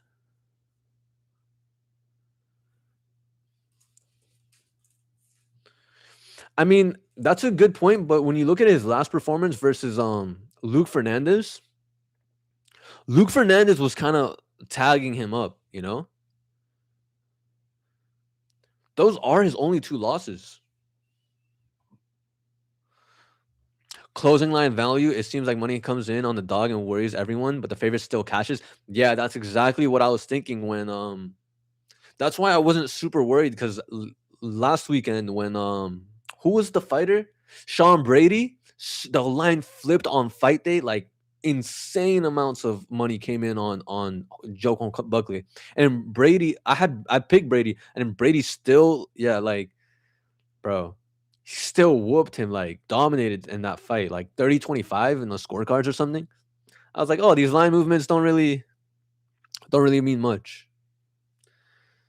But yeah, honestly, I would have loved to see that fight with Bellato versus Bukauskas. That would have been a fun fight. But still, I still think Bukauskas could have landed some shots from range, and not gotten caught. Because that's what Luke Fernandez was doing. And Luke Fernandez, he was piecing him up a little bit and then just gets caught. I was like, Fernandez is looking good and then gets caught, you know what I mean?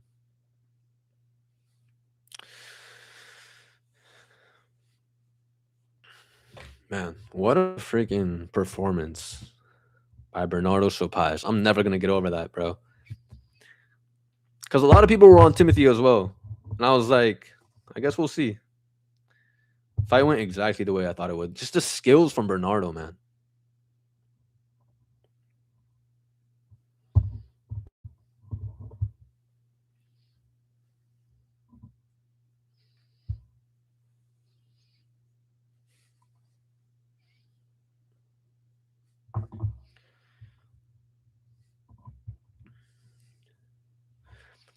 Y'all think Ronda Rousey wins her fight?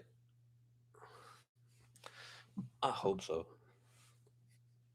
All right, fight is starting. Modestas Bukauskas versus Christian Leroy Duncan. Kidding. Damn, Christian Edwards is 6'5".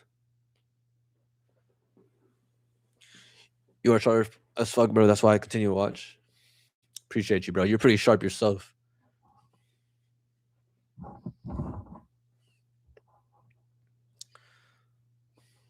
Yeah, you think she wins? By knockout, most likely by submission. You talking about Ronda Rousey to win by knockout? Luke Fernandez excels in striking, though that's what he does, and he got round one knocked out. I feel like Bellato is a buy low spot right now. His next fight should be easy money. That's a good point. You don't find her in Sarva? I know it's unlikely, but I hope she gets the L. I don't really mind. I just think it'd be cool to see her win. I don't really pay attention to her because when I started watching MMA, like the only things I've heard about her is like she's some MMA legend. That's all I know about her. So it'd be cool to see an MMA legend, win. I never even got to watch her fight. How does she lose? No Ronda inside the distance or it's fixed? I know nothing about both of them. I'm gonna be honest. Like I never watched any of them fight live. Main event probably under 1.5. Round one sub probably. She's definitely a legend. Yeah, that's what I've heard about her. I kind of just want. It's cool that I get to see her perform because there's so many people that talk great about her. Yeah, she does have a lot of haters for whatever reason. Modestas was a sharp jab to start off the round. Modestas moving in and out looks pretty good. Edwards is looking a bit jittery.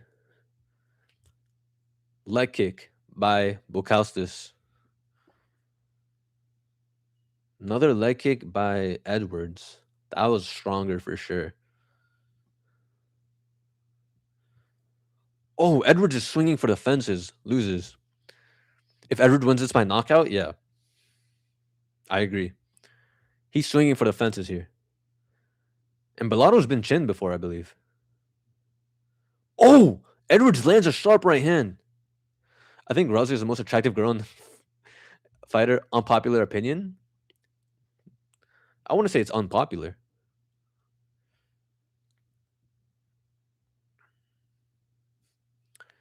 But who's she competing with? Like, let's just focus on the fight real quick. Because Edwards just landed a nice shot. Oh, Edwards goes for a takedown. No way.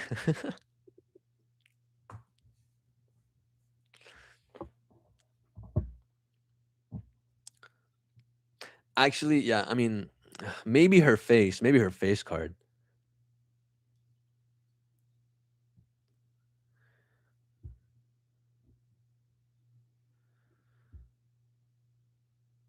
But someone like Polyana Viana, someone that we just watched, I feel like she's a bit more attractive, no?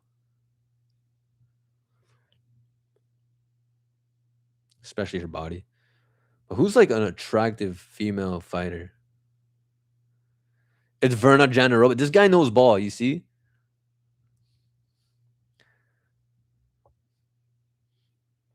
So we got Edwards trying to close the distance and get a takedown, while Bukauskas is trying to separate and land from range. Right now, Edwards has him up against the fence, but even when it was striking, Edwards landed a pretty nice shot.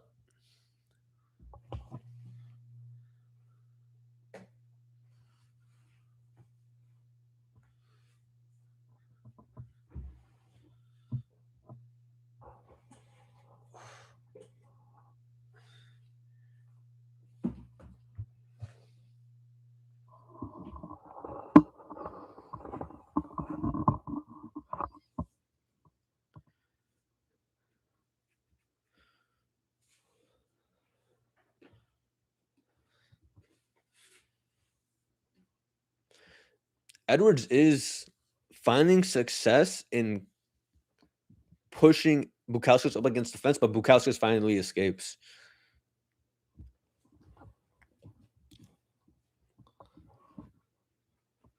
Bukauskas goes for a leg kick.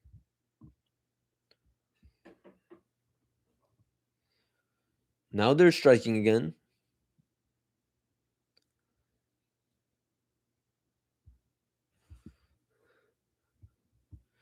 Not much really going down. No one landing anything significant. They're showing a replay. Bukauskas landed a nice body kick. Ooh, Bukauskas goes for an overhand right. Barely misses.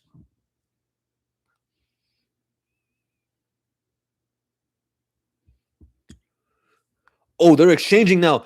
Edwards landing nice shots on him. When they strike, Edwards can land some nice shots. Bukauskas needs to tighten up.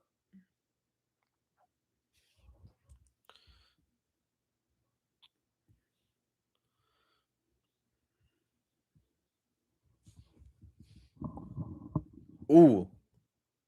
Another left hand, straight left hand from Edwards.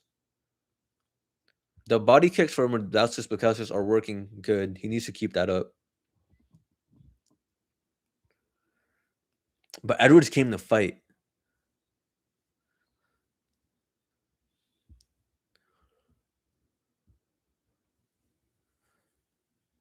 Ooh, fast hands by Modestas. They're both swinging wild now. Someone can drop.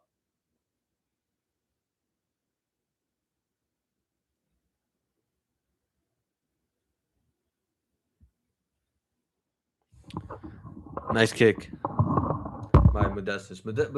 Bukauskas ended strong.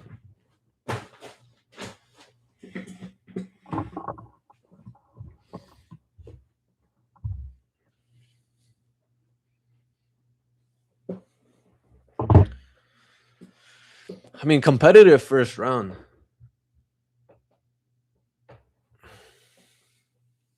I honestly don't even know who won that round. Let me check the odds. Bukauskas is a minus 500 favorite after the first round.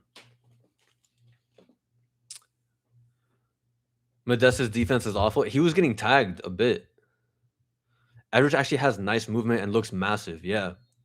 Like, bro, the guy looks like Christian Leroy Duncan. His name is similar to Christian Leroy Duncan.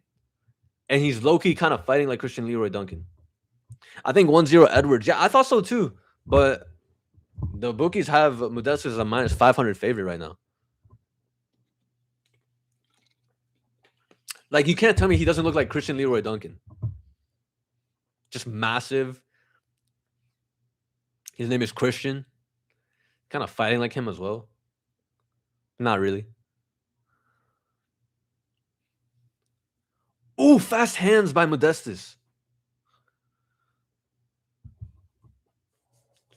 All right, now Modestas is looking a bit better. He's starting to pick up the pace a little bit. Feinting as well. Edwards is having a hard time finding those right hands.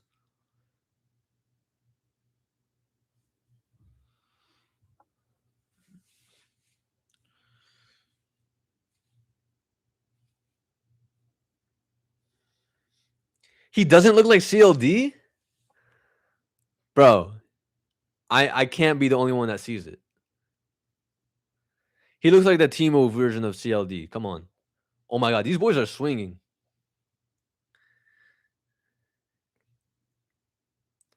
Like big, tall, bald, dark skin.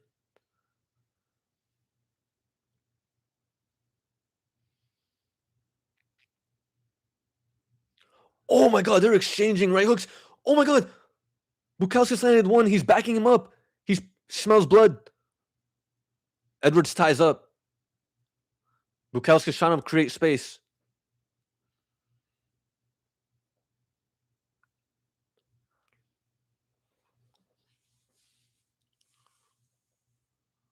That could have been over. Bukowskis needs to create space here.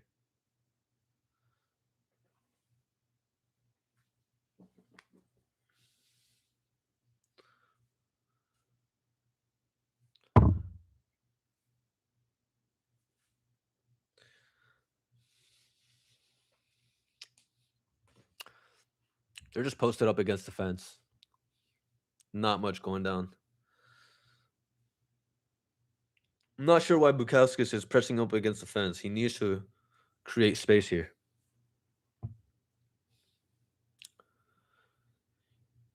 Yo, I need to watch that Netflix card for real. I gotta have it up. All right, they create space. Edwards is pressing him forward. Oh, big right hand by Bukowskis. Edwards feels it. He's trying to. Edwards is going down. He's eating too much punch. Bukowskis is teeing off on him. He ties up again. What do you? Why is Bukowskis tying up?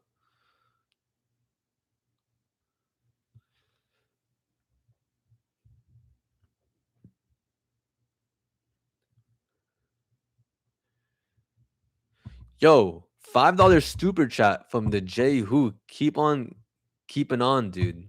Yo, much love, brother. Thank you. That was the first ever super chat I've ever gotten. Thank you, bro. Appreciate the support, brother.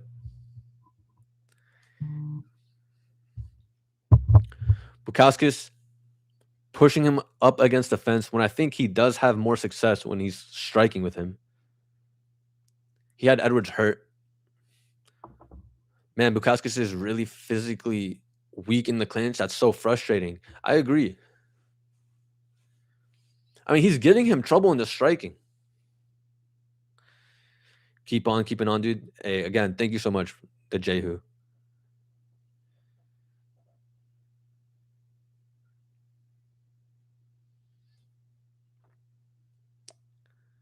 Now Edwards reverses him.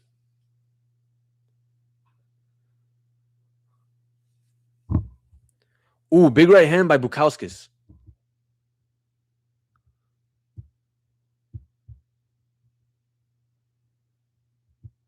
Edwards is swinging, but he looks labored. The shots don't look like there's much power behind them.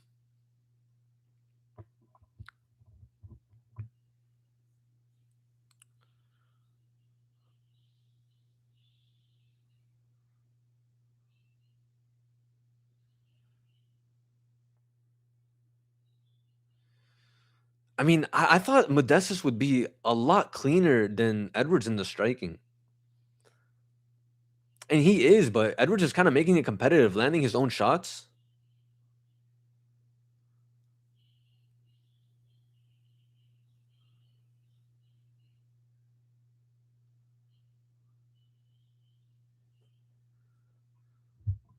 I mean, good round, but I think Modestus took that round for sure.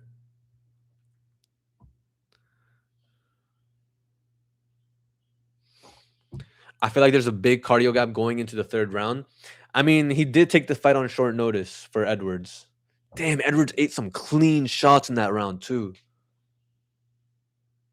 But in the first round, damn, Modestus actually landed some nice shots in that round. Now I'm seeing in the replays. But Edwards landed some nice shots in the first round. I feel like with a full camp, he could give Modestus some trouble. But yeah, I agree. There should be a big cardio gap going into the third round. Modestus doesn't look tired. He's still throwing with power. You know, respect to Edwards. I thought it's closer than I thought it would be. I 100% agree. He's putting up a fight. But honestly, with that being said, I can see Bukauskas getting a knockout victory here. He's landing some clean shots, and Edwards is just slowing down. I mean, those shots that he landed in round two, like if he lands those shots again, round three starting now, against a more tired Edwards, and look, Bukauskas is still moving, you know, like using his head movement, using his footwork. I feel like Edwards is just a bit more stationary than him.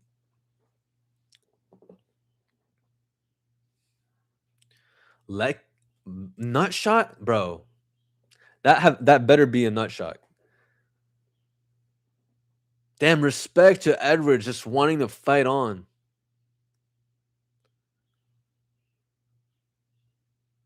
He could have used that time to catch his breath.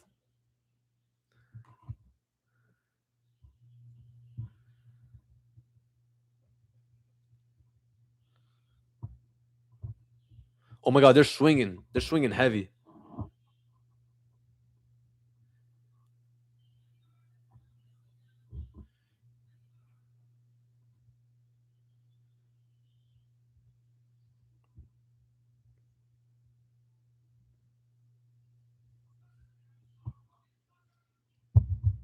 Edwards gets him up against the fence. I would imagine Christian Lee or Bukauskas is still winning this fight, even if he loses his third round. But that first round was kind of close. I'm not gonna lie. I wouldn't be surprised if a judge gives it to Edwards. Like it really could come down to this third round, and now Edwards gets a takedown. Right back up is Bukauskas.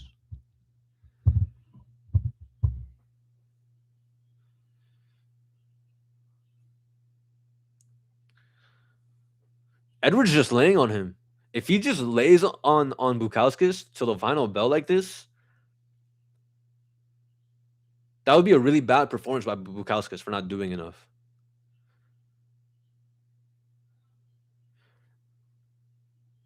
Edwards lands an elbow in the clinch. I really think Edwards had a path to victory with takedowns. He looks a lot stronger in the grappling and clinch. Yeah, it does seem that way. And it was weird that Bukauskas was trying to initiate the grappling so many times after he rocks Edwards. Yeah, the referee should separate them or start thinking about separating us. At least give a warning because they're not really doing much. They've been in this position for so long. Edwards is just laying on him against the fence.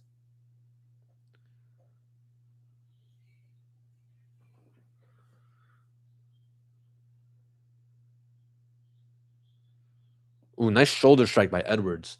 Bro, Bukauskas needs to move. He needs to scramble. He needs to get out of this position. I'm not entirely sure he won that first round. He definitely won the second round. But it looks like Edwards is just having the stronger uh exchanges here in the grappling.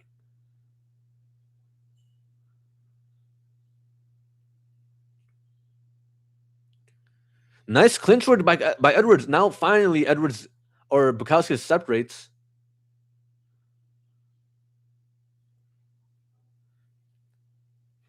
Bukowski needs to land something big here. 29-28 for Edwards. This could be 29-28. I thought Edwards had round one despite the odds. Edwards could win for sure. Yeah, 100%. If Bukowski doesn't land anything significant now, all that control time for Edwards won him this fight. And Edwards has more significant strikes in the third round as well, and in the first round. Wow. Bukowskis might have just sold this fight. Bukowskis genuinely might have. He was initiating the grappling when he shouldn't have, and he was just laying against the fence, not trying to scramble or do anything when Edwards had him up there. And it doesn't even look like Edwards is slowing down. Nice spinning back kick. I sprinkled Edwards at plus 300. Dude, it could really go either way. The value is definitely on Edwards in a fight like this.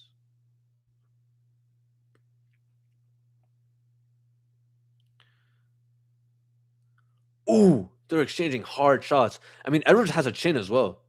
He got hit with some nasty punches. And it was smart by Edwards to not exchange striking with him. Wow, what a fight. I mean, what a short notice performance by Edwards as well.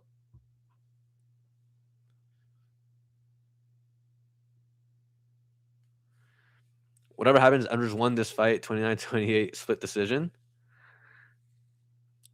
Bro, I just bet Santos by sub. Daniel Santos by sub? I respect it. Who won? Edwards? We're yet to find out. In my opinion, like if I'm judging the fight, I'd probably give it to Edwards. That first round could have gone either way. I thought Edwards did a little bit more. Second round clearly for Bukauskas. Third round, Bukauskas was just up against the fence the whole time. Man, Bellato would have knocked Bukauskas out cold. Yeah, Loki, you're probably. I could see that happening. Yeah. Or even mix in the takedowns. Bellato's big and strong. He could have easily mixed in the takedowns just like Edwards did. Fight goes the distance. Imagine Allen sub.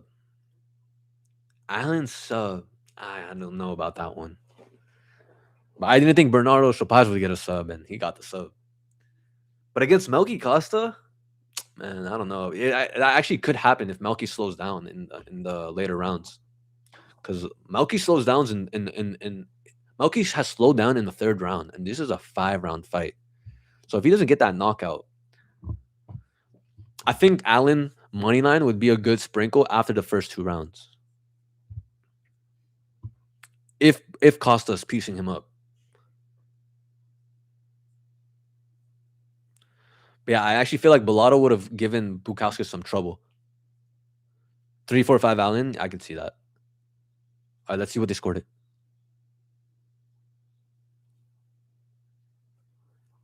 Split decision.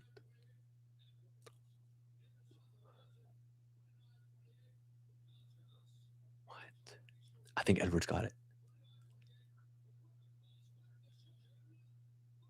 Modestus, that's a robbery. Come on now. That's a robbery. Edwards should have won that fight. I'm glad Bukauskas won because I picked him, but that's a robbery. Come on now. Damn, and such a good performance.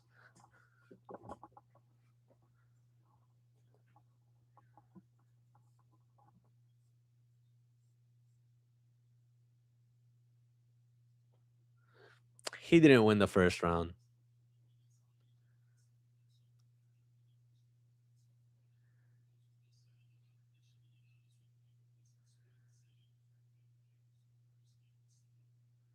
Dude, what a performance for short notice. What a short notice performance. I knew they would rob Edwards.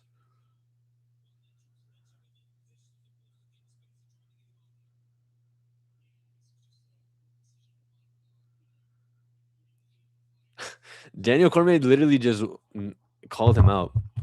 I'm watching MVP right now. Dude, thank you for reminding me.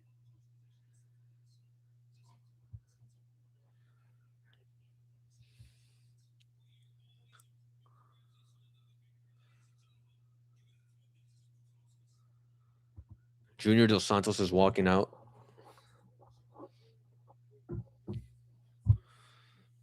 Yeah, I got him on my phone now. Yeah, that was such a bad performance by Bukauskas. What even was that, man? Clinching him when he shouldn't have, and just laying up against the fence, not doing nothing. But Wellmaker is about to throw down, and so is Junior Dos Santos. Oh my gosh. 9 votes all for Modestus, man. And he won a robbery. Start a poll. Winner. Malcolm Wellmaker. Juan Diaz. Yo, I'm so excited to see the return of Malcolm Wellmaker.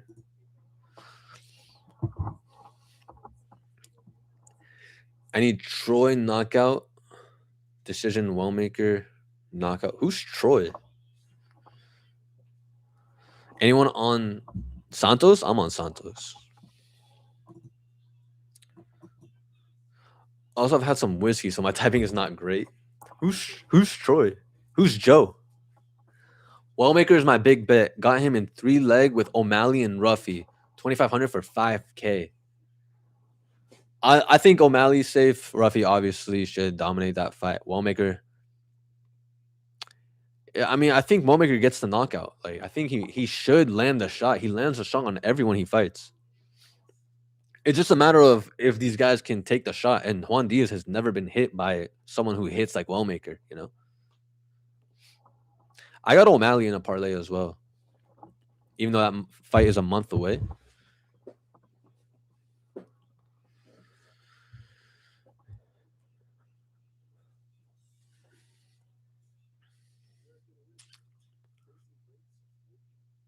Oh, Choi. Choi decision, Wellmaker knockout. That could be a little sweaty. I think Wellmaker, as you typed it out, Wellmager. He should get the knockout. But that Choi decision, I'm probably gonna be sweating that if I were to bet that. Damn, look at JDS. How old is he, man? We got JDS and Malcolm Wellmaker fighting at the same time. Zahabi is so overrated. That fight with Vera could have gone either way. And that fight with Jose Aldo as well. A lot of people thought Jose Aldo won that fight. I don't even remember that fight, but I remember there was a lot of controversy after it happened. But yeah, O'Malley should be levels above. JDS is 65 years old. That's fire. Nah, you're good.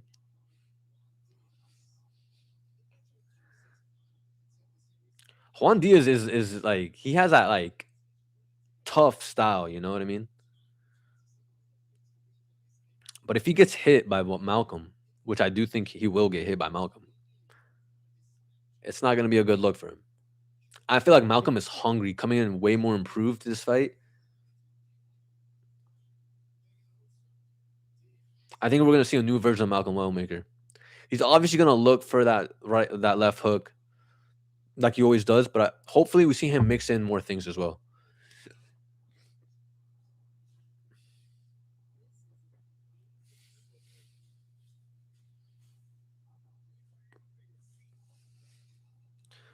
Oh my god, that fight started. Is JDS bleeding already? He landed a nice leg kick. Rebellis. I don't think JDS should be standing with.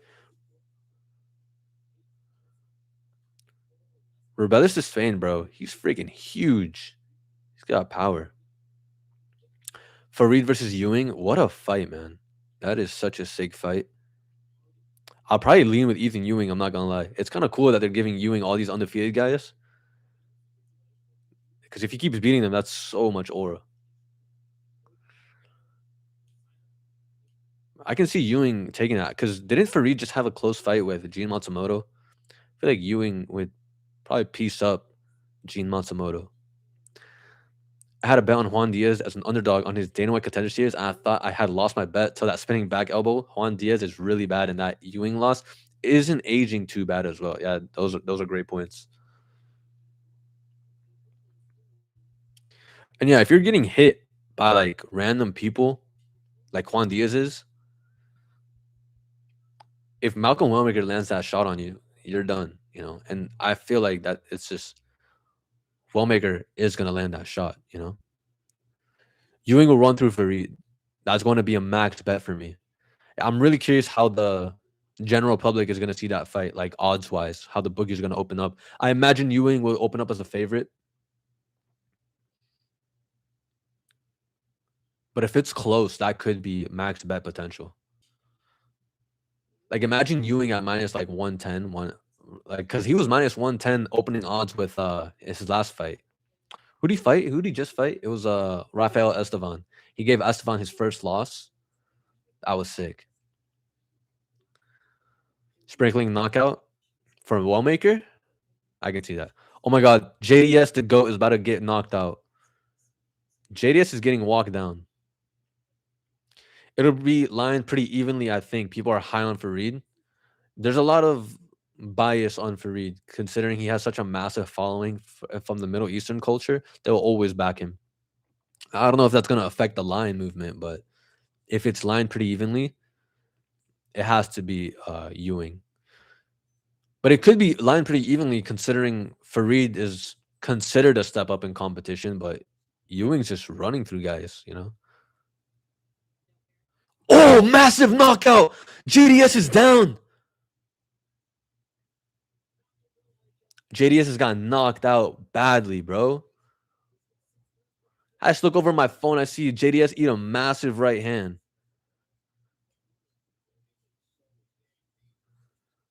Oh, he's knocked out badly, man. He cannot get up. He's looking around confused. That was bad. Yeah, that was bad. Wellmaker time. Let's go. Man, JDS has got freaking slumped.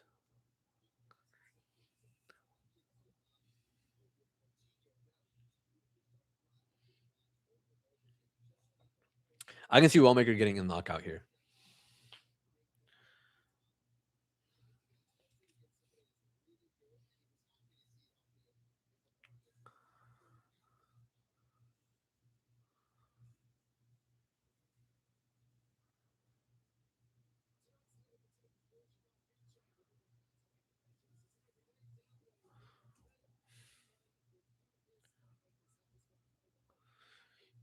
Ewing is just too complete. The only unanswered question was how he deals with takedowns, and he was stuffing them easily against Estevan. He really doesn't have any weaknesses. Yeah, that was the big question with Ewing, and dude, he passed that test with flying colors.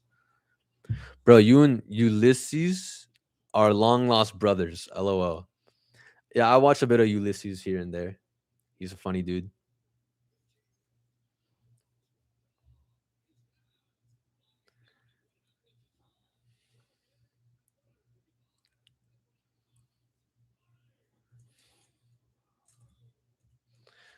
Who's fighting after JDS? I gotta find out before this fight starts. Bro, what? Doesn't even let me know.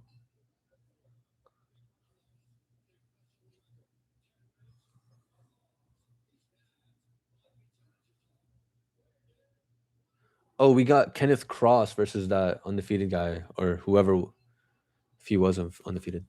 This is gonna be a banger. Let's go, Malcolm.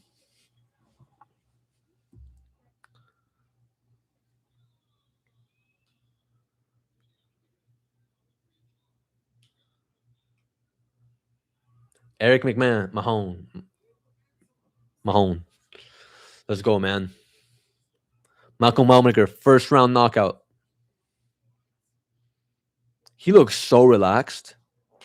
Yeah, I think Malcolm's gonna find that chin. Malcolm is just chilling on the cage, bro. He's like, yeah, let's go. Let's go, Malcolm. Gauging his distance.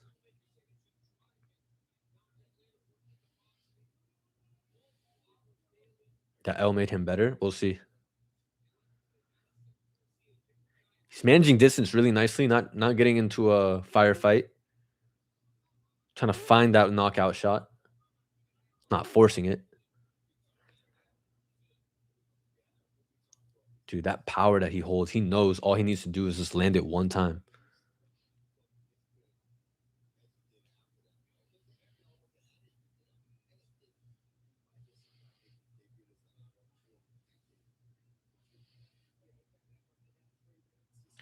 Not much going on. Wellmaker managing distance. He threw a kick earlier. That's about it.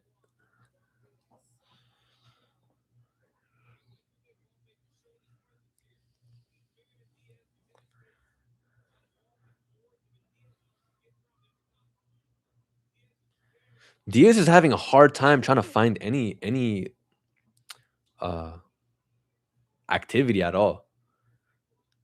Having a hard time closing that distance. Wellmaker is a lot better. He looks a lot better in terms of mixing in his kicks again. Yeah, like hard body shots, leg with his leg kicks to the body by Wellmaker. And he's right out of range anytime Juan Diaz tries to step in forward. Juan Diaz looks scared and hesitant, like he knows he's being timed. Yeah, I get that vibe too.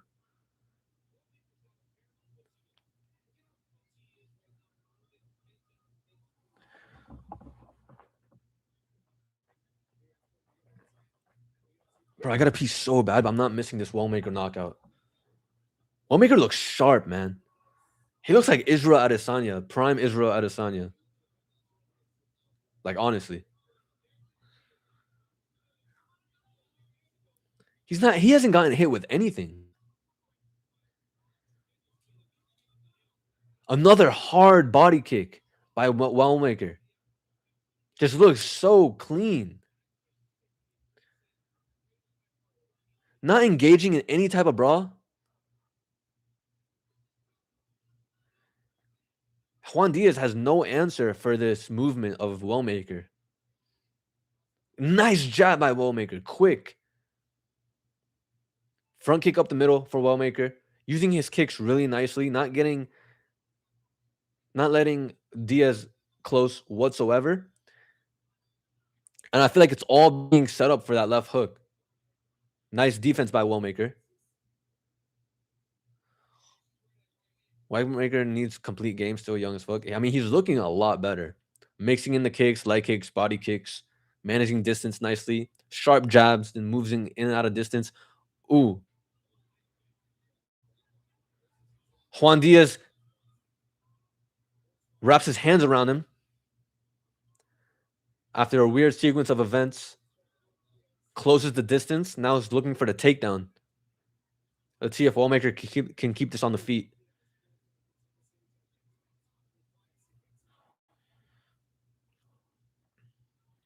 Drags Wellmaker to the ground. Wellmaker's right back up. Yeah, if Wellmaker can get his grappling game up, that would be. Juan Diaz just takes him down. But right back up as Wellmaker. I think Wellmaker should still win this round. He did a lot more damage. Juan Diaz has the back of Wellmaker. And then slams him to the ground. Wow. Juan Diaz knows he needs to close the distance and mix in his grappling. He knows he needs to do this. Because on the feet, it's not competitive at all. Wellmaker still throwing knees up the middle. Not getting controlled easily. If the fight ends like this, he won this round. Wellmaker won this round. Wellmaker's not good. Well, his striking looks good. But a strong grappler, I feel like that can give him trouble. But he's looking good with the defense all right. Juan Diaz isn't a high caliber fighter. 10 seconds left, they separate.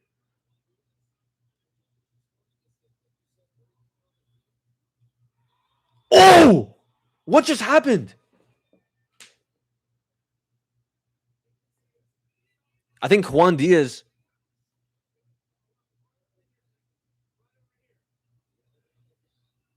Juan Diaz just threw an illegal knee.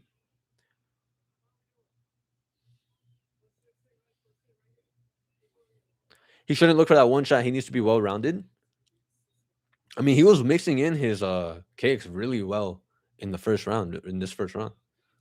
What just happened though? Contender series shit? Yeah.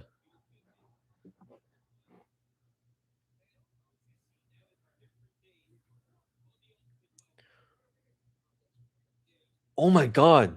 Juan Diaz knocked him down and then threw a knee when Wellmaker was on the ground. He threw an illegal knee. Why would he do that?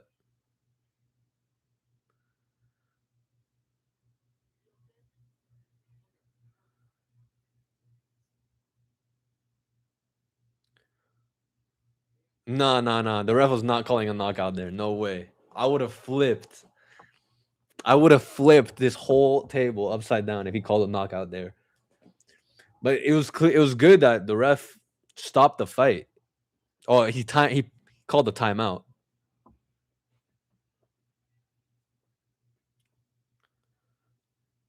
But he did drop Juan Diaz did drop him.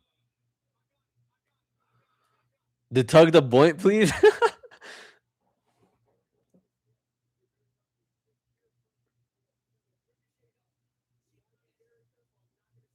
He's not gonna take a point.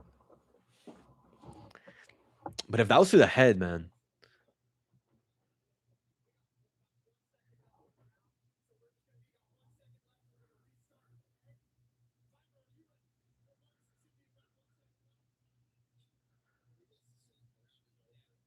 he wants this 1 second.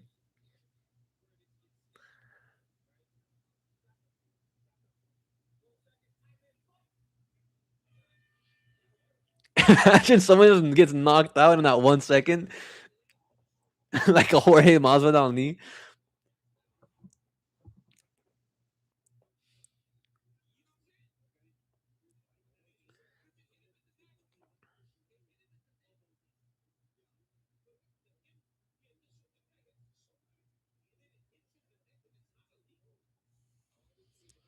It was an illegal kick. It was an illegal kick.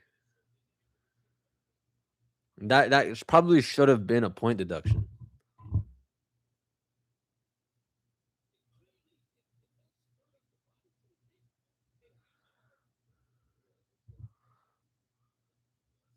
What make your Superman punch? That would be insane.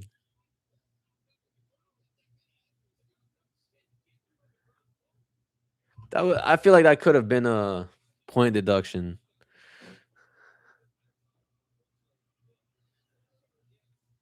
That should have been a point deduction.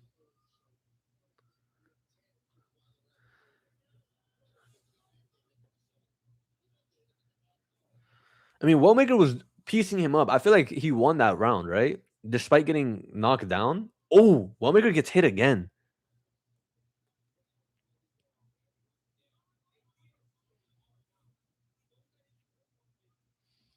Yeah, Diaz knows he can knock down Wellmaker with a nice shot. Now he's a little bit more aggressive. But still, I feel like Wellmaker won that round.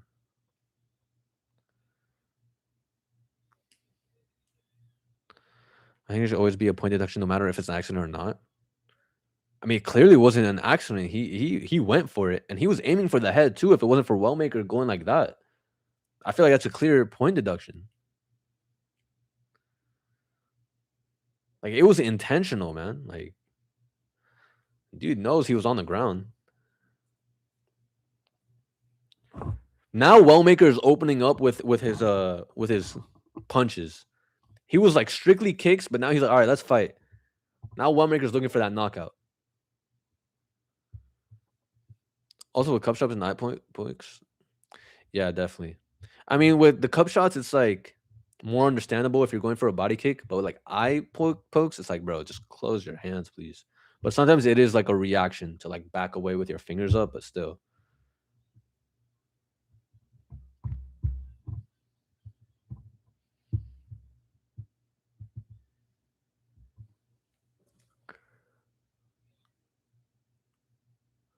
Wellmaker looking for that right hand or the left hook. I don't know. This is getting a little bit competitive. At first, it looked like, oh, Juan Diaz closes distance and takes him down and takes his back.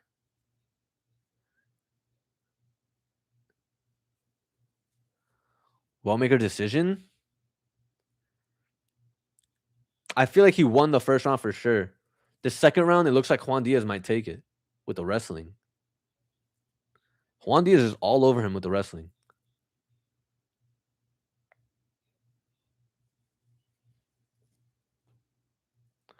Wellmaker needs to get up, but Juan Diaz is tight on him. Yeah, I feel like it should have been a point deduction.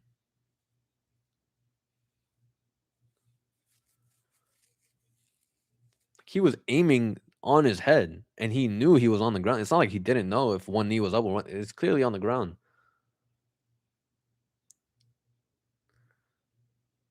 It's like, what, Wellmaker defended himself, so it's like now we're not gonna take a point? How the fuck can't he defend these takedowns? I mean, he's mostly a striker. Juan Diaz is just wrapping his arms around him tightly.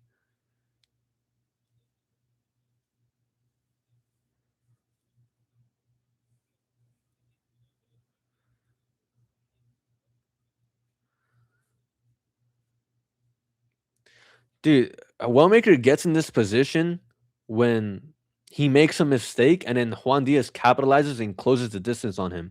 Wellmaker needs to just strictly box with this guy or manage distance and use his kicks like he was doing. But he can't overcommit because once he overcommits and then misses, that's when Juan Diaz closes the distance. But it's like Juan Diaz did a nice job both times. Like as soon as he found space, that's when he closed the distance instantly. And now he's kind of just getting ragdolled.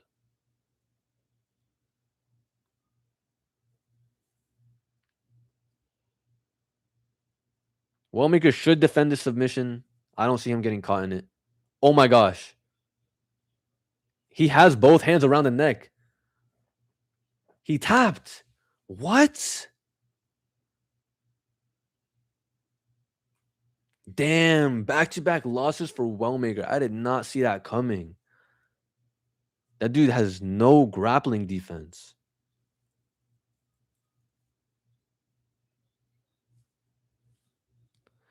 As soon as I see Wellmaker wasn't able to break the grip with the 2-on-1 in round 1, I was worried since. Wellmaker might be washed. Wellmaker stock just dropped significantly. I agree. Dude, Juan Diaz saw that there was a path to victory with the grappling, and then as soon as Wellmaker overcommitted, Juan Diaz was just on him like white on rice. The striking looked good though. Like Wellmaker's striking looked good. But Juan Diaz was obviously just much more well-rounded. He was well-rounded enough to mix in the grappling. And he couldn't defend the submission. That's kind of nuts.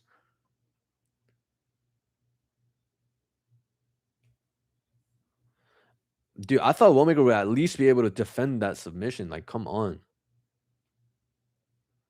And drag it into the third round. Yeah, he neutralized Wellmaker's power.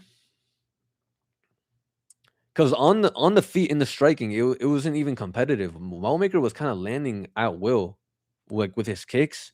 Obviously, he got dropped.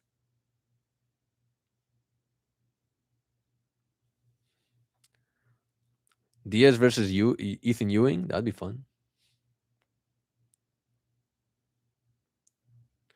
Or Diaz versus Rafael Estevan. Diaz versus Rafael Estevan, that'd be a fun fight.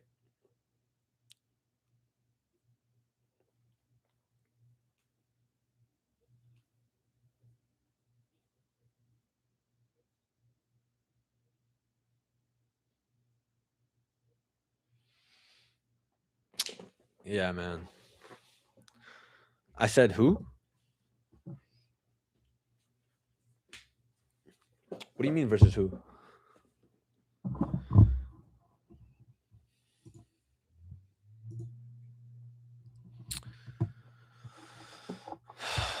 Wow, man. That's really unfortunate.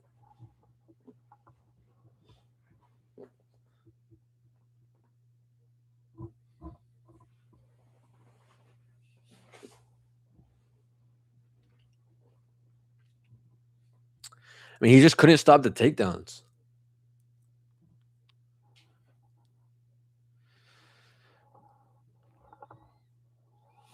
Yeah, Juan Diaz versus Rafael Estevan. Like, I kind of want to see that fight now.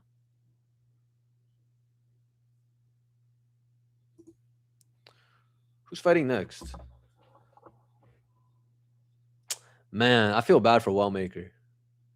Like, he looked good in the striking, but it's like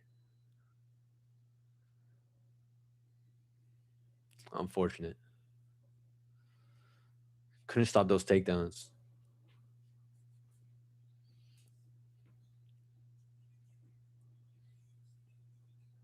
Oh, Duho Choi is fighting next. That should be a banger. Duho Choi.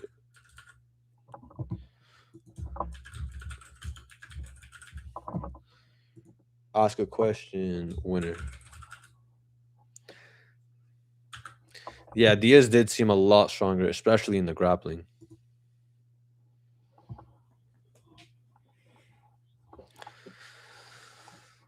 I mean, he couldn't stop the takedowns. In the striking, he looked good. Did get dropped in the first round, but still, his kicks were looking good. I feel like he was too patient with like his boxing, and obviously, just anytime he overcommitted, Diaz would just close the gap instantly.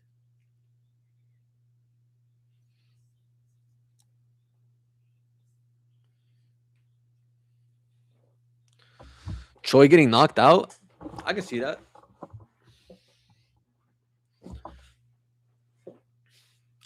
I'm gonna use the restroom, boys.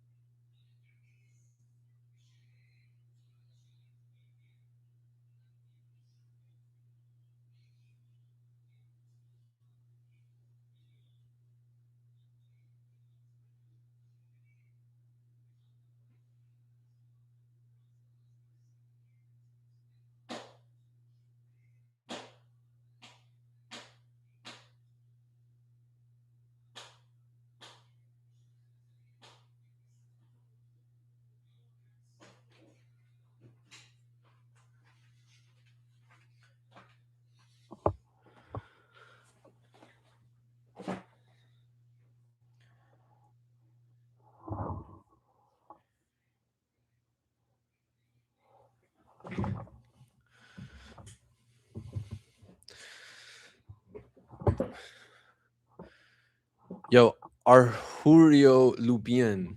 Much love, bro. What's up?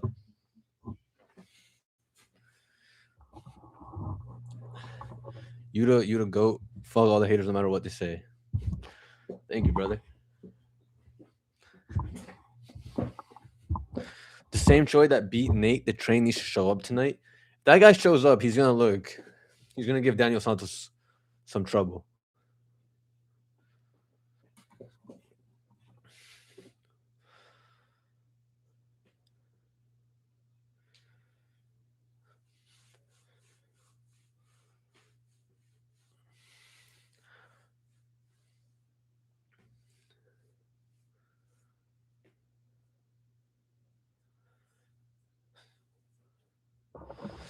I do think Daniel Santos should win this fight.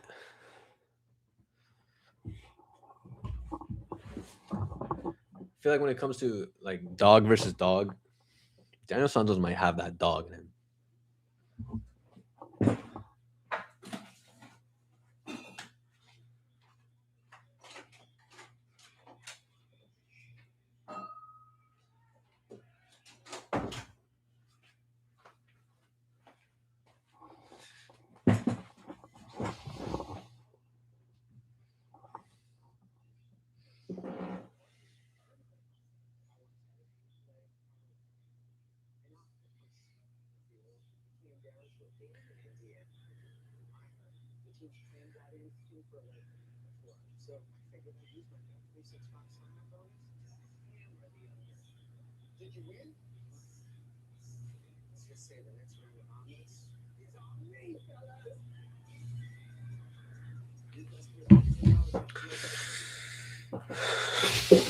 Let's go. This should be a banger of a fight.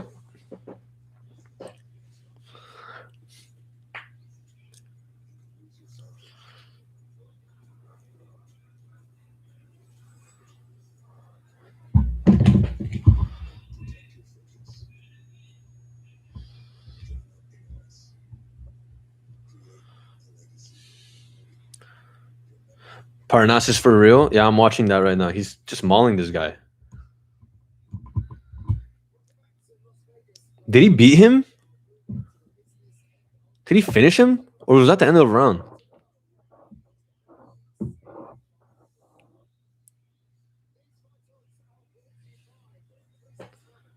I think he won.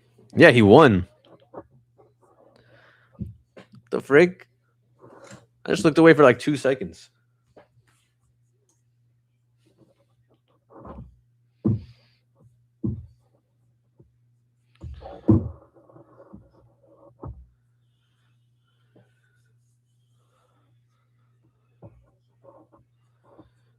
Dude, I'm excited to see Francis Ngannou.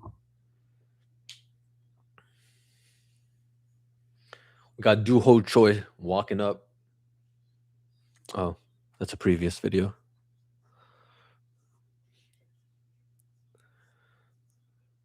Damn, he knocked him out. He was all over him. He was grappling him and he got him out of there with the boxing. Good to see you. I was worried since there was no video. Yeah, there was no video this week. It was like crazy week, hectic week for me. Busy and figured I'd make up for it coming in with a live stream. All good though. Good to see you too, brother.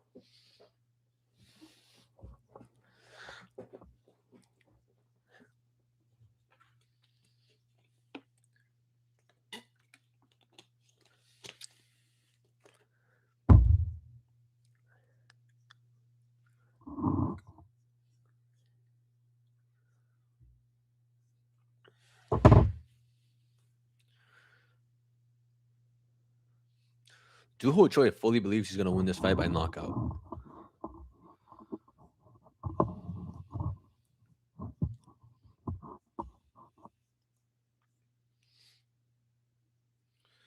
Dude, that Daniel Santos knockout he had over Drew Sang Yu, that was impressive, man. That's kind of why I'm high on him right here.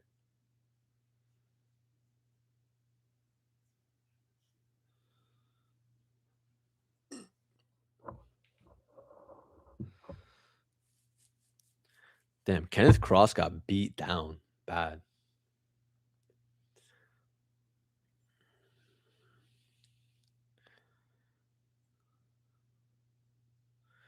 Daniel Santos walking out.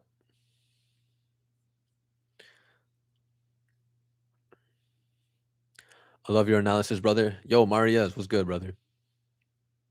Appreciate that. Thank you.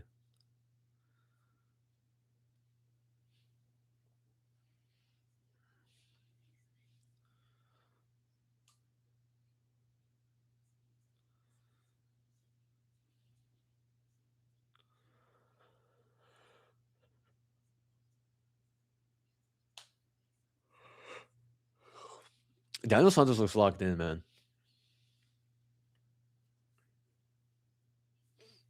Who's that in his corner? Is that Marco Tulio?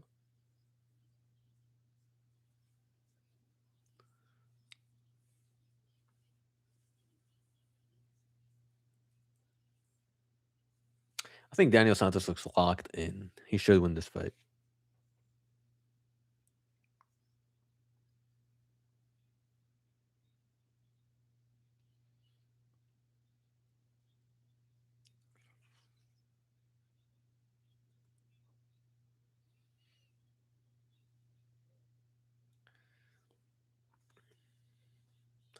I hope I wasn't missing your streams and this is your first one because you didn't promote it in your videos. This is my first one, bro.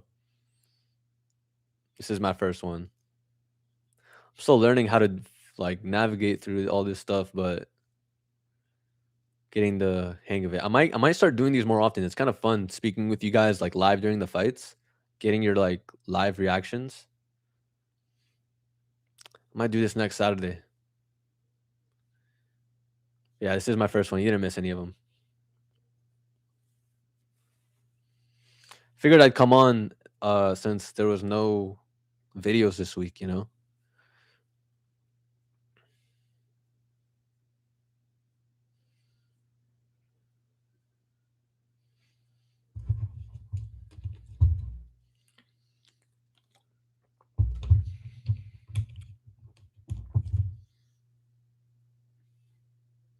Do Ho Choi walking out. I mean, does he have aura? Yes, but I don't know if he has as much as Daniel Santos. It was a tough card this week. Yeah, a lot of guys making their debut, a lot of low level fights. It was a tough card. I don't even know what my record is. Like, let me check actually. How am I doing on this card?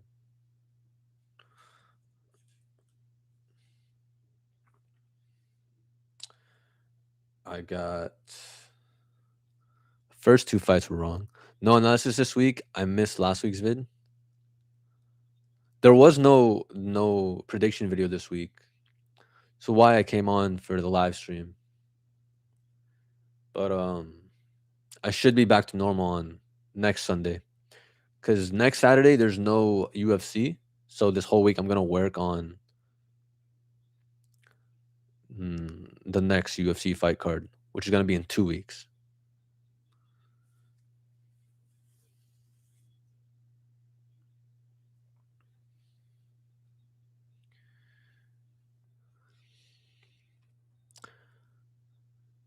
You might go, bro. I do my own analysis and we agree 80% of the time. I appreciate your time, man.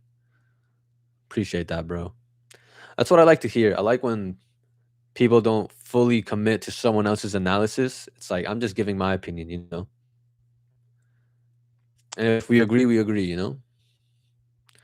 Don't let these corrupt judges lead you astray. Yeah, they can definitely get frustrating at times, but you just gotta stay level headed, right? Duho Choi with a 3-inch height advantage and 3-inch reach advantage as well. Yeah, videos should be back to normal starting next week.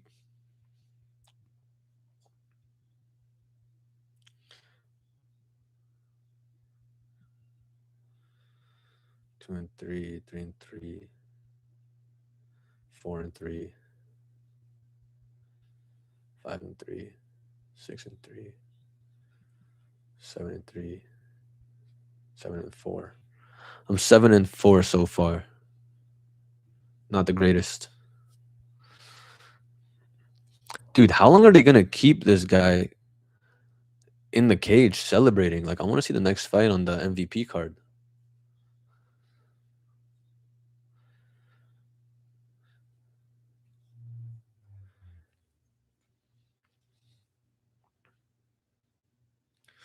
This is gonna be such a banger fight. 70% on Daniel Santos, 30% Doo Ho Choi. I agree with it. I'm going Daniel Santos knockout.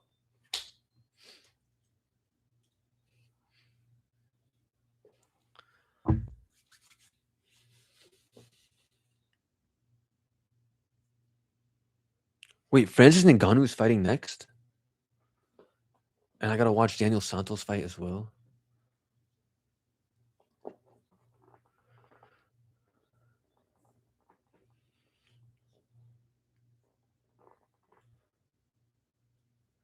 They touch gloves.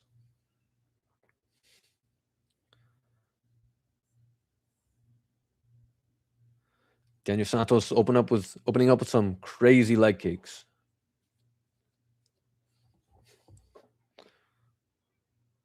Body kick by Daniel Santos.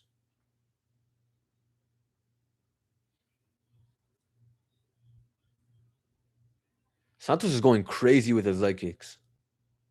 Oh, big right hand by Daniel Santos. Santos looks locked in.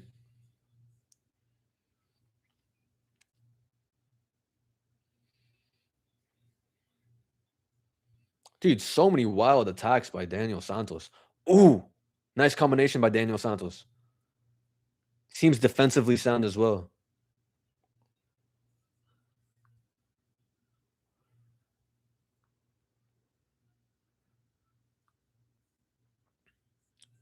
Santos is swinging hard right hands. And Santos mixes in the takedowns. Can he get it? Defended well by Doo Ho Choi.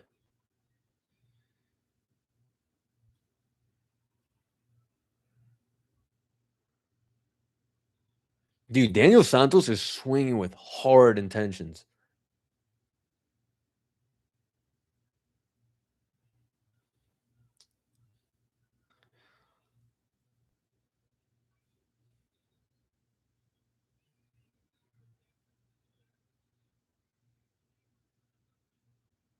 Dude, Santos is throwing some hard punches.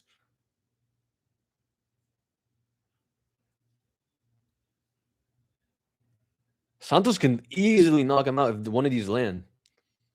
But Doo Ho Choi is doing a good job managing distance. But Santos is hungry, man. He wants this knockout.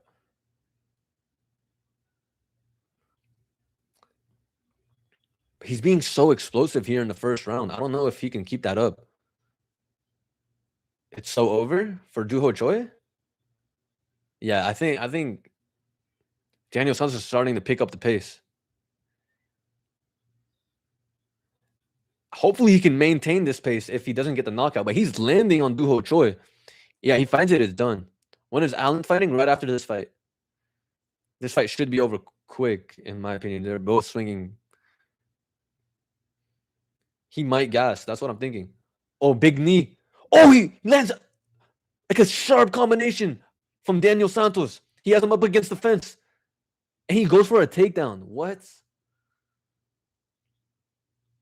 Bro, he had him hurt. I don't know why he would mix in the grappling. Now he's back in striking with him.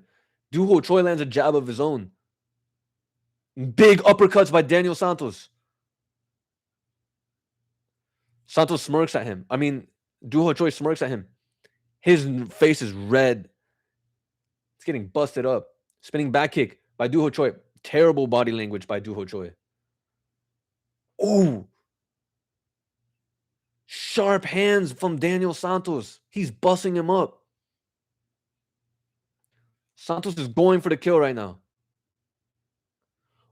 Big shots by Daniel Santos. Santos does not like what he's receiving. I mean, Doo Ho Choi does not like what he's receiving. Santos is swinging with hard shots, man. I don't know how Duho Choi is eating these shots.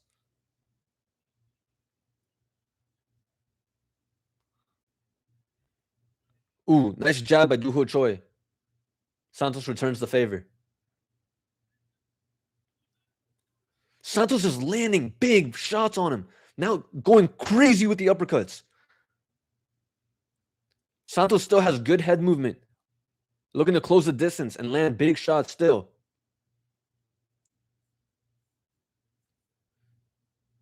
Santos is throwing everything at him. Santos goes for a takedown. Probably not going to get it defended by Duho Choi. I don't know if Santos is gassed out right now. Gets the takedown on Duho Choi. Trips him by the leg. They get up.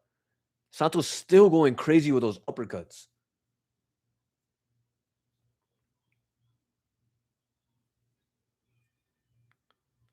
Whoa, that was kind of late by Santos. A late shot by Santos.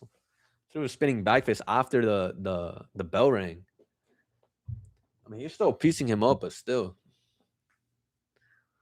Kind of a late shot.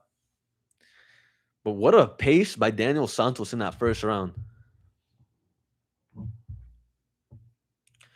I don't know if he's gonna be gassed. Like I could see him get gassed after a pace like that. He threw everything at him.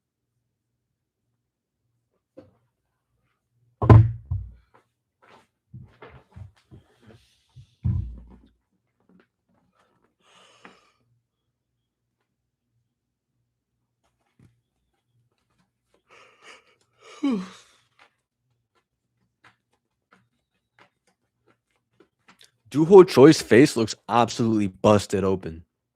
Well, not busted open. He just looks busted up. Open that closet, bro. I know you got Dana White back there. What does that even mean, brother?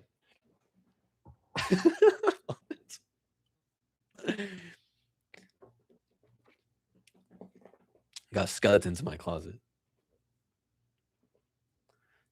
Dude, Santos looks a little bit slowed down. Duho Choi might pick up the pace. Ooh, Santos still throwing wild. Still throwing haymakers. He's looking to knock this dude out. Ooh, nice wheel kick by Santos. Lands. I'm kind of surprised he can still maintain this explosiveness.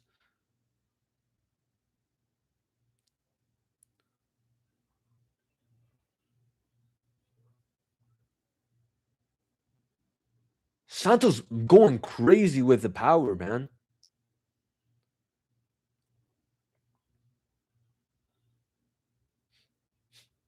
$25K goes far in Brazil. You already know it.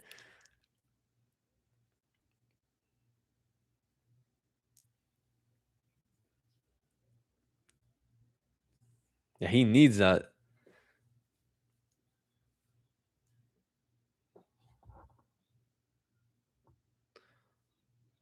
What line you got for the next fight? Like, who do I got winning the next fight? I got Costa winning that fight. But it's going to be a good fight considering it's 5 rounds.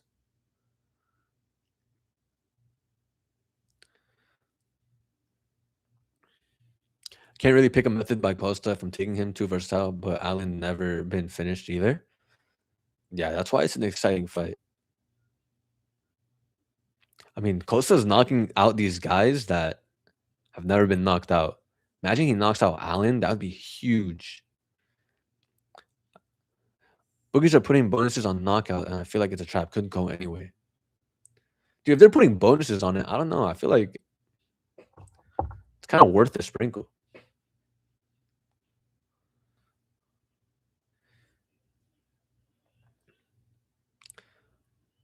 If I had to pick a method, what would you pick? Knockout. Costa landing a monstrous shot. I could see him pulling it off. I mean, if Costa's winning, he needs to knock out because I don't know how he's gonna do towards the later rounds, like 3, 4, and 5. Dude, Daniel Santos is still explosive. Maybe he's slowing down a little bit now, but he's still looking for that knockout. Bro, I had Miller sub last week. They bumped it up to $16. Santos needs to go back to the body. Yeah, Santos is still piecing him up. Like the pace isn't as frantic, but still landing. You know, Duho Choi landed some good shots. He kind of cut up in Santos right there.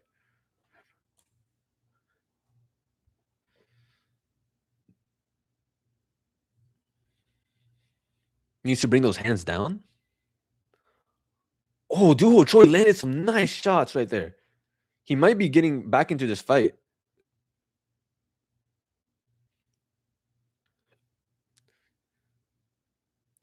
That's exactly what Santos wants. He wants a dogfight.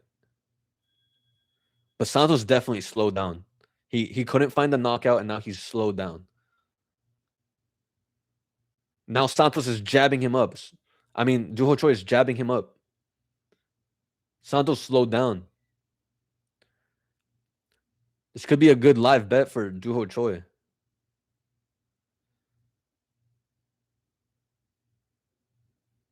Duho Choi goes for the takedown, but gets reversed. Oh my god.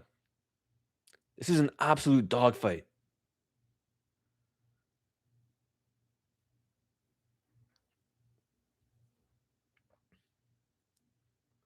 Santos is still throwing, man. Santos wants this knockout, but he's gassed out now. Oh, nasty body shot by Duho Choi. Knocks him down. Oh my god. Santos didn't find the knockout, and he tires himself out. Holy crap.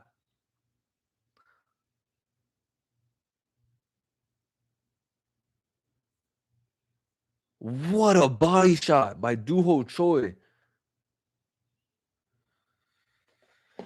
I mean, you can only keep that pace up for so long until you get tired, man. What a nasty body shot, man. Duho Choi stayed composed, went through the fire, came out the other side. Wow. What a body shot. Holy crap.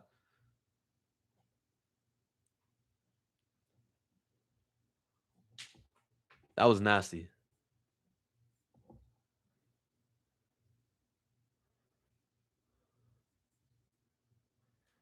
That was nasty. I mean, dude, he put up a frantic pace in that first round. He clearly slowed down in the second round. He couldn't maintain the pace. He was fatigued. Duho Choi took advantage with a nasty rip to the body. Holy crap.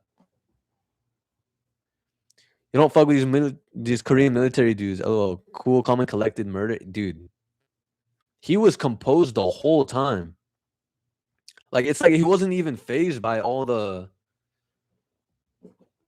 like that frantic pace that Santos was putting up. Dude, it looked like Santos was aiming for that knockout the whole time, just slowed down. Folded his ass like a lounge chair for real.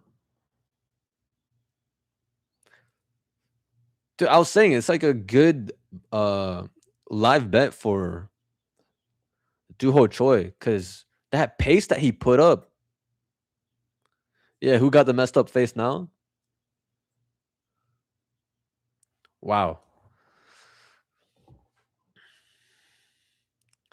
$50 on Costa knockout. What are the odds on that? It's got to be like 3 at 4-1, 5-1. I don't know. Another banger fight sacrificed to that Apex. That's true. Damn gang, I need Allen. I don't know. If they fight the way these two just fought, I can see Costa chinning him. Dude, what a sick body shot, though.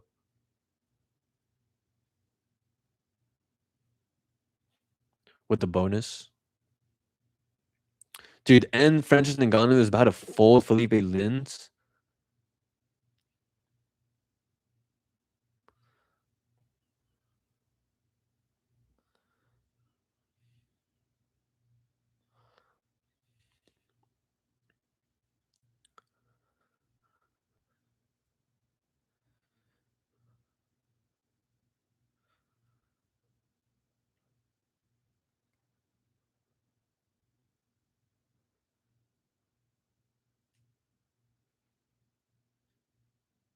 That was a sick body shot, bro. I mean, you can't keep up that pace for the whole 3 rounds. And Duho Choi stayed composed the whole time. He stayed composed. Just started jabbing him up. He felt like he was getting tired. Rip one to the body. That was a sick performance. And like Santos, he threw some hard punches. He landed some hard punches too. Like credit to the chin and credit to the composure of Duho Choi. Because he took some shots too. 220 pounds versus 260 pounds lean. I wonder who's gonna I wonder how this is gonna go down. No, dead ass though. Yo, when they weighed in and I saw the results, I was like, yo, are they sure about that? Like, is this real? 260 pounds lean, bro. Oh, massive power in this kid's hands. It's probably not gonna end well for the 220 pounder, huh? I'm excited to watch this fight though.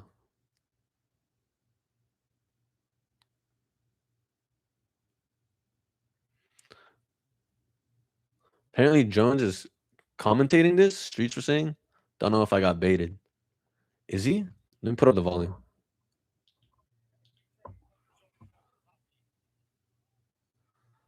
It doesn't sound like him.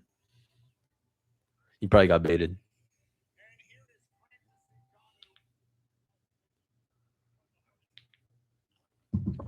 My opinion, Santos eats like shit and barely makes weight for the first time in a long time.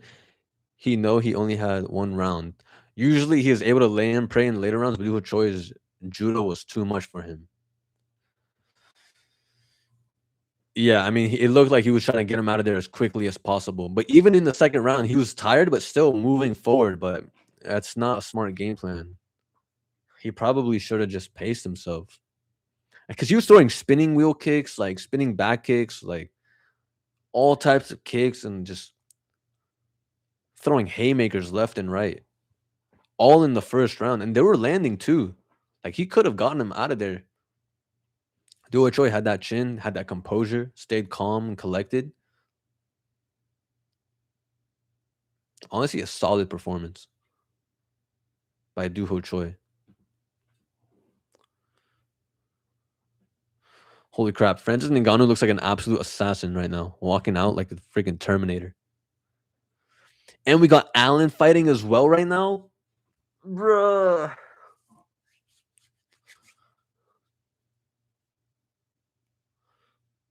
Allen is so cool, bro.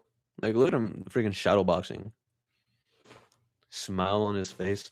This is gonna be an exciting fight. Ngannou minus 700 knockout lock. There's some value on that line. Like, I'm not even kidding. That's some value. Considering like the weight difference. Allen to show levels. Let's go. I think Melquizael Costa's about to show some levels. Let's go. This is gonna be a fun fight for sure. Oh shoot. Let me end this poll.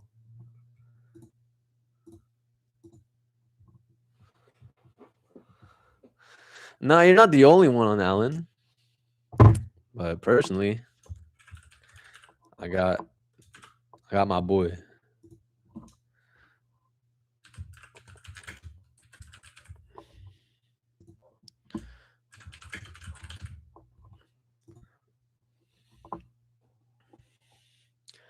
Allen will outlast him. That's the way I can see it. I can see Mel Costa having a good first 2 rounds. Should I hedge Allen right now? He's my last leg. I've never been a big fan of hedging. I wouldn't hedge. If you believe in your guy, like let it run, you know?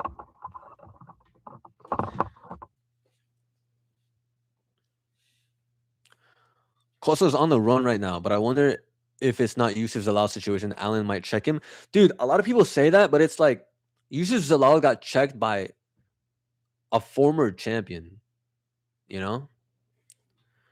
It's like Aljamain Sterling was like one of the best bantamweights of all time. Arnold Allen is not that. You know, he's good, but he's not that. Even though I really like Costa, he's a fun fighter. He is a fun fighter. Allen's footwork is underrated. Haven't heard people speak too much about it. Could neutralize Costa's kicks. I could see that too.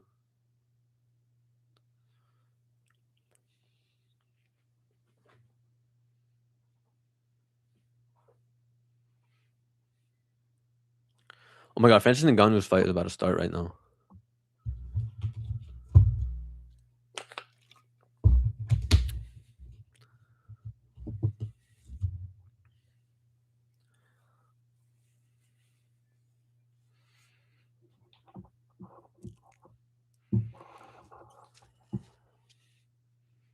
Wellmaker is done. Yeah, that was a bad showcasing for him. I mean, he looked good in the striking.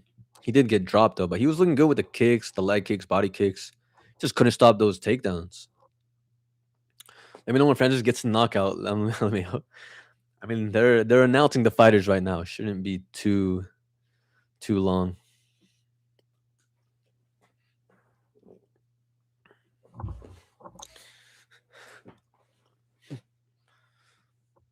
Dude, I haven't seen a line with a knockout prop at minus like 600 for a knockout prop in so long. But it makes sense for this fight. Francis. 6'4", 257 pounds. Oh my gosh.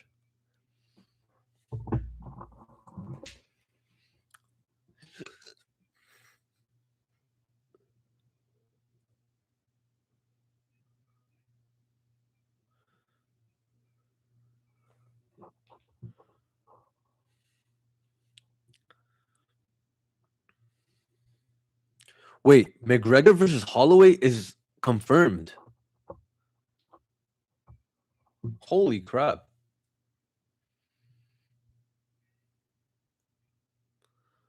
Benoit Saint Denis, Patty Pimblett, Corey Sandhagen, Mario Bautista. Didn't they fight already?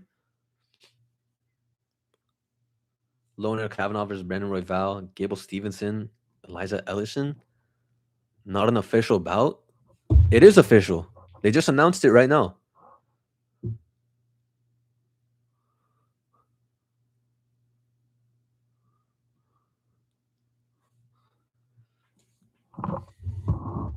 That is a banger card. Loner Kavanaugh, Mario Bautista. So exciting. Mario Bautista. All right, Ngannou's fighting. Oh my gosh. 8 seconds in. Hard leg kick by Ngannou. Spins Lins around.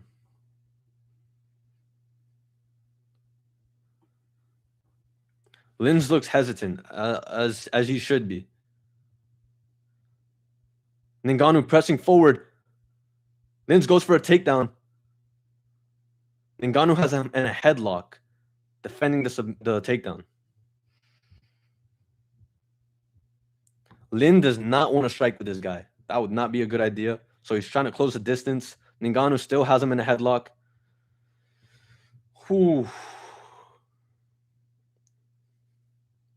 If Lins takes him down, that would be impressive, honestly.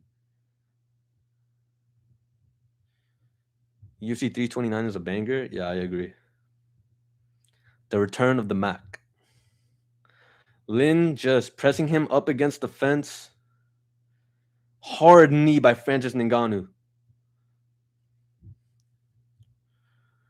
Hard leg kick by Francis Ngannou. Barely misses. Ooh! Big left by Francis. Uppercuts by Francis. Lins goes for a desperate takedown. Gets stuffed. Yeah, Max versus Conor is official. They just announced it. Ngannou on top, reigning ground and pound.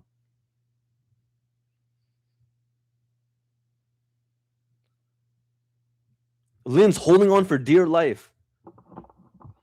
Oh my god, they can't start the Costa fight yet.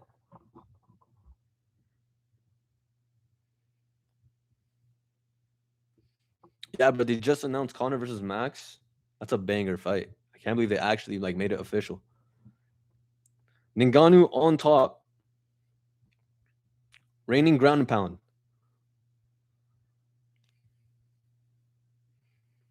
He's trying to posture up. He postures up. He could land some serious shots in this position. Lin scrambles out. Ngannou still raining strikes on him. Lin's is busted up. His face is busted up. He does not look good. Ngannou misses a head kick. I don't think I've ever seen him throw a head kick before. Ooh, Lin's is raining down strikes.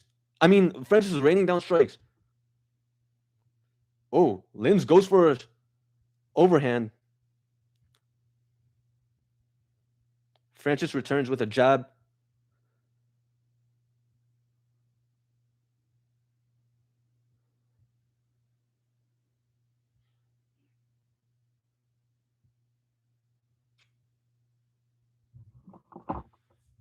Ngannou has him up against the fence.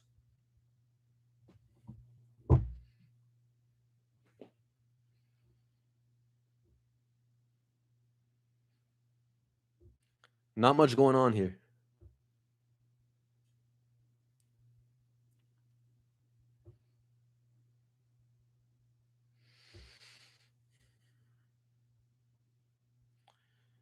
Francis defending a takedown.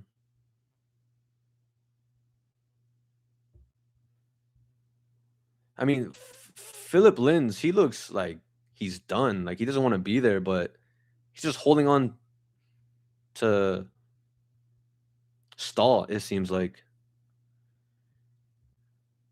Tries to go for a leg trip, doesn't work out. Good luck taking that guy down. Francis Ngannou. When you're 40 pounds lighter than him.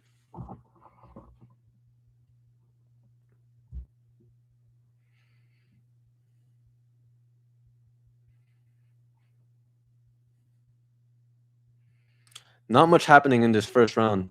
Now they separate. Francis looking for the knockout. So is Lins, though. Lins gets knocked out cold. Lins gets absolutely brutalized.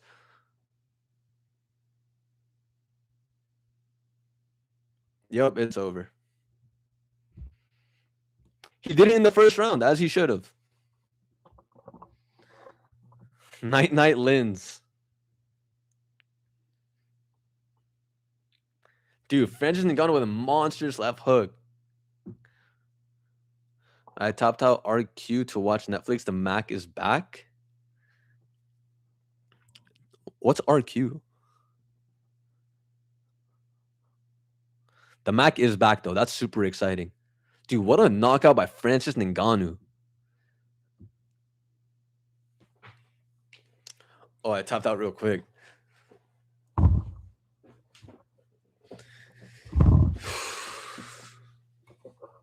Yeah, that card looks freaking sick. They got Loner Kavanaugh. I'm excited to see him fight again.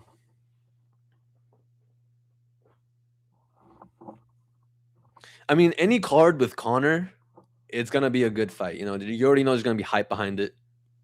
Everyone's going to tune in to watch that fight.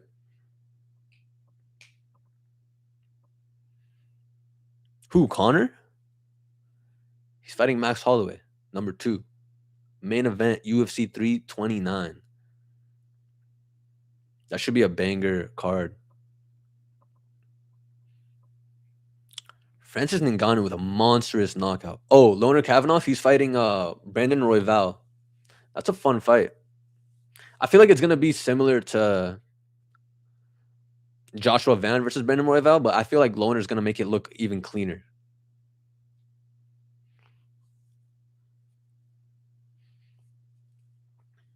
I feel like Loner's going to be a big favorite in that one.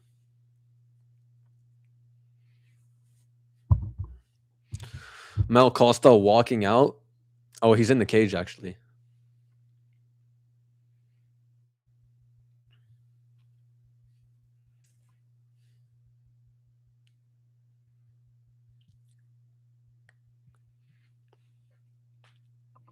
Now we got Arnold Allen walking out.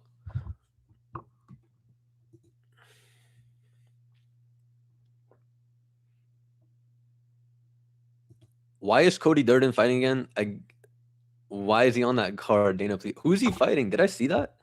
I don't think I saw him fighting on that card. I mean, after getting a massive victory as an underdog on like 2 days' notice or whatever it was, it looks good on your resume. I can't escape Durden and Brundage. Nah, for real. Every time you think they're about to get cut, it's like, nope. They come out with like the greatest performance ever, and they somehow weasel their way back into the UFC. Like they're on the brink of getting cut every single time. They fight every third week. I mean, they take the fights on short notice. That's the type of fighters that Dana loves. There's so many regional kids out there that should be fighting. That's true. I mean, that's why they have the contender series, right? But it's not as often. It's like once a year. But then there's Dana, like, you have Harkett. Here's another unranked.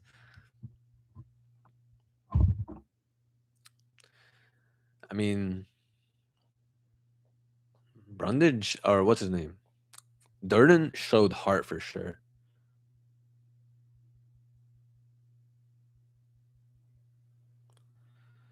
Francis by knockout, minus 700.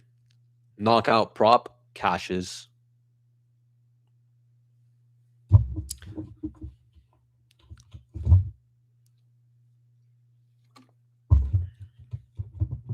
Title run starts now? Title run starts now. Durden thrives when he's on 2 days' notice.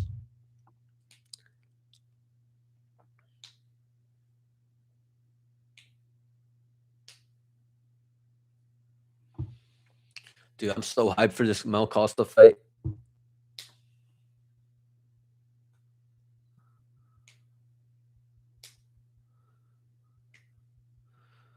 Bro, Connor 5 rounds is going to be so sad to see.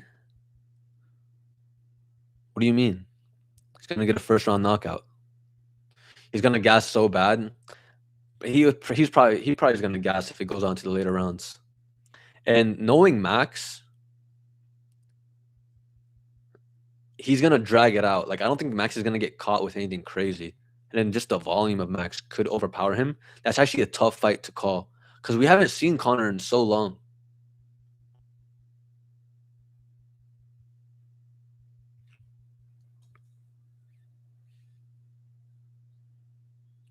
Karate Connor is back. Betting Max 100%. Dude, I mean, it really depends on what Connor we get. But I feel like even if we get the best version of Connor, I don't know if that's enough to beat Max. Is that a tattoo of Pee Wee Herman on Costa? Pretty sure that's his dad, bro. Like, also, Max is fighting at a new weight. Or is it lightweight? Or is it welterweight? No way. That'd be crazy. I don't think Max would fight welterweight. He looks way too skinny.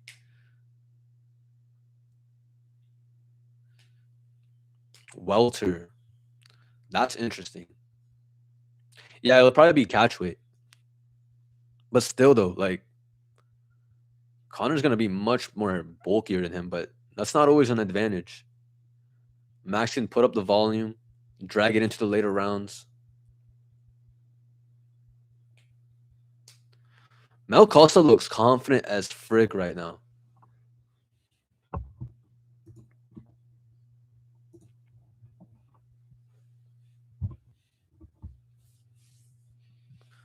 Mel Costa probably going to get a first round knockout, not going to lie.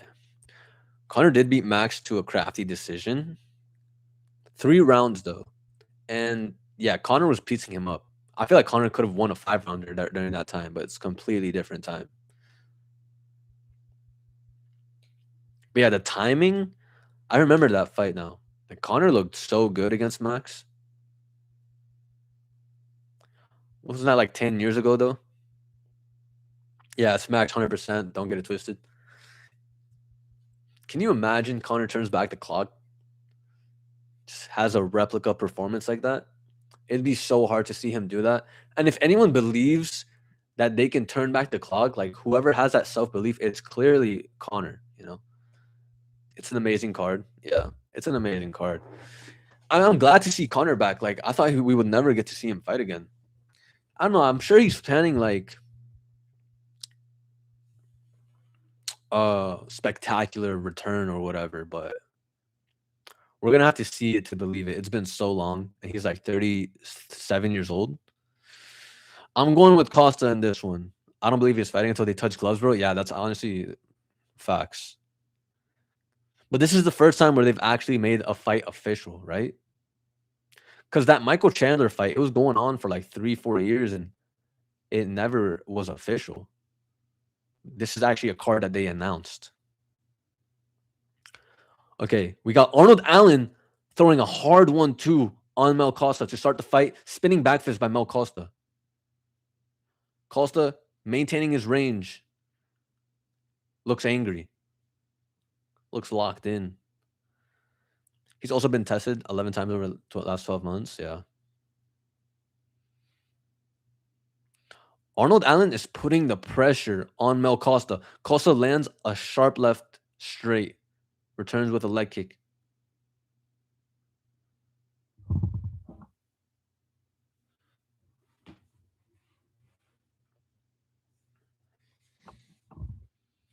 Costa, I mean, Arnold Allen putting that pressure on, but every time he gets close, Costa lands a shot. Oh my God! Arnold Allen just drops freaking Mel Costa. Holy crap. Arnold Allen takes down Mel Costa. It looks like he's showing levels. Arnold Allen is on top of Mel Costa. He dropped Mel Costa with a left hook. Zalal 2.0. Well, it's not over. It's not over. Costa can work his way back in. Costa looking for a submission. Arnold Allen seems to be safe. He gets the back of Mel Costa. Now he's raining ground and pound. Holy crap. That was a sick left hook by Arnold Allen. Drops Mel Costa. Costa's gathering himself back up again. Arnold Allen still has his back, though.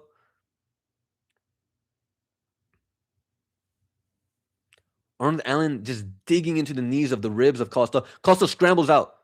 Costa's back to his feet. Arnold Allen trips him back to the ground. Arnold Allen is showing levels right now. Arnold Allen going for a submission. Costa ends up on top. Costa should be safe.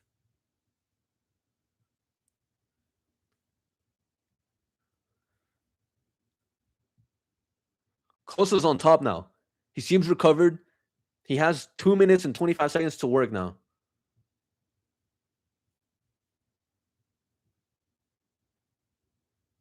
Costa landing ground and pound now. Costa takes his back. He's got one hook in. Costa landing elbows from top. Costa has his back fully.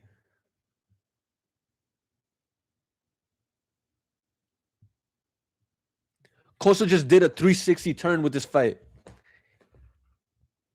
Arnold Allen went for a sub, ended up on bottom. Now Costa has his back. Costa might be able to finish strong. Oh, John Jones is at the MVP card. I'm watching two things at once with Tyron Woodley. Costa takes him down.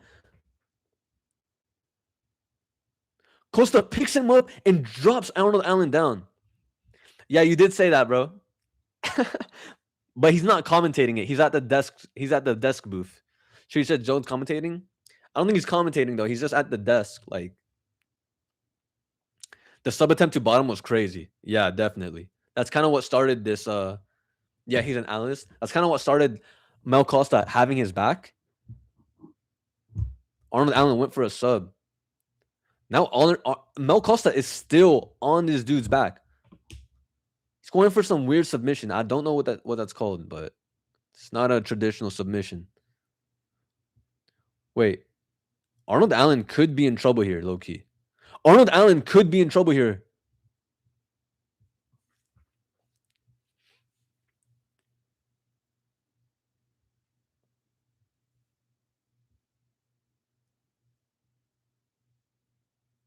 Arnold Allen maintains top position again. Now he has Costa's neck. He's in a dominant position. I do think Arnold Allen wins this round. Allen won this round, right? Yeah. What is this? Going back and forth.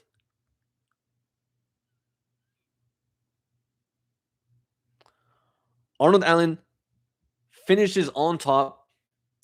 He got the knockdown, reigning ground and pound towards the end of the round. What a fight. What a fight. Honestly, in the striking, that was a sick left hook from Arnold Allen. It's gonna be a fun fight, but let's see. Because I know Arnold Allen can keep up with this pace. Unreal left hook by Allen.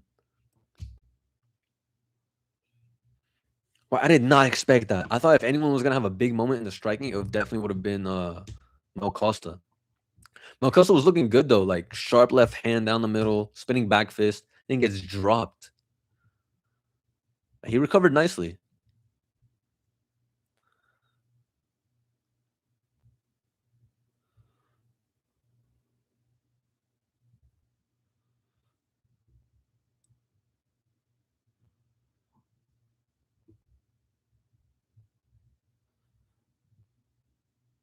Start of round 2.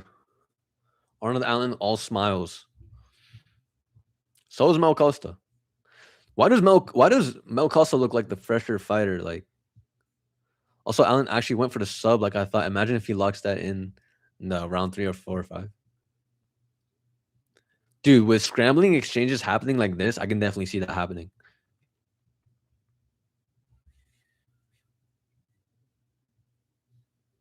Now they're back to striking again. This is what I really want to see.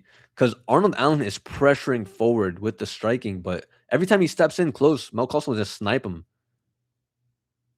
But Arnold Allen landed that nasty freaking left hook. And he went for it again. Allen went for a left hand again. He missed. It's a hard left hand shot, too. Yeah, Allen definitely won that first round.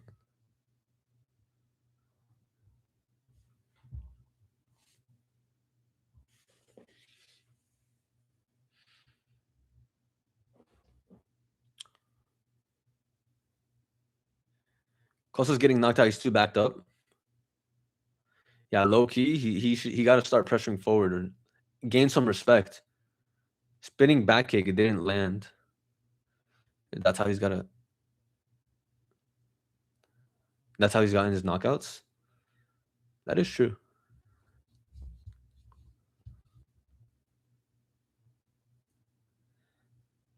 Yeah. Oh my God. Allen lands a stiff jab.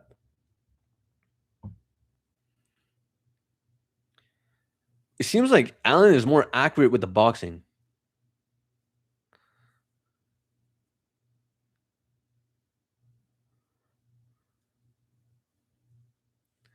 Allen pressuring him again, just walking him down.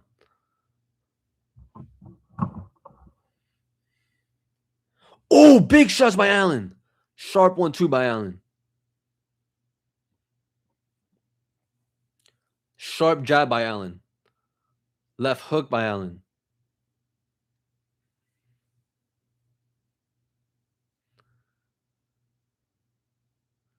Costas is getting backed up. He needs to land something to earn his respect.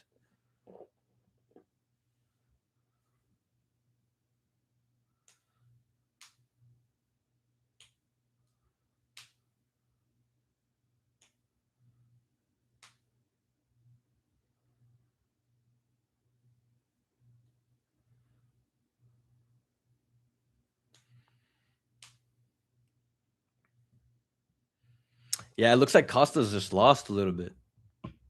He can't really gauge distance. This DS fight will be entertaining. Yeah. Why does Costa look tired? It looks like he's hesitant. Like he can't really find his shots. And he's just getting picked apart.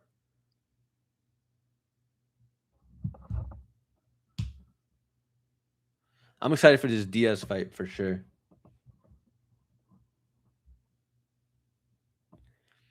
It's not, yeah, I don't think Costa's tired. I just think he can't find his range against Allen. Allen's timing is too unpredictable.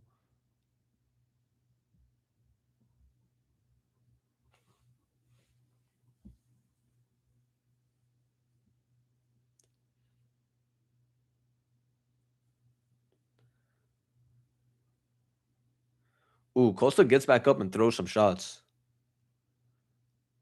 Allen straight is too good. Yeah, it looks like he's landing at will. And I feel like he has a much more powerful boxing. 2 fraud checks this card. I feel like Wellmaker is more of a fraud check than Costa. We should have known this wouldn't happen. Costa usually loses on the cards, but always pulls a knockout when Allen survived Gene Silva. Yeah, that's a smart take. So there's little to no chance of a knockout. That is true. This isn't a fraud check. I'm just playing.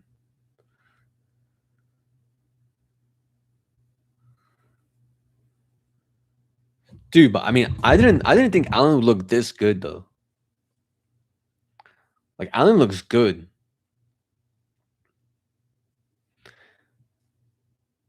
Can you imagine Mel Costa just lands a freaking monstrous like shot right now? Ooh, big shots by Allen. Allen was landing on Silva too. I think Costa is definitely top 15, top 10 maybe. I think Allen has been top 5 for a long time though. Yeah, that's true. And the guys who Allen has lost to is like top of the division. I'm not gonna count out Mel Costa just yet. Like he is kind of getting picked apart in the boxing, but I don't want to count him out because like every time he kind of loses moments until like that one big shot. But Allen just seems like so defensively sound, and it's kind of frustrating. Mel Costa. We've seen crazier upsets. Yeah.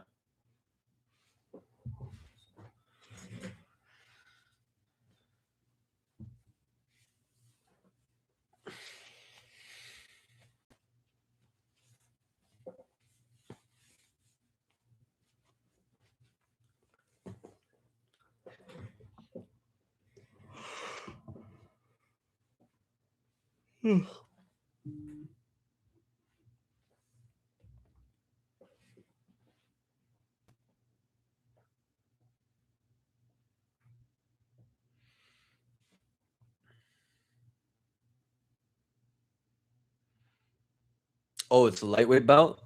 That makes sense. I can't see Max at a welterweight. But who knows? Slim Connor could come in looking lean. Mel Costa was a nice combination, but Arnold Allen's still hard headed.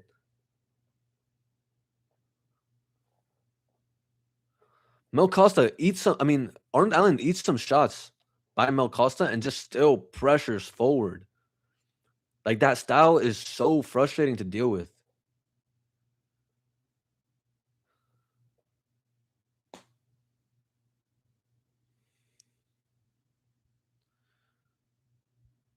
Arnold Allen is still in this guy's face. He's not going anywhere. But Mel Costa, it looks like he still has power.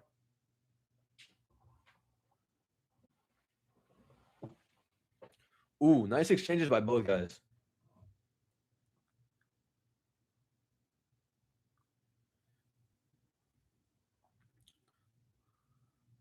Whoa.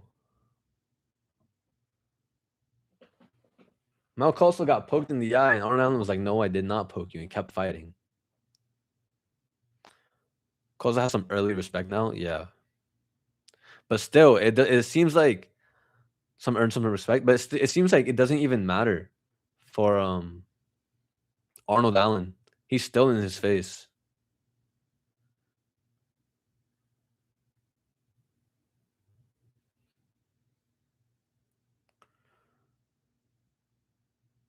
Ooh, Costa eats a shot.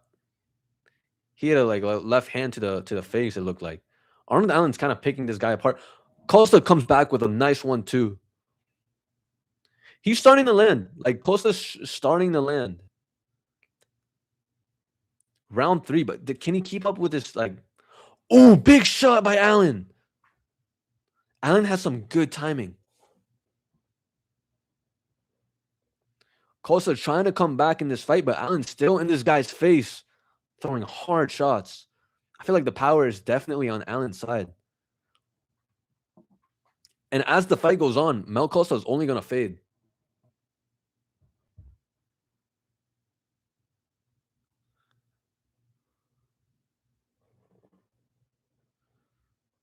Oof. Nice left hooked by Costa. Bang! Banger of a freaking shot by Allen. Oh, big shot by Allen. Allen's teeing off on him. Hard jab by Allen. Takeaways from tonight while Maker's a bomb. He can't wrestle. Allen goes for a takedown, ends up on bottom. He would rather end up on bottom of a takedown than strike with Allen. That's what it seems like. Costa's breathing bad. He's cooked, I think. I think so too. He does not want to stand and strike with Allen.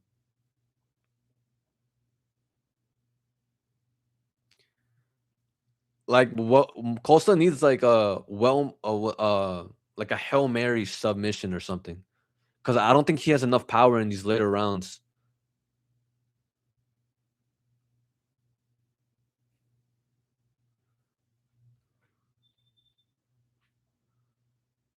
I mean, Costa's looking for a submission. I just think Arnold Allen's not gonna get caught in it, being the fresher guy. And Costa just being tired. Like now Allen has his back. It looks like it's a wrap. Like Costa's only gonna fade from this point on. Allen's gonna get stronger. The moments where Arnold or where Costa had a chance was those early rounds, and he was getting picked apart in those early rounds.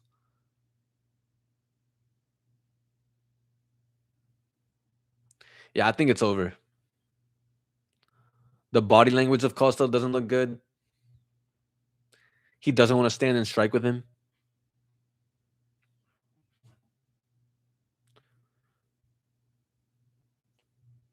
Not much power left. And Allen is still fainting really good. Like, Allen's making him guess. That's the worst thing to experience when you're tired and you don't know when the shot is going to come. Oh, big shot by Allen. Round 4, please. If Allen postures up and guard, it's over. It's over right here. Damn, what a round. I feel like that was a very telling round of how the rest of the fight is going to go. Because Costa looks like it's pretty much over. Round 4 and 5 were over 2,000. Dude, I mean, Costa's slowing down. If Arnold Allen picks up the pace, because he was landing some hard shots, he could probably get Costa out of there. Costa did not. It didn't look like he wanted to strike. It looked like he was trying to find the reason to get on the ground. Went for a bad takedown and was happy to just lay on his back. Arnold Allen's like picking him apart. And the only like chance I gave Costa was like an early knockout. And even then, it was Allen who was landing those shots, you know? Really impressive performance by Allen so far.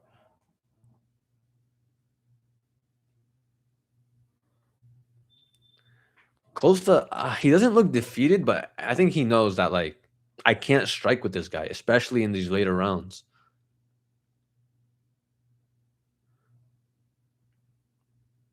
Like, that jab of Allen just lands every time.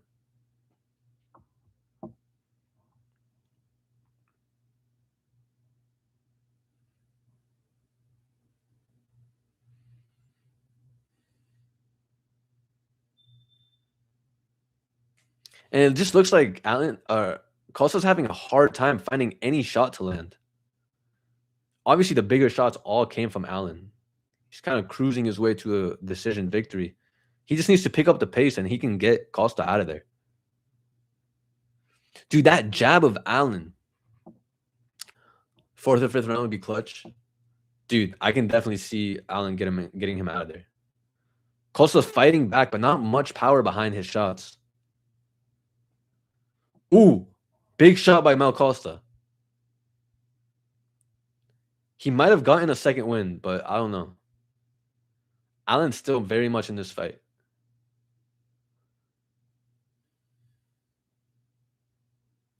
You look at the face of Allen, like he's eating some punches. Like it's a bit red in there.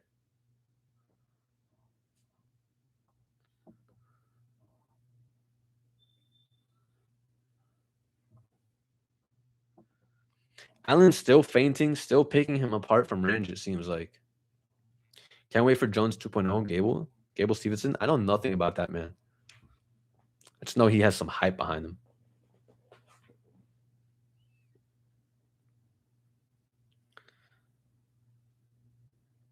Yo, can you imagine it's Costa picking up the pace in rounds 4 and 5?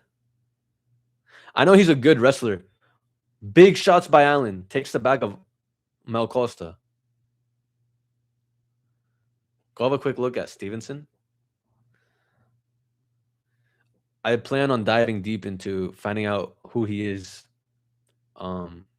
Big takedown for Allen when he fights.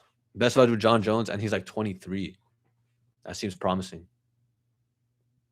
He's undefeated, I imagine, right?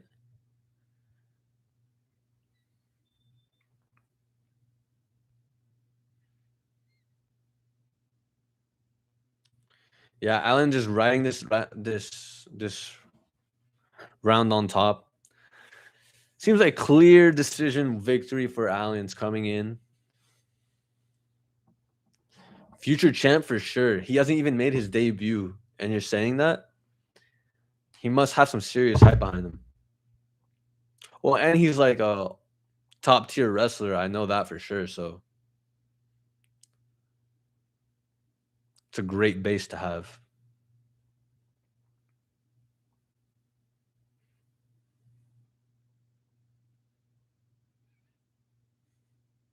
Don't know how it'll happen. We'll have to see.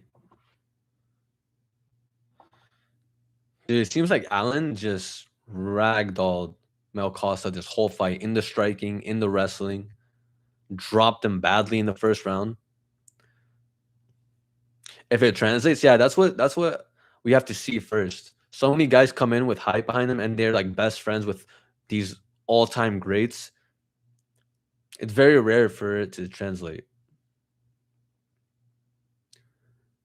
It's like Susuri Korev. Apparently, he was the next big thing. Jacoby Smith, like he's still like doing great, but he's had some iffy performances. Nico Price. I was training with John Jones, but I just don't see how he fumbles it. Costa looks tired right now, and his nose is bleeding. He's still getting jabbed up to the face. He has no power left. And Arnold is still in and out, in and out.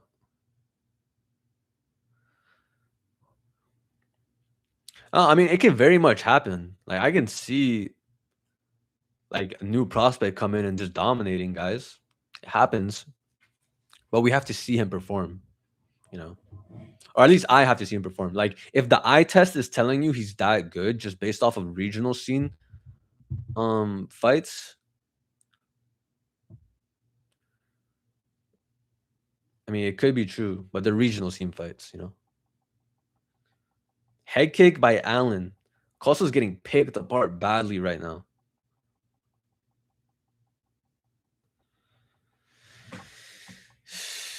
Dude, Costa's face does not look good. He's tired. He's getting picked apart. Yeah, I just don't think that lucky knockout shot it's out of the question right now because he has no power. There goes my $50. Yeah, it's probably gonna end up being a Arnold Allen decision.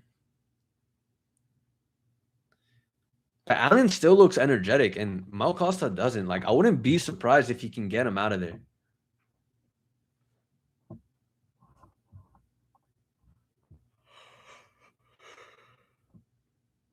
Oof.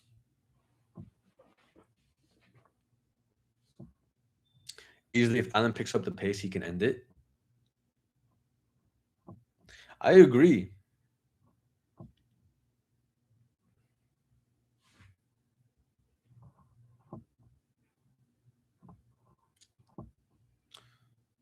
Like, I don't even think the power from Costa is there anymore.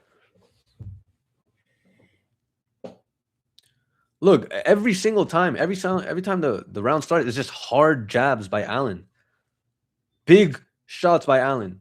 This is what he has to do. Ooh, Costa coming back with some nice shots. I don't think it's enough to knock out Allen, but Allen seems like he's on wobbly legs almost. Costa looks freaking locked in right now. Final round, Costa. Can you imagine gets a knockout in the 5th round? Oh my God, Costa's coming back with some nice shots. I think Allen might be slowing down. Costa has like a new wind. He's landing shots on Allen. Costa is not giving up. Allen's first fight without Faraz and he wins. I don't think he's coming back to Canada. Don't speak too soon. Nah. Allen got the takedown. Yeah, he's gonna win this fight. Damn, that would have been crazy. Mel Costa gets that knockout in the 5th round. Yeah, Allen's just gonna ragdoll him for the rest of the round. That would be the smarter thing to do.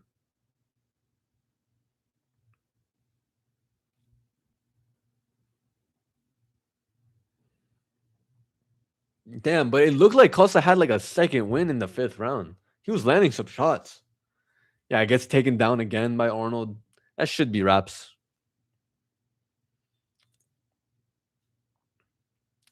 I thought Costa was about to chin him right there. Arnold Allen is 5 for 5 on his takedowns. Yeah, it'd just be a smarter thing to do to just lay on top of him here.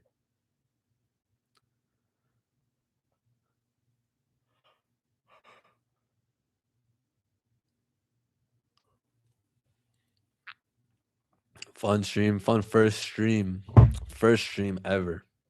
It was fun. I'm having a great time with you guys. I might do this more often.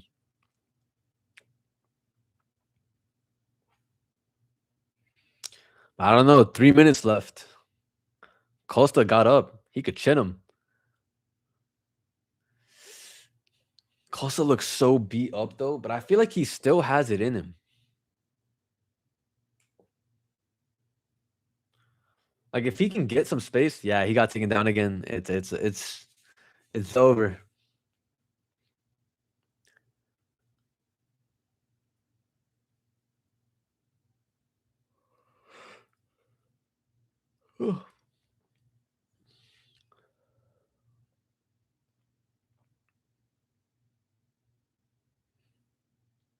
Allen holding on for dear life right now.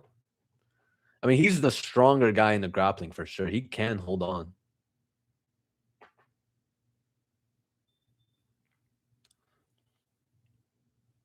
And let's just grab the fence to get that takedown. Awesome.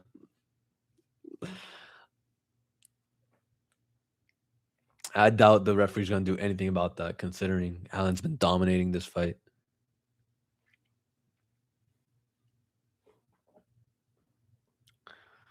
Cheers, ref.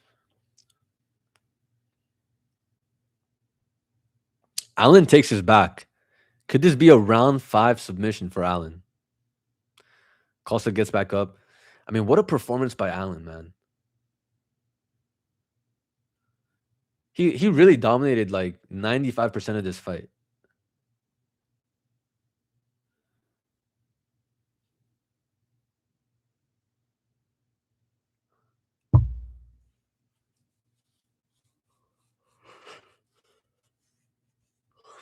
Costa slams it to the back. 45 seconds left. It looks pretty much over.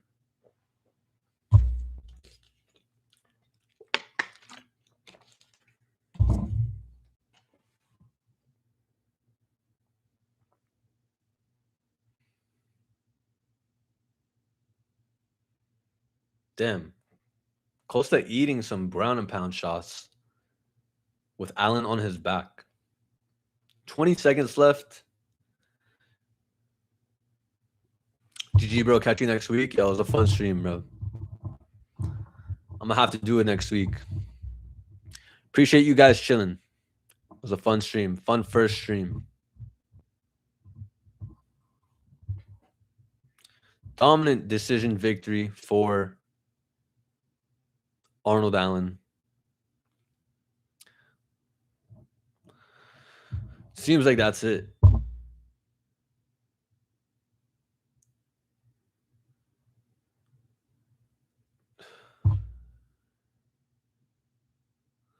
Loki gotta start getting mad races, bro. We'll blow you up like Guru. That's funny. Yeah, honestly, just gotta start being more unfiltered.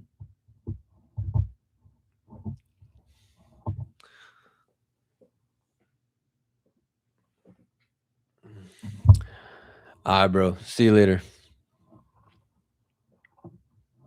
Appreciate y'all hanging out. I'm gonna just listen to the scorecards and then probably watch Nate Diaz fight by myself.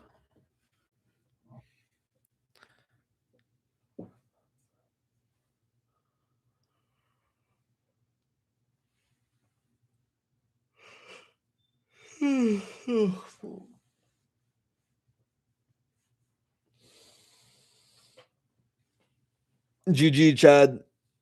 Oh, thanks for hanging out.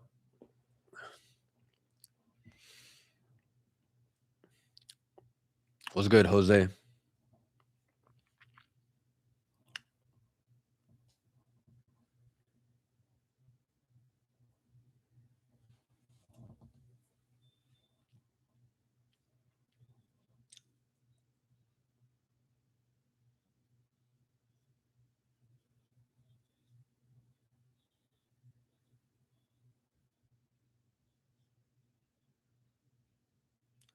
$50-25? Is that what I just heard?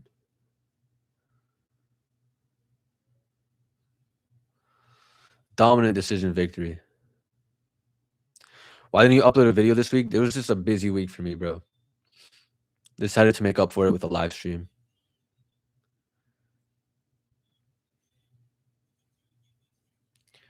Video should be back to normal. Not this Sunday, but next Sunday. Horrible picks from my side. I didn't do too great either. It was a tough card to call.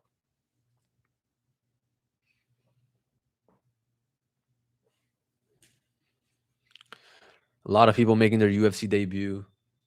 A lot of low-level fights. Damn, what a left hook by Arnold Allen. Thank God I didn't hedge. Yeah, bro.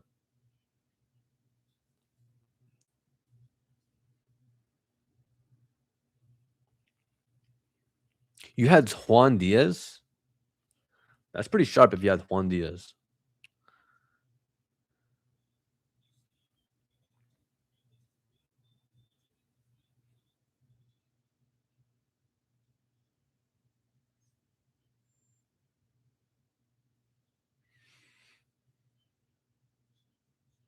That guy trains at Entrum Gym. Did I say that correct? What is Entrum Gym? Entrum Gym. Michael Morales and Jesus Aguilar. Oh, in Tijuana, Mexico. Yeah, I think a lot of good fighters train there.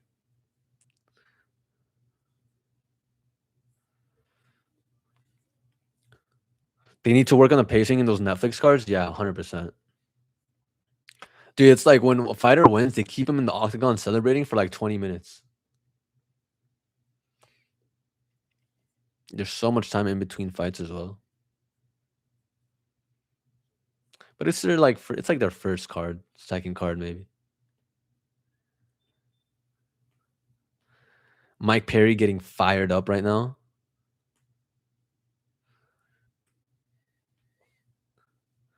Damn, what a dominant performance by freaking Arnold Allen. I think I'm gonna watch this Nate Diaz fight.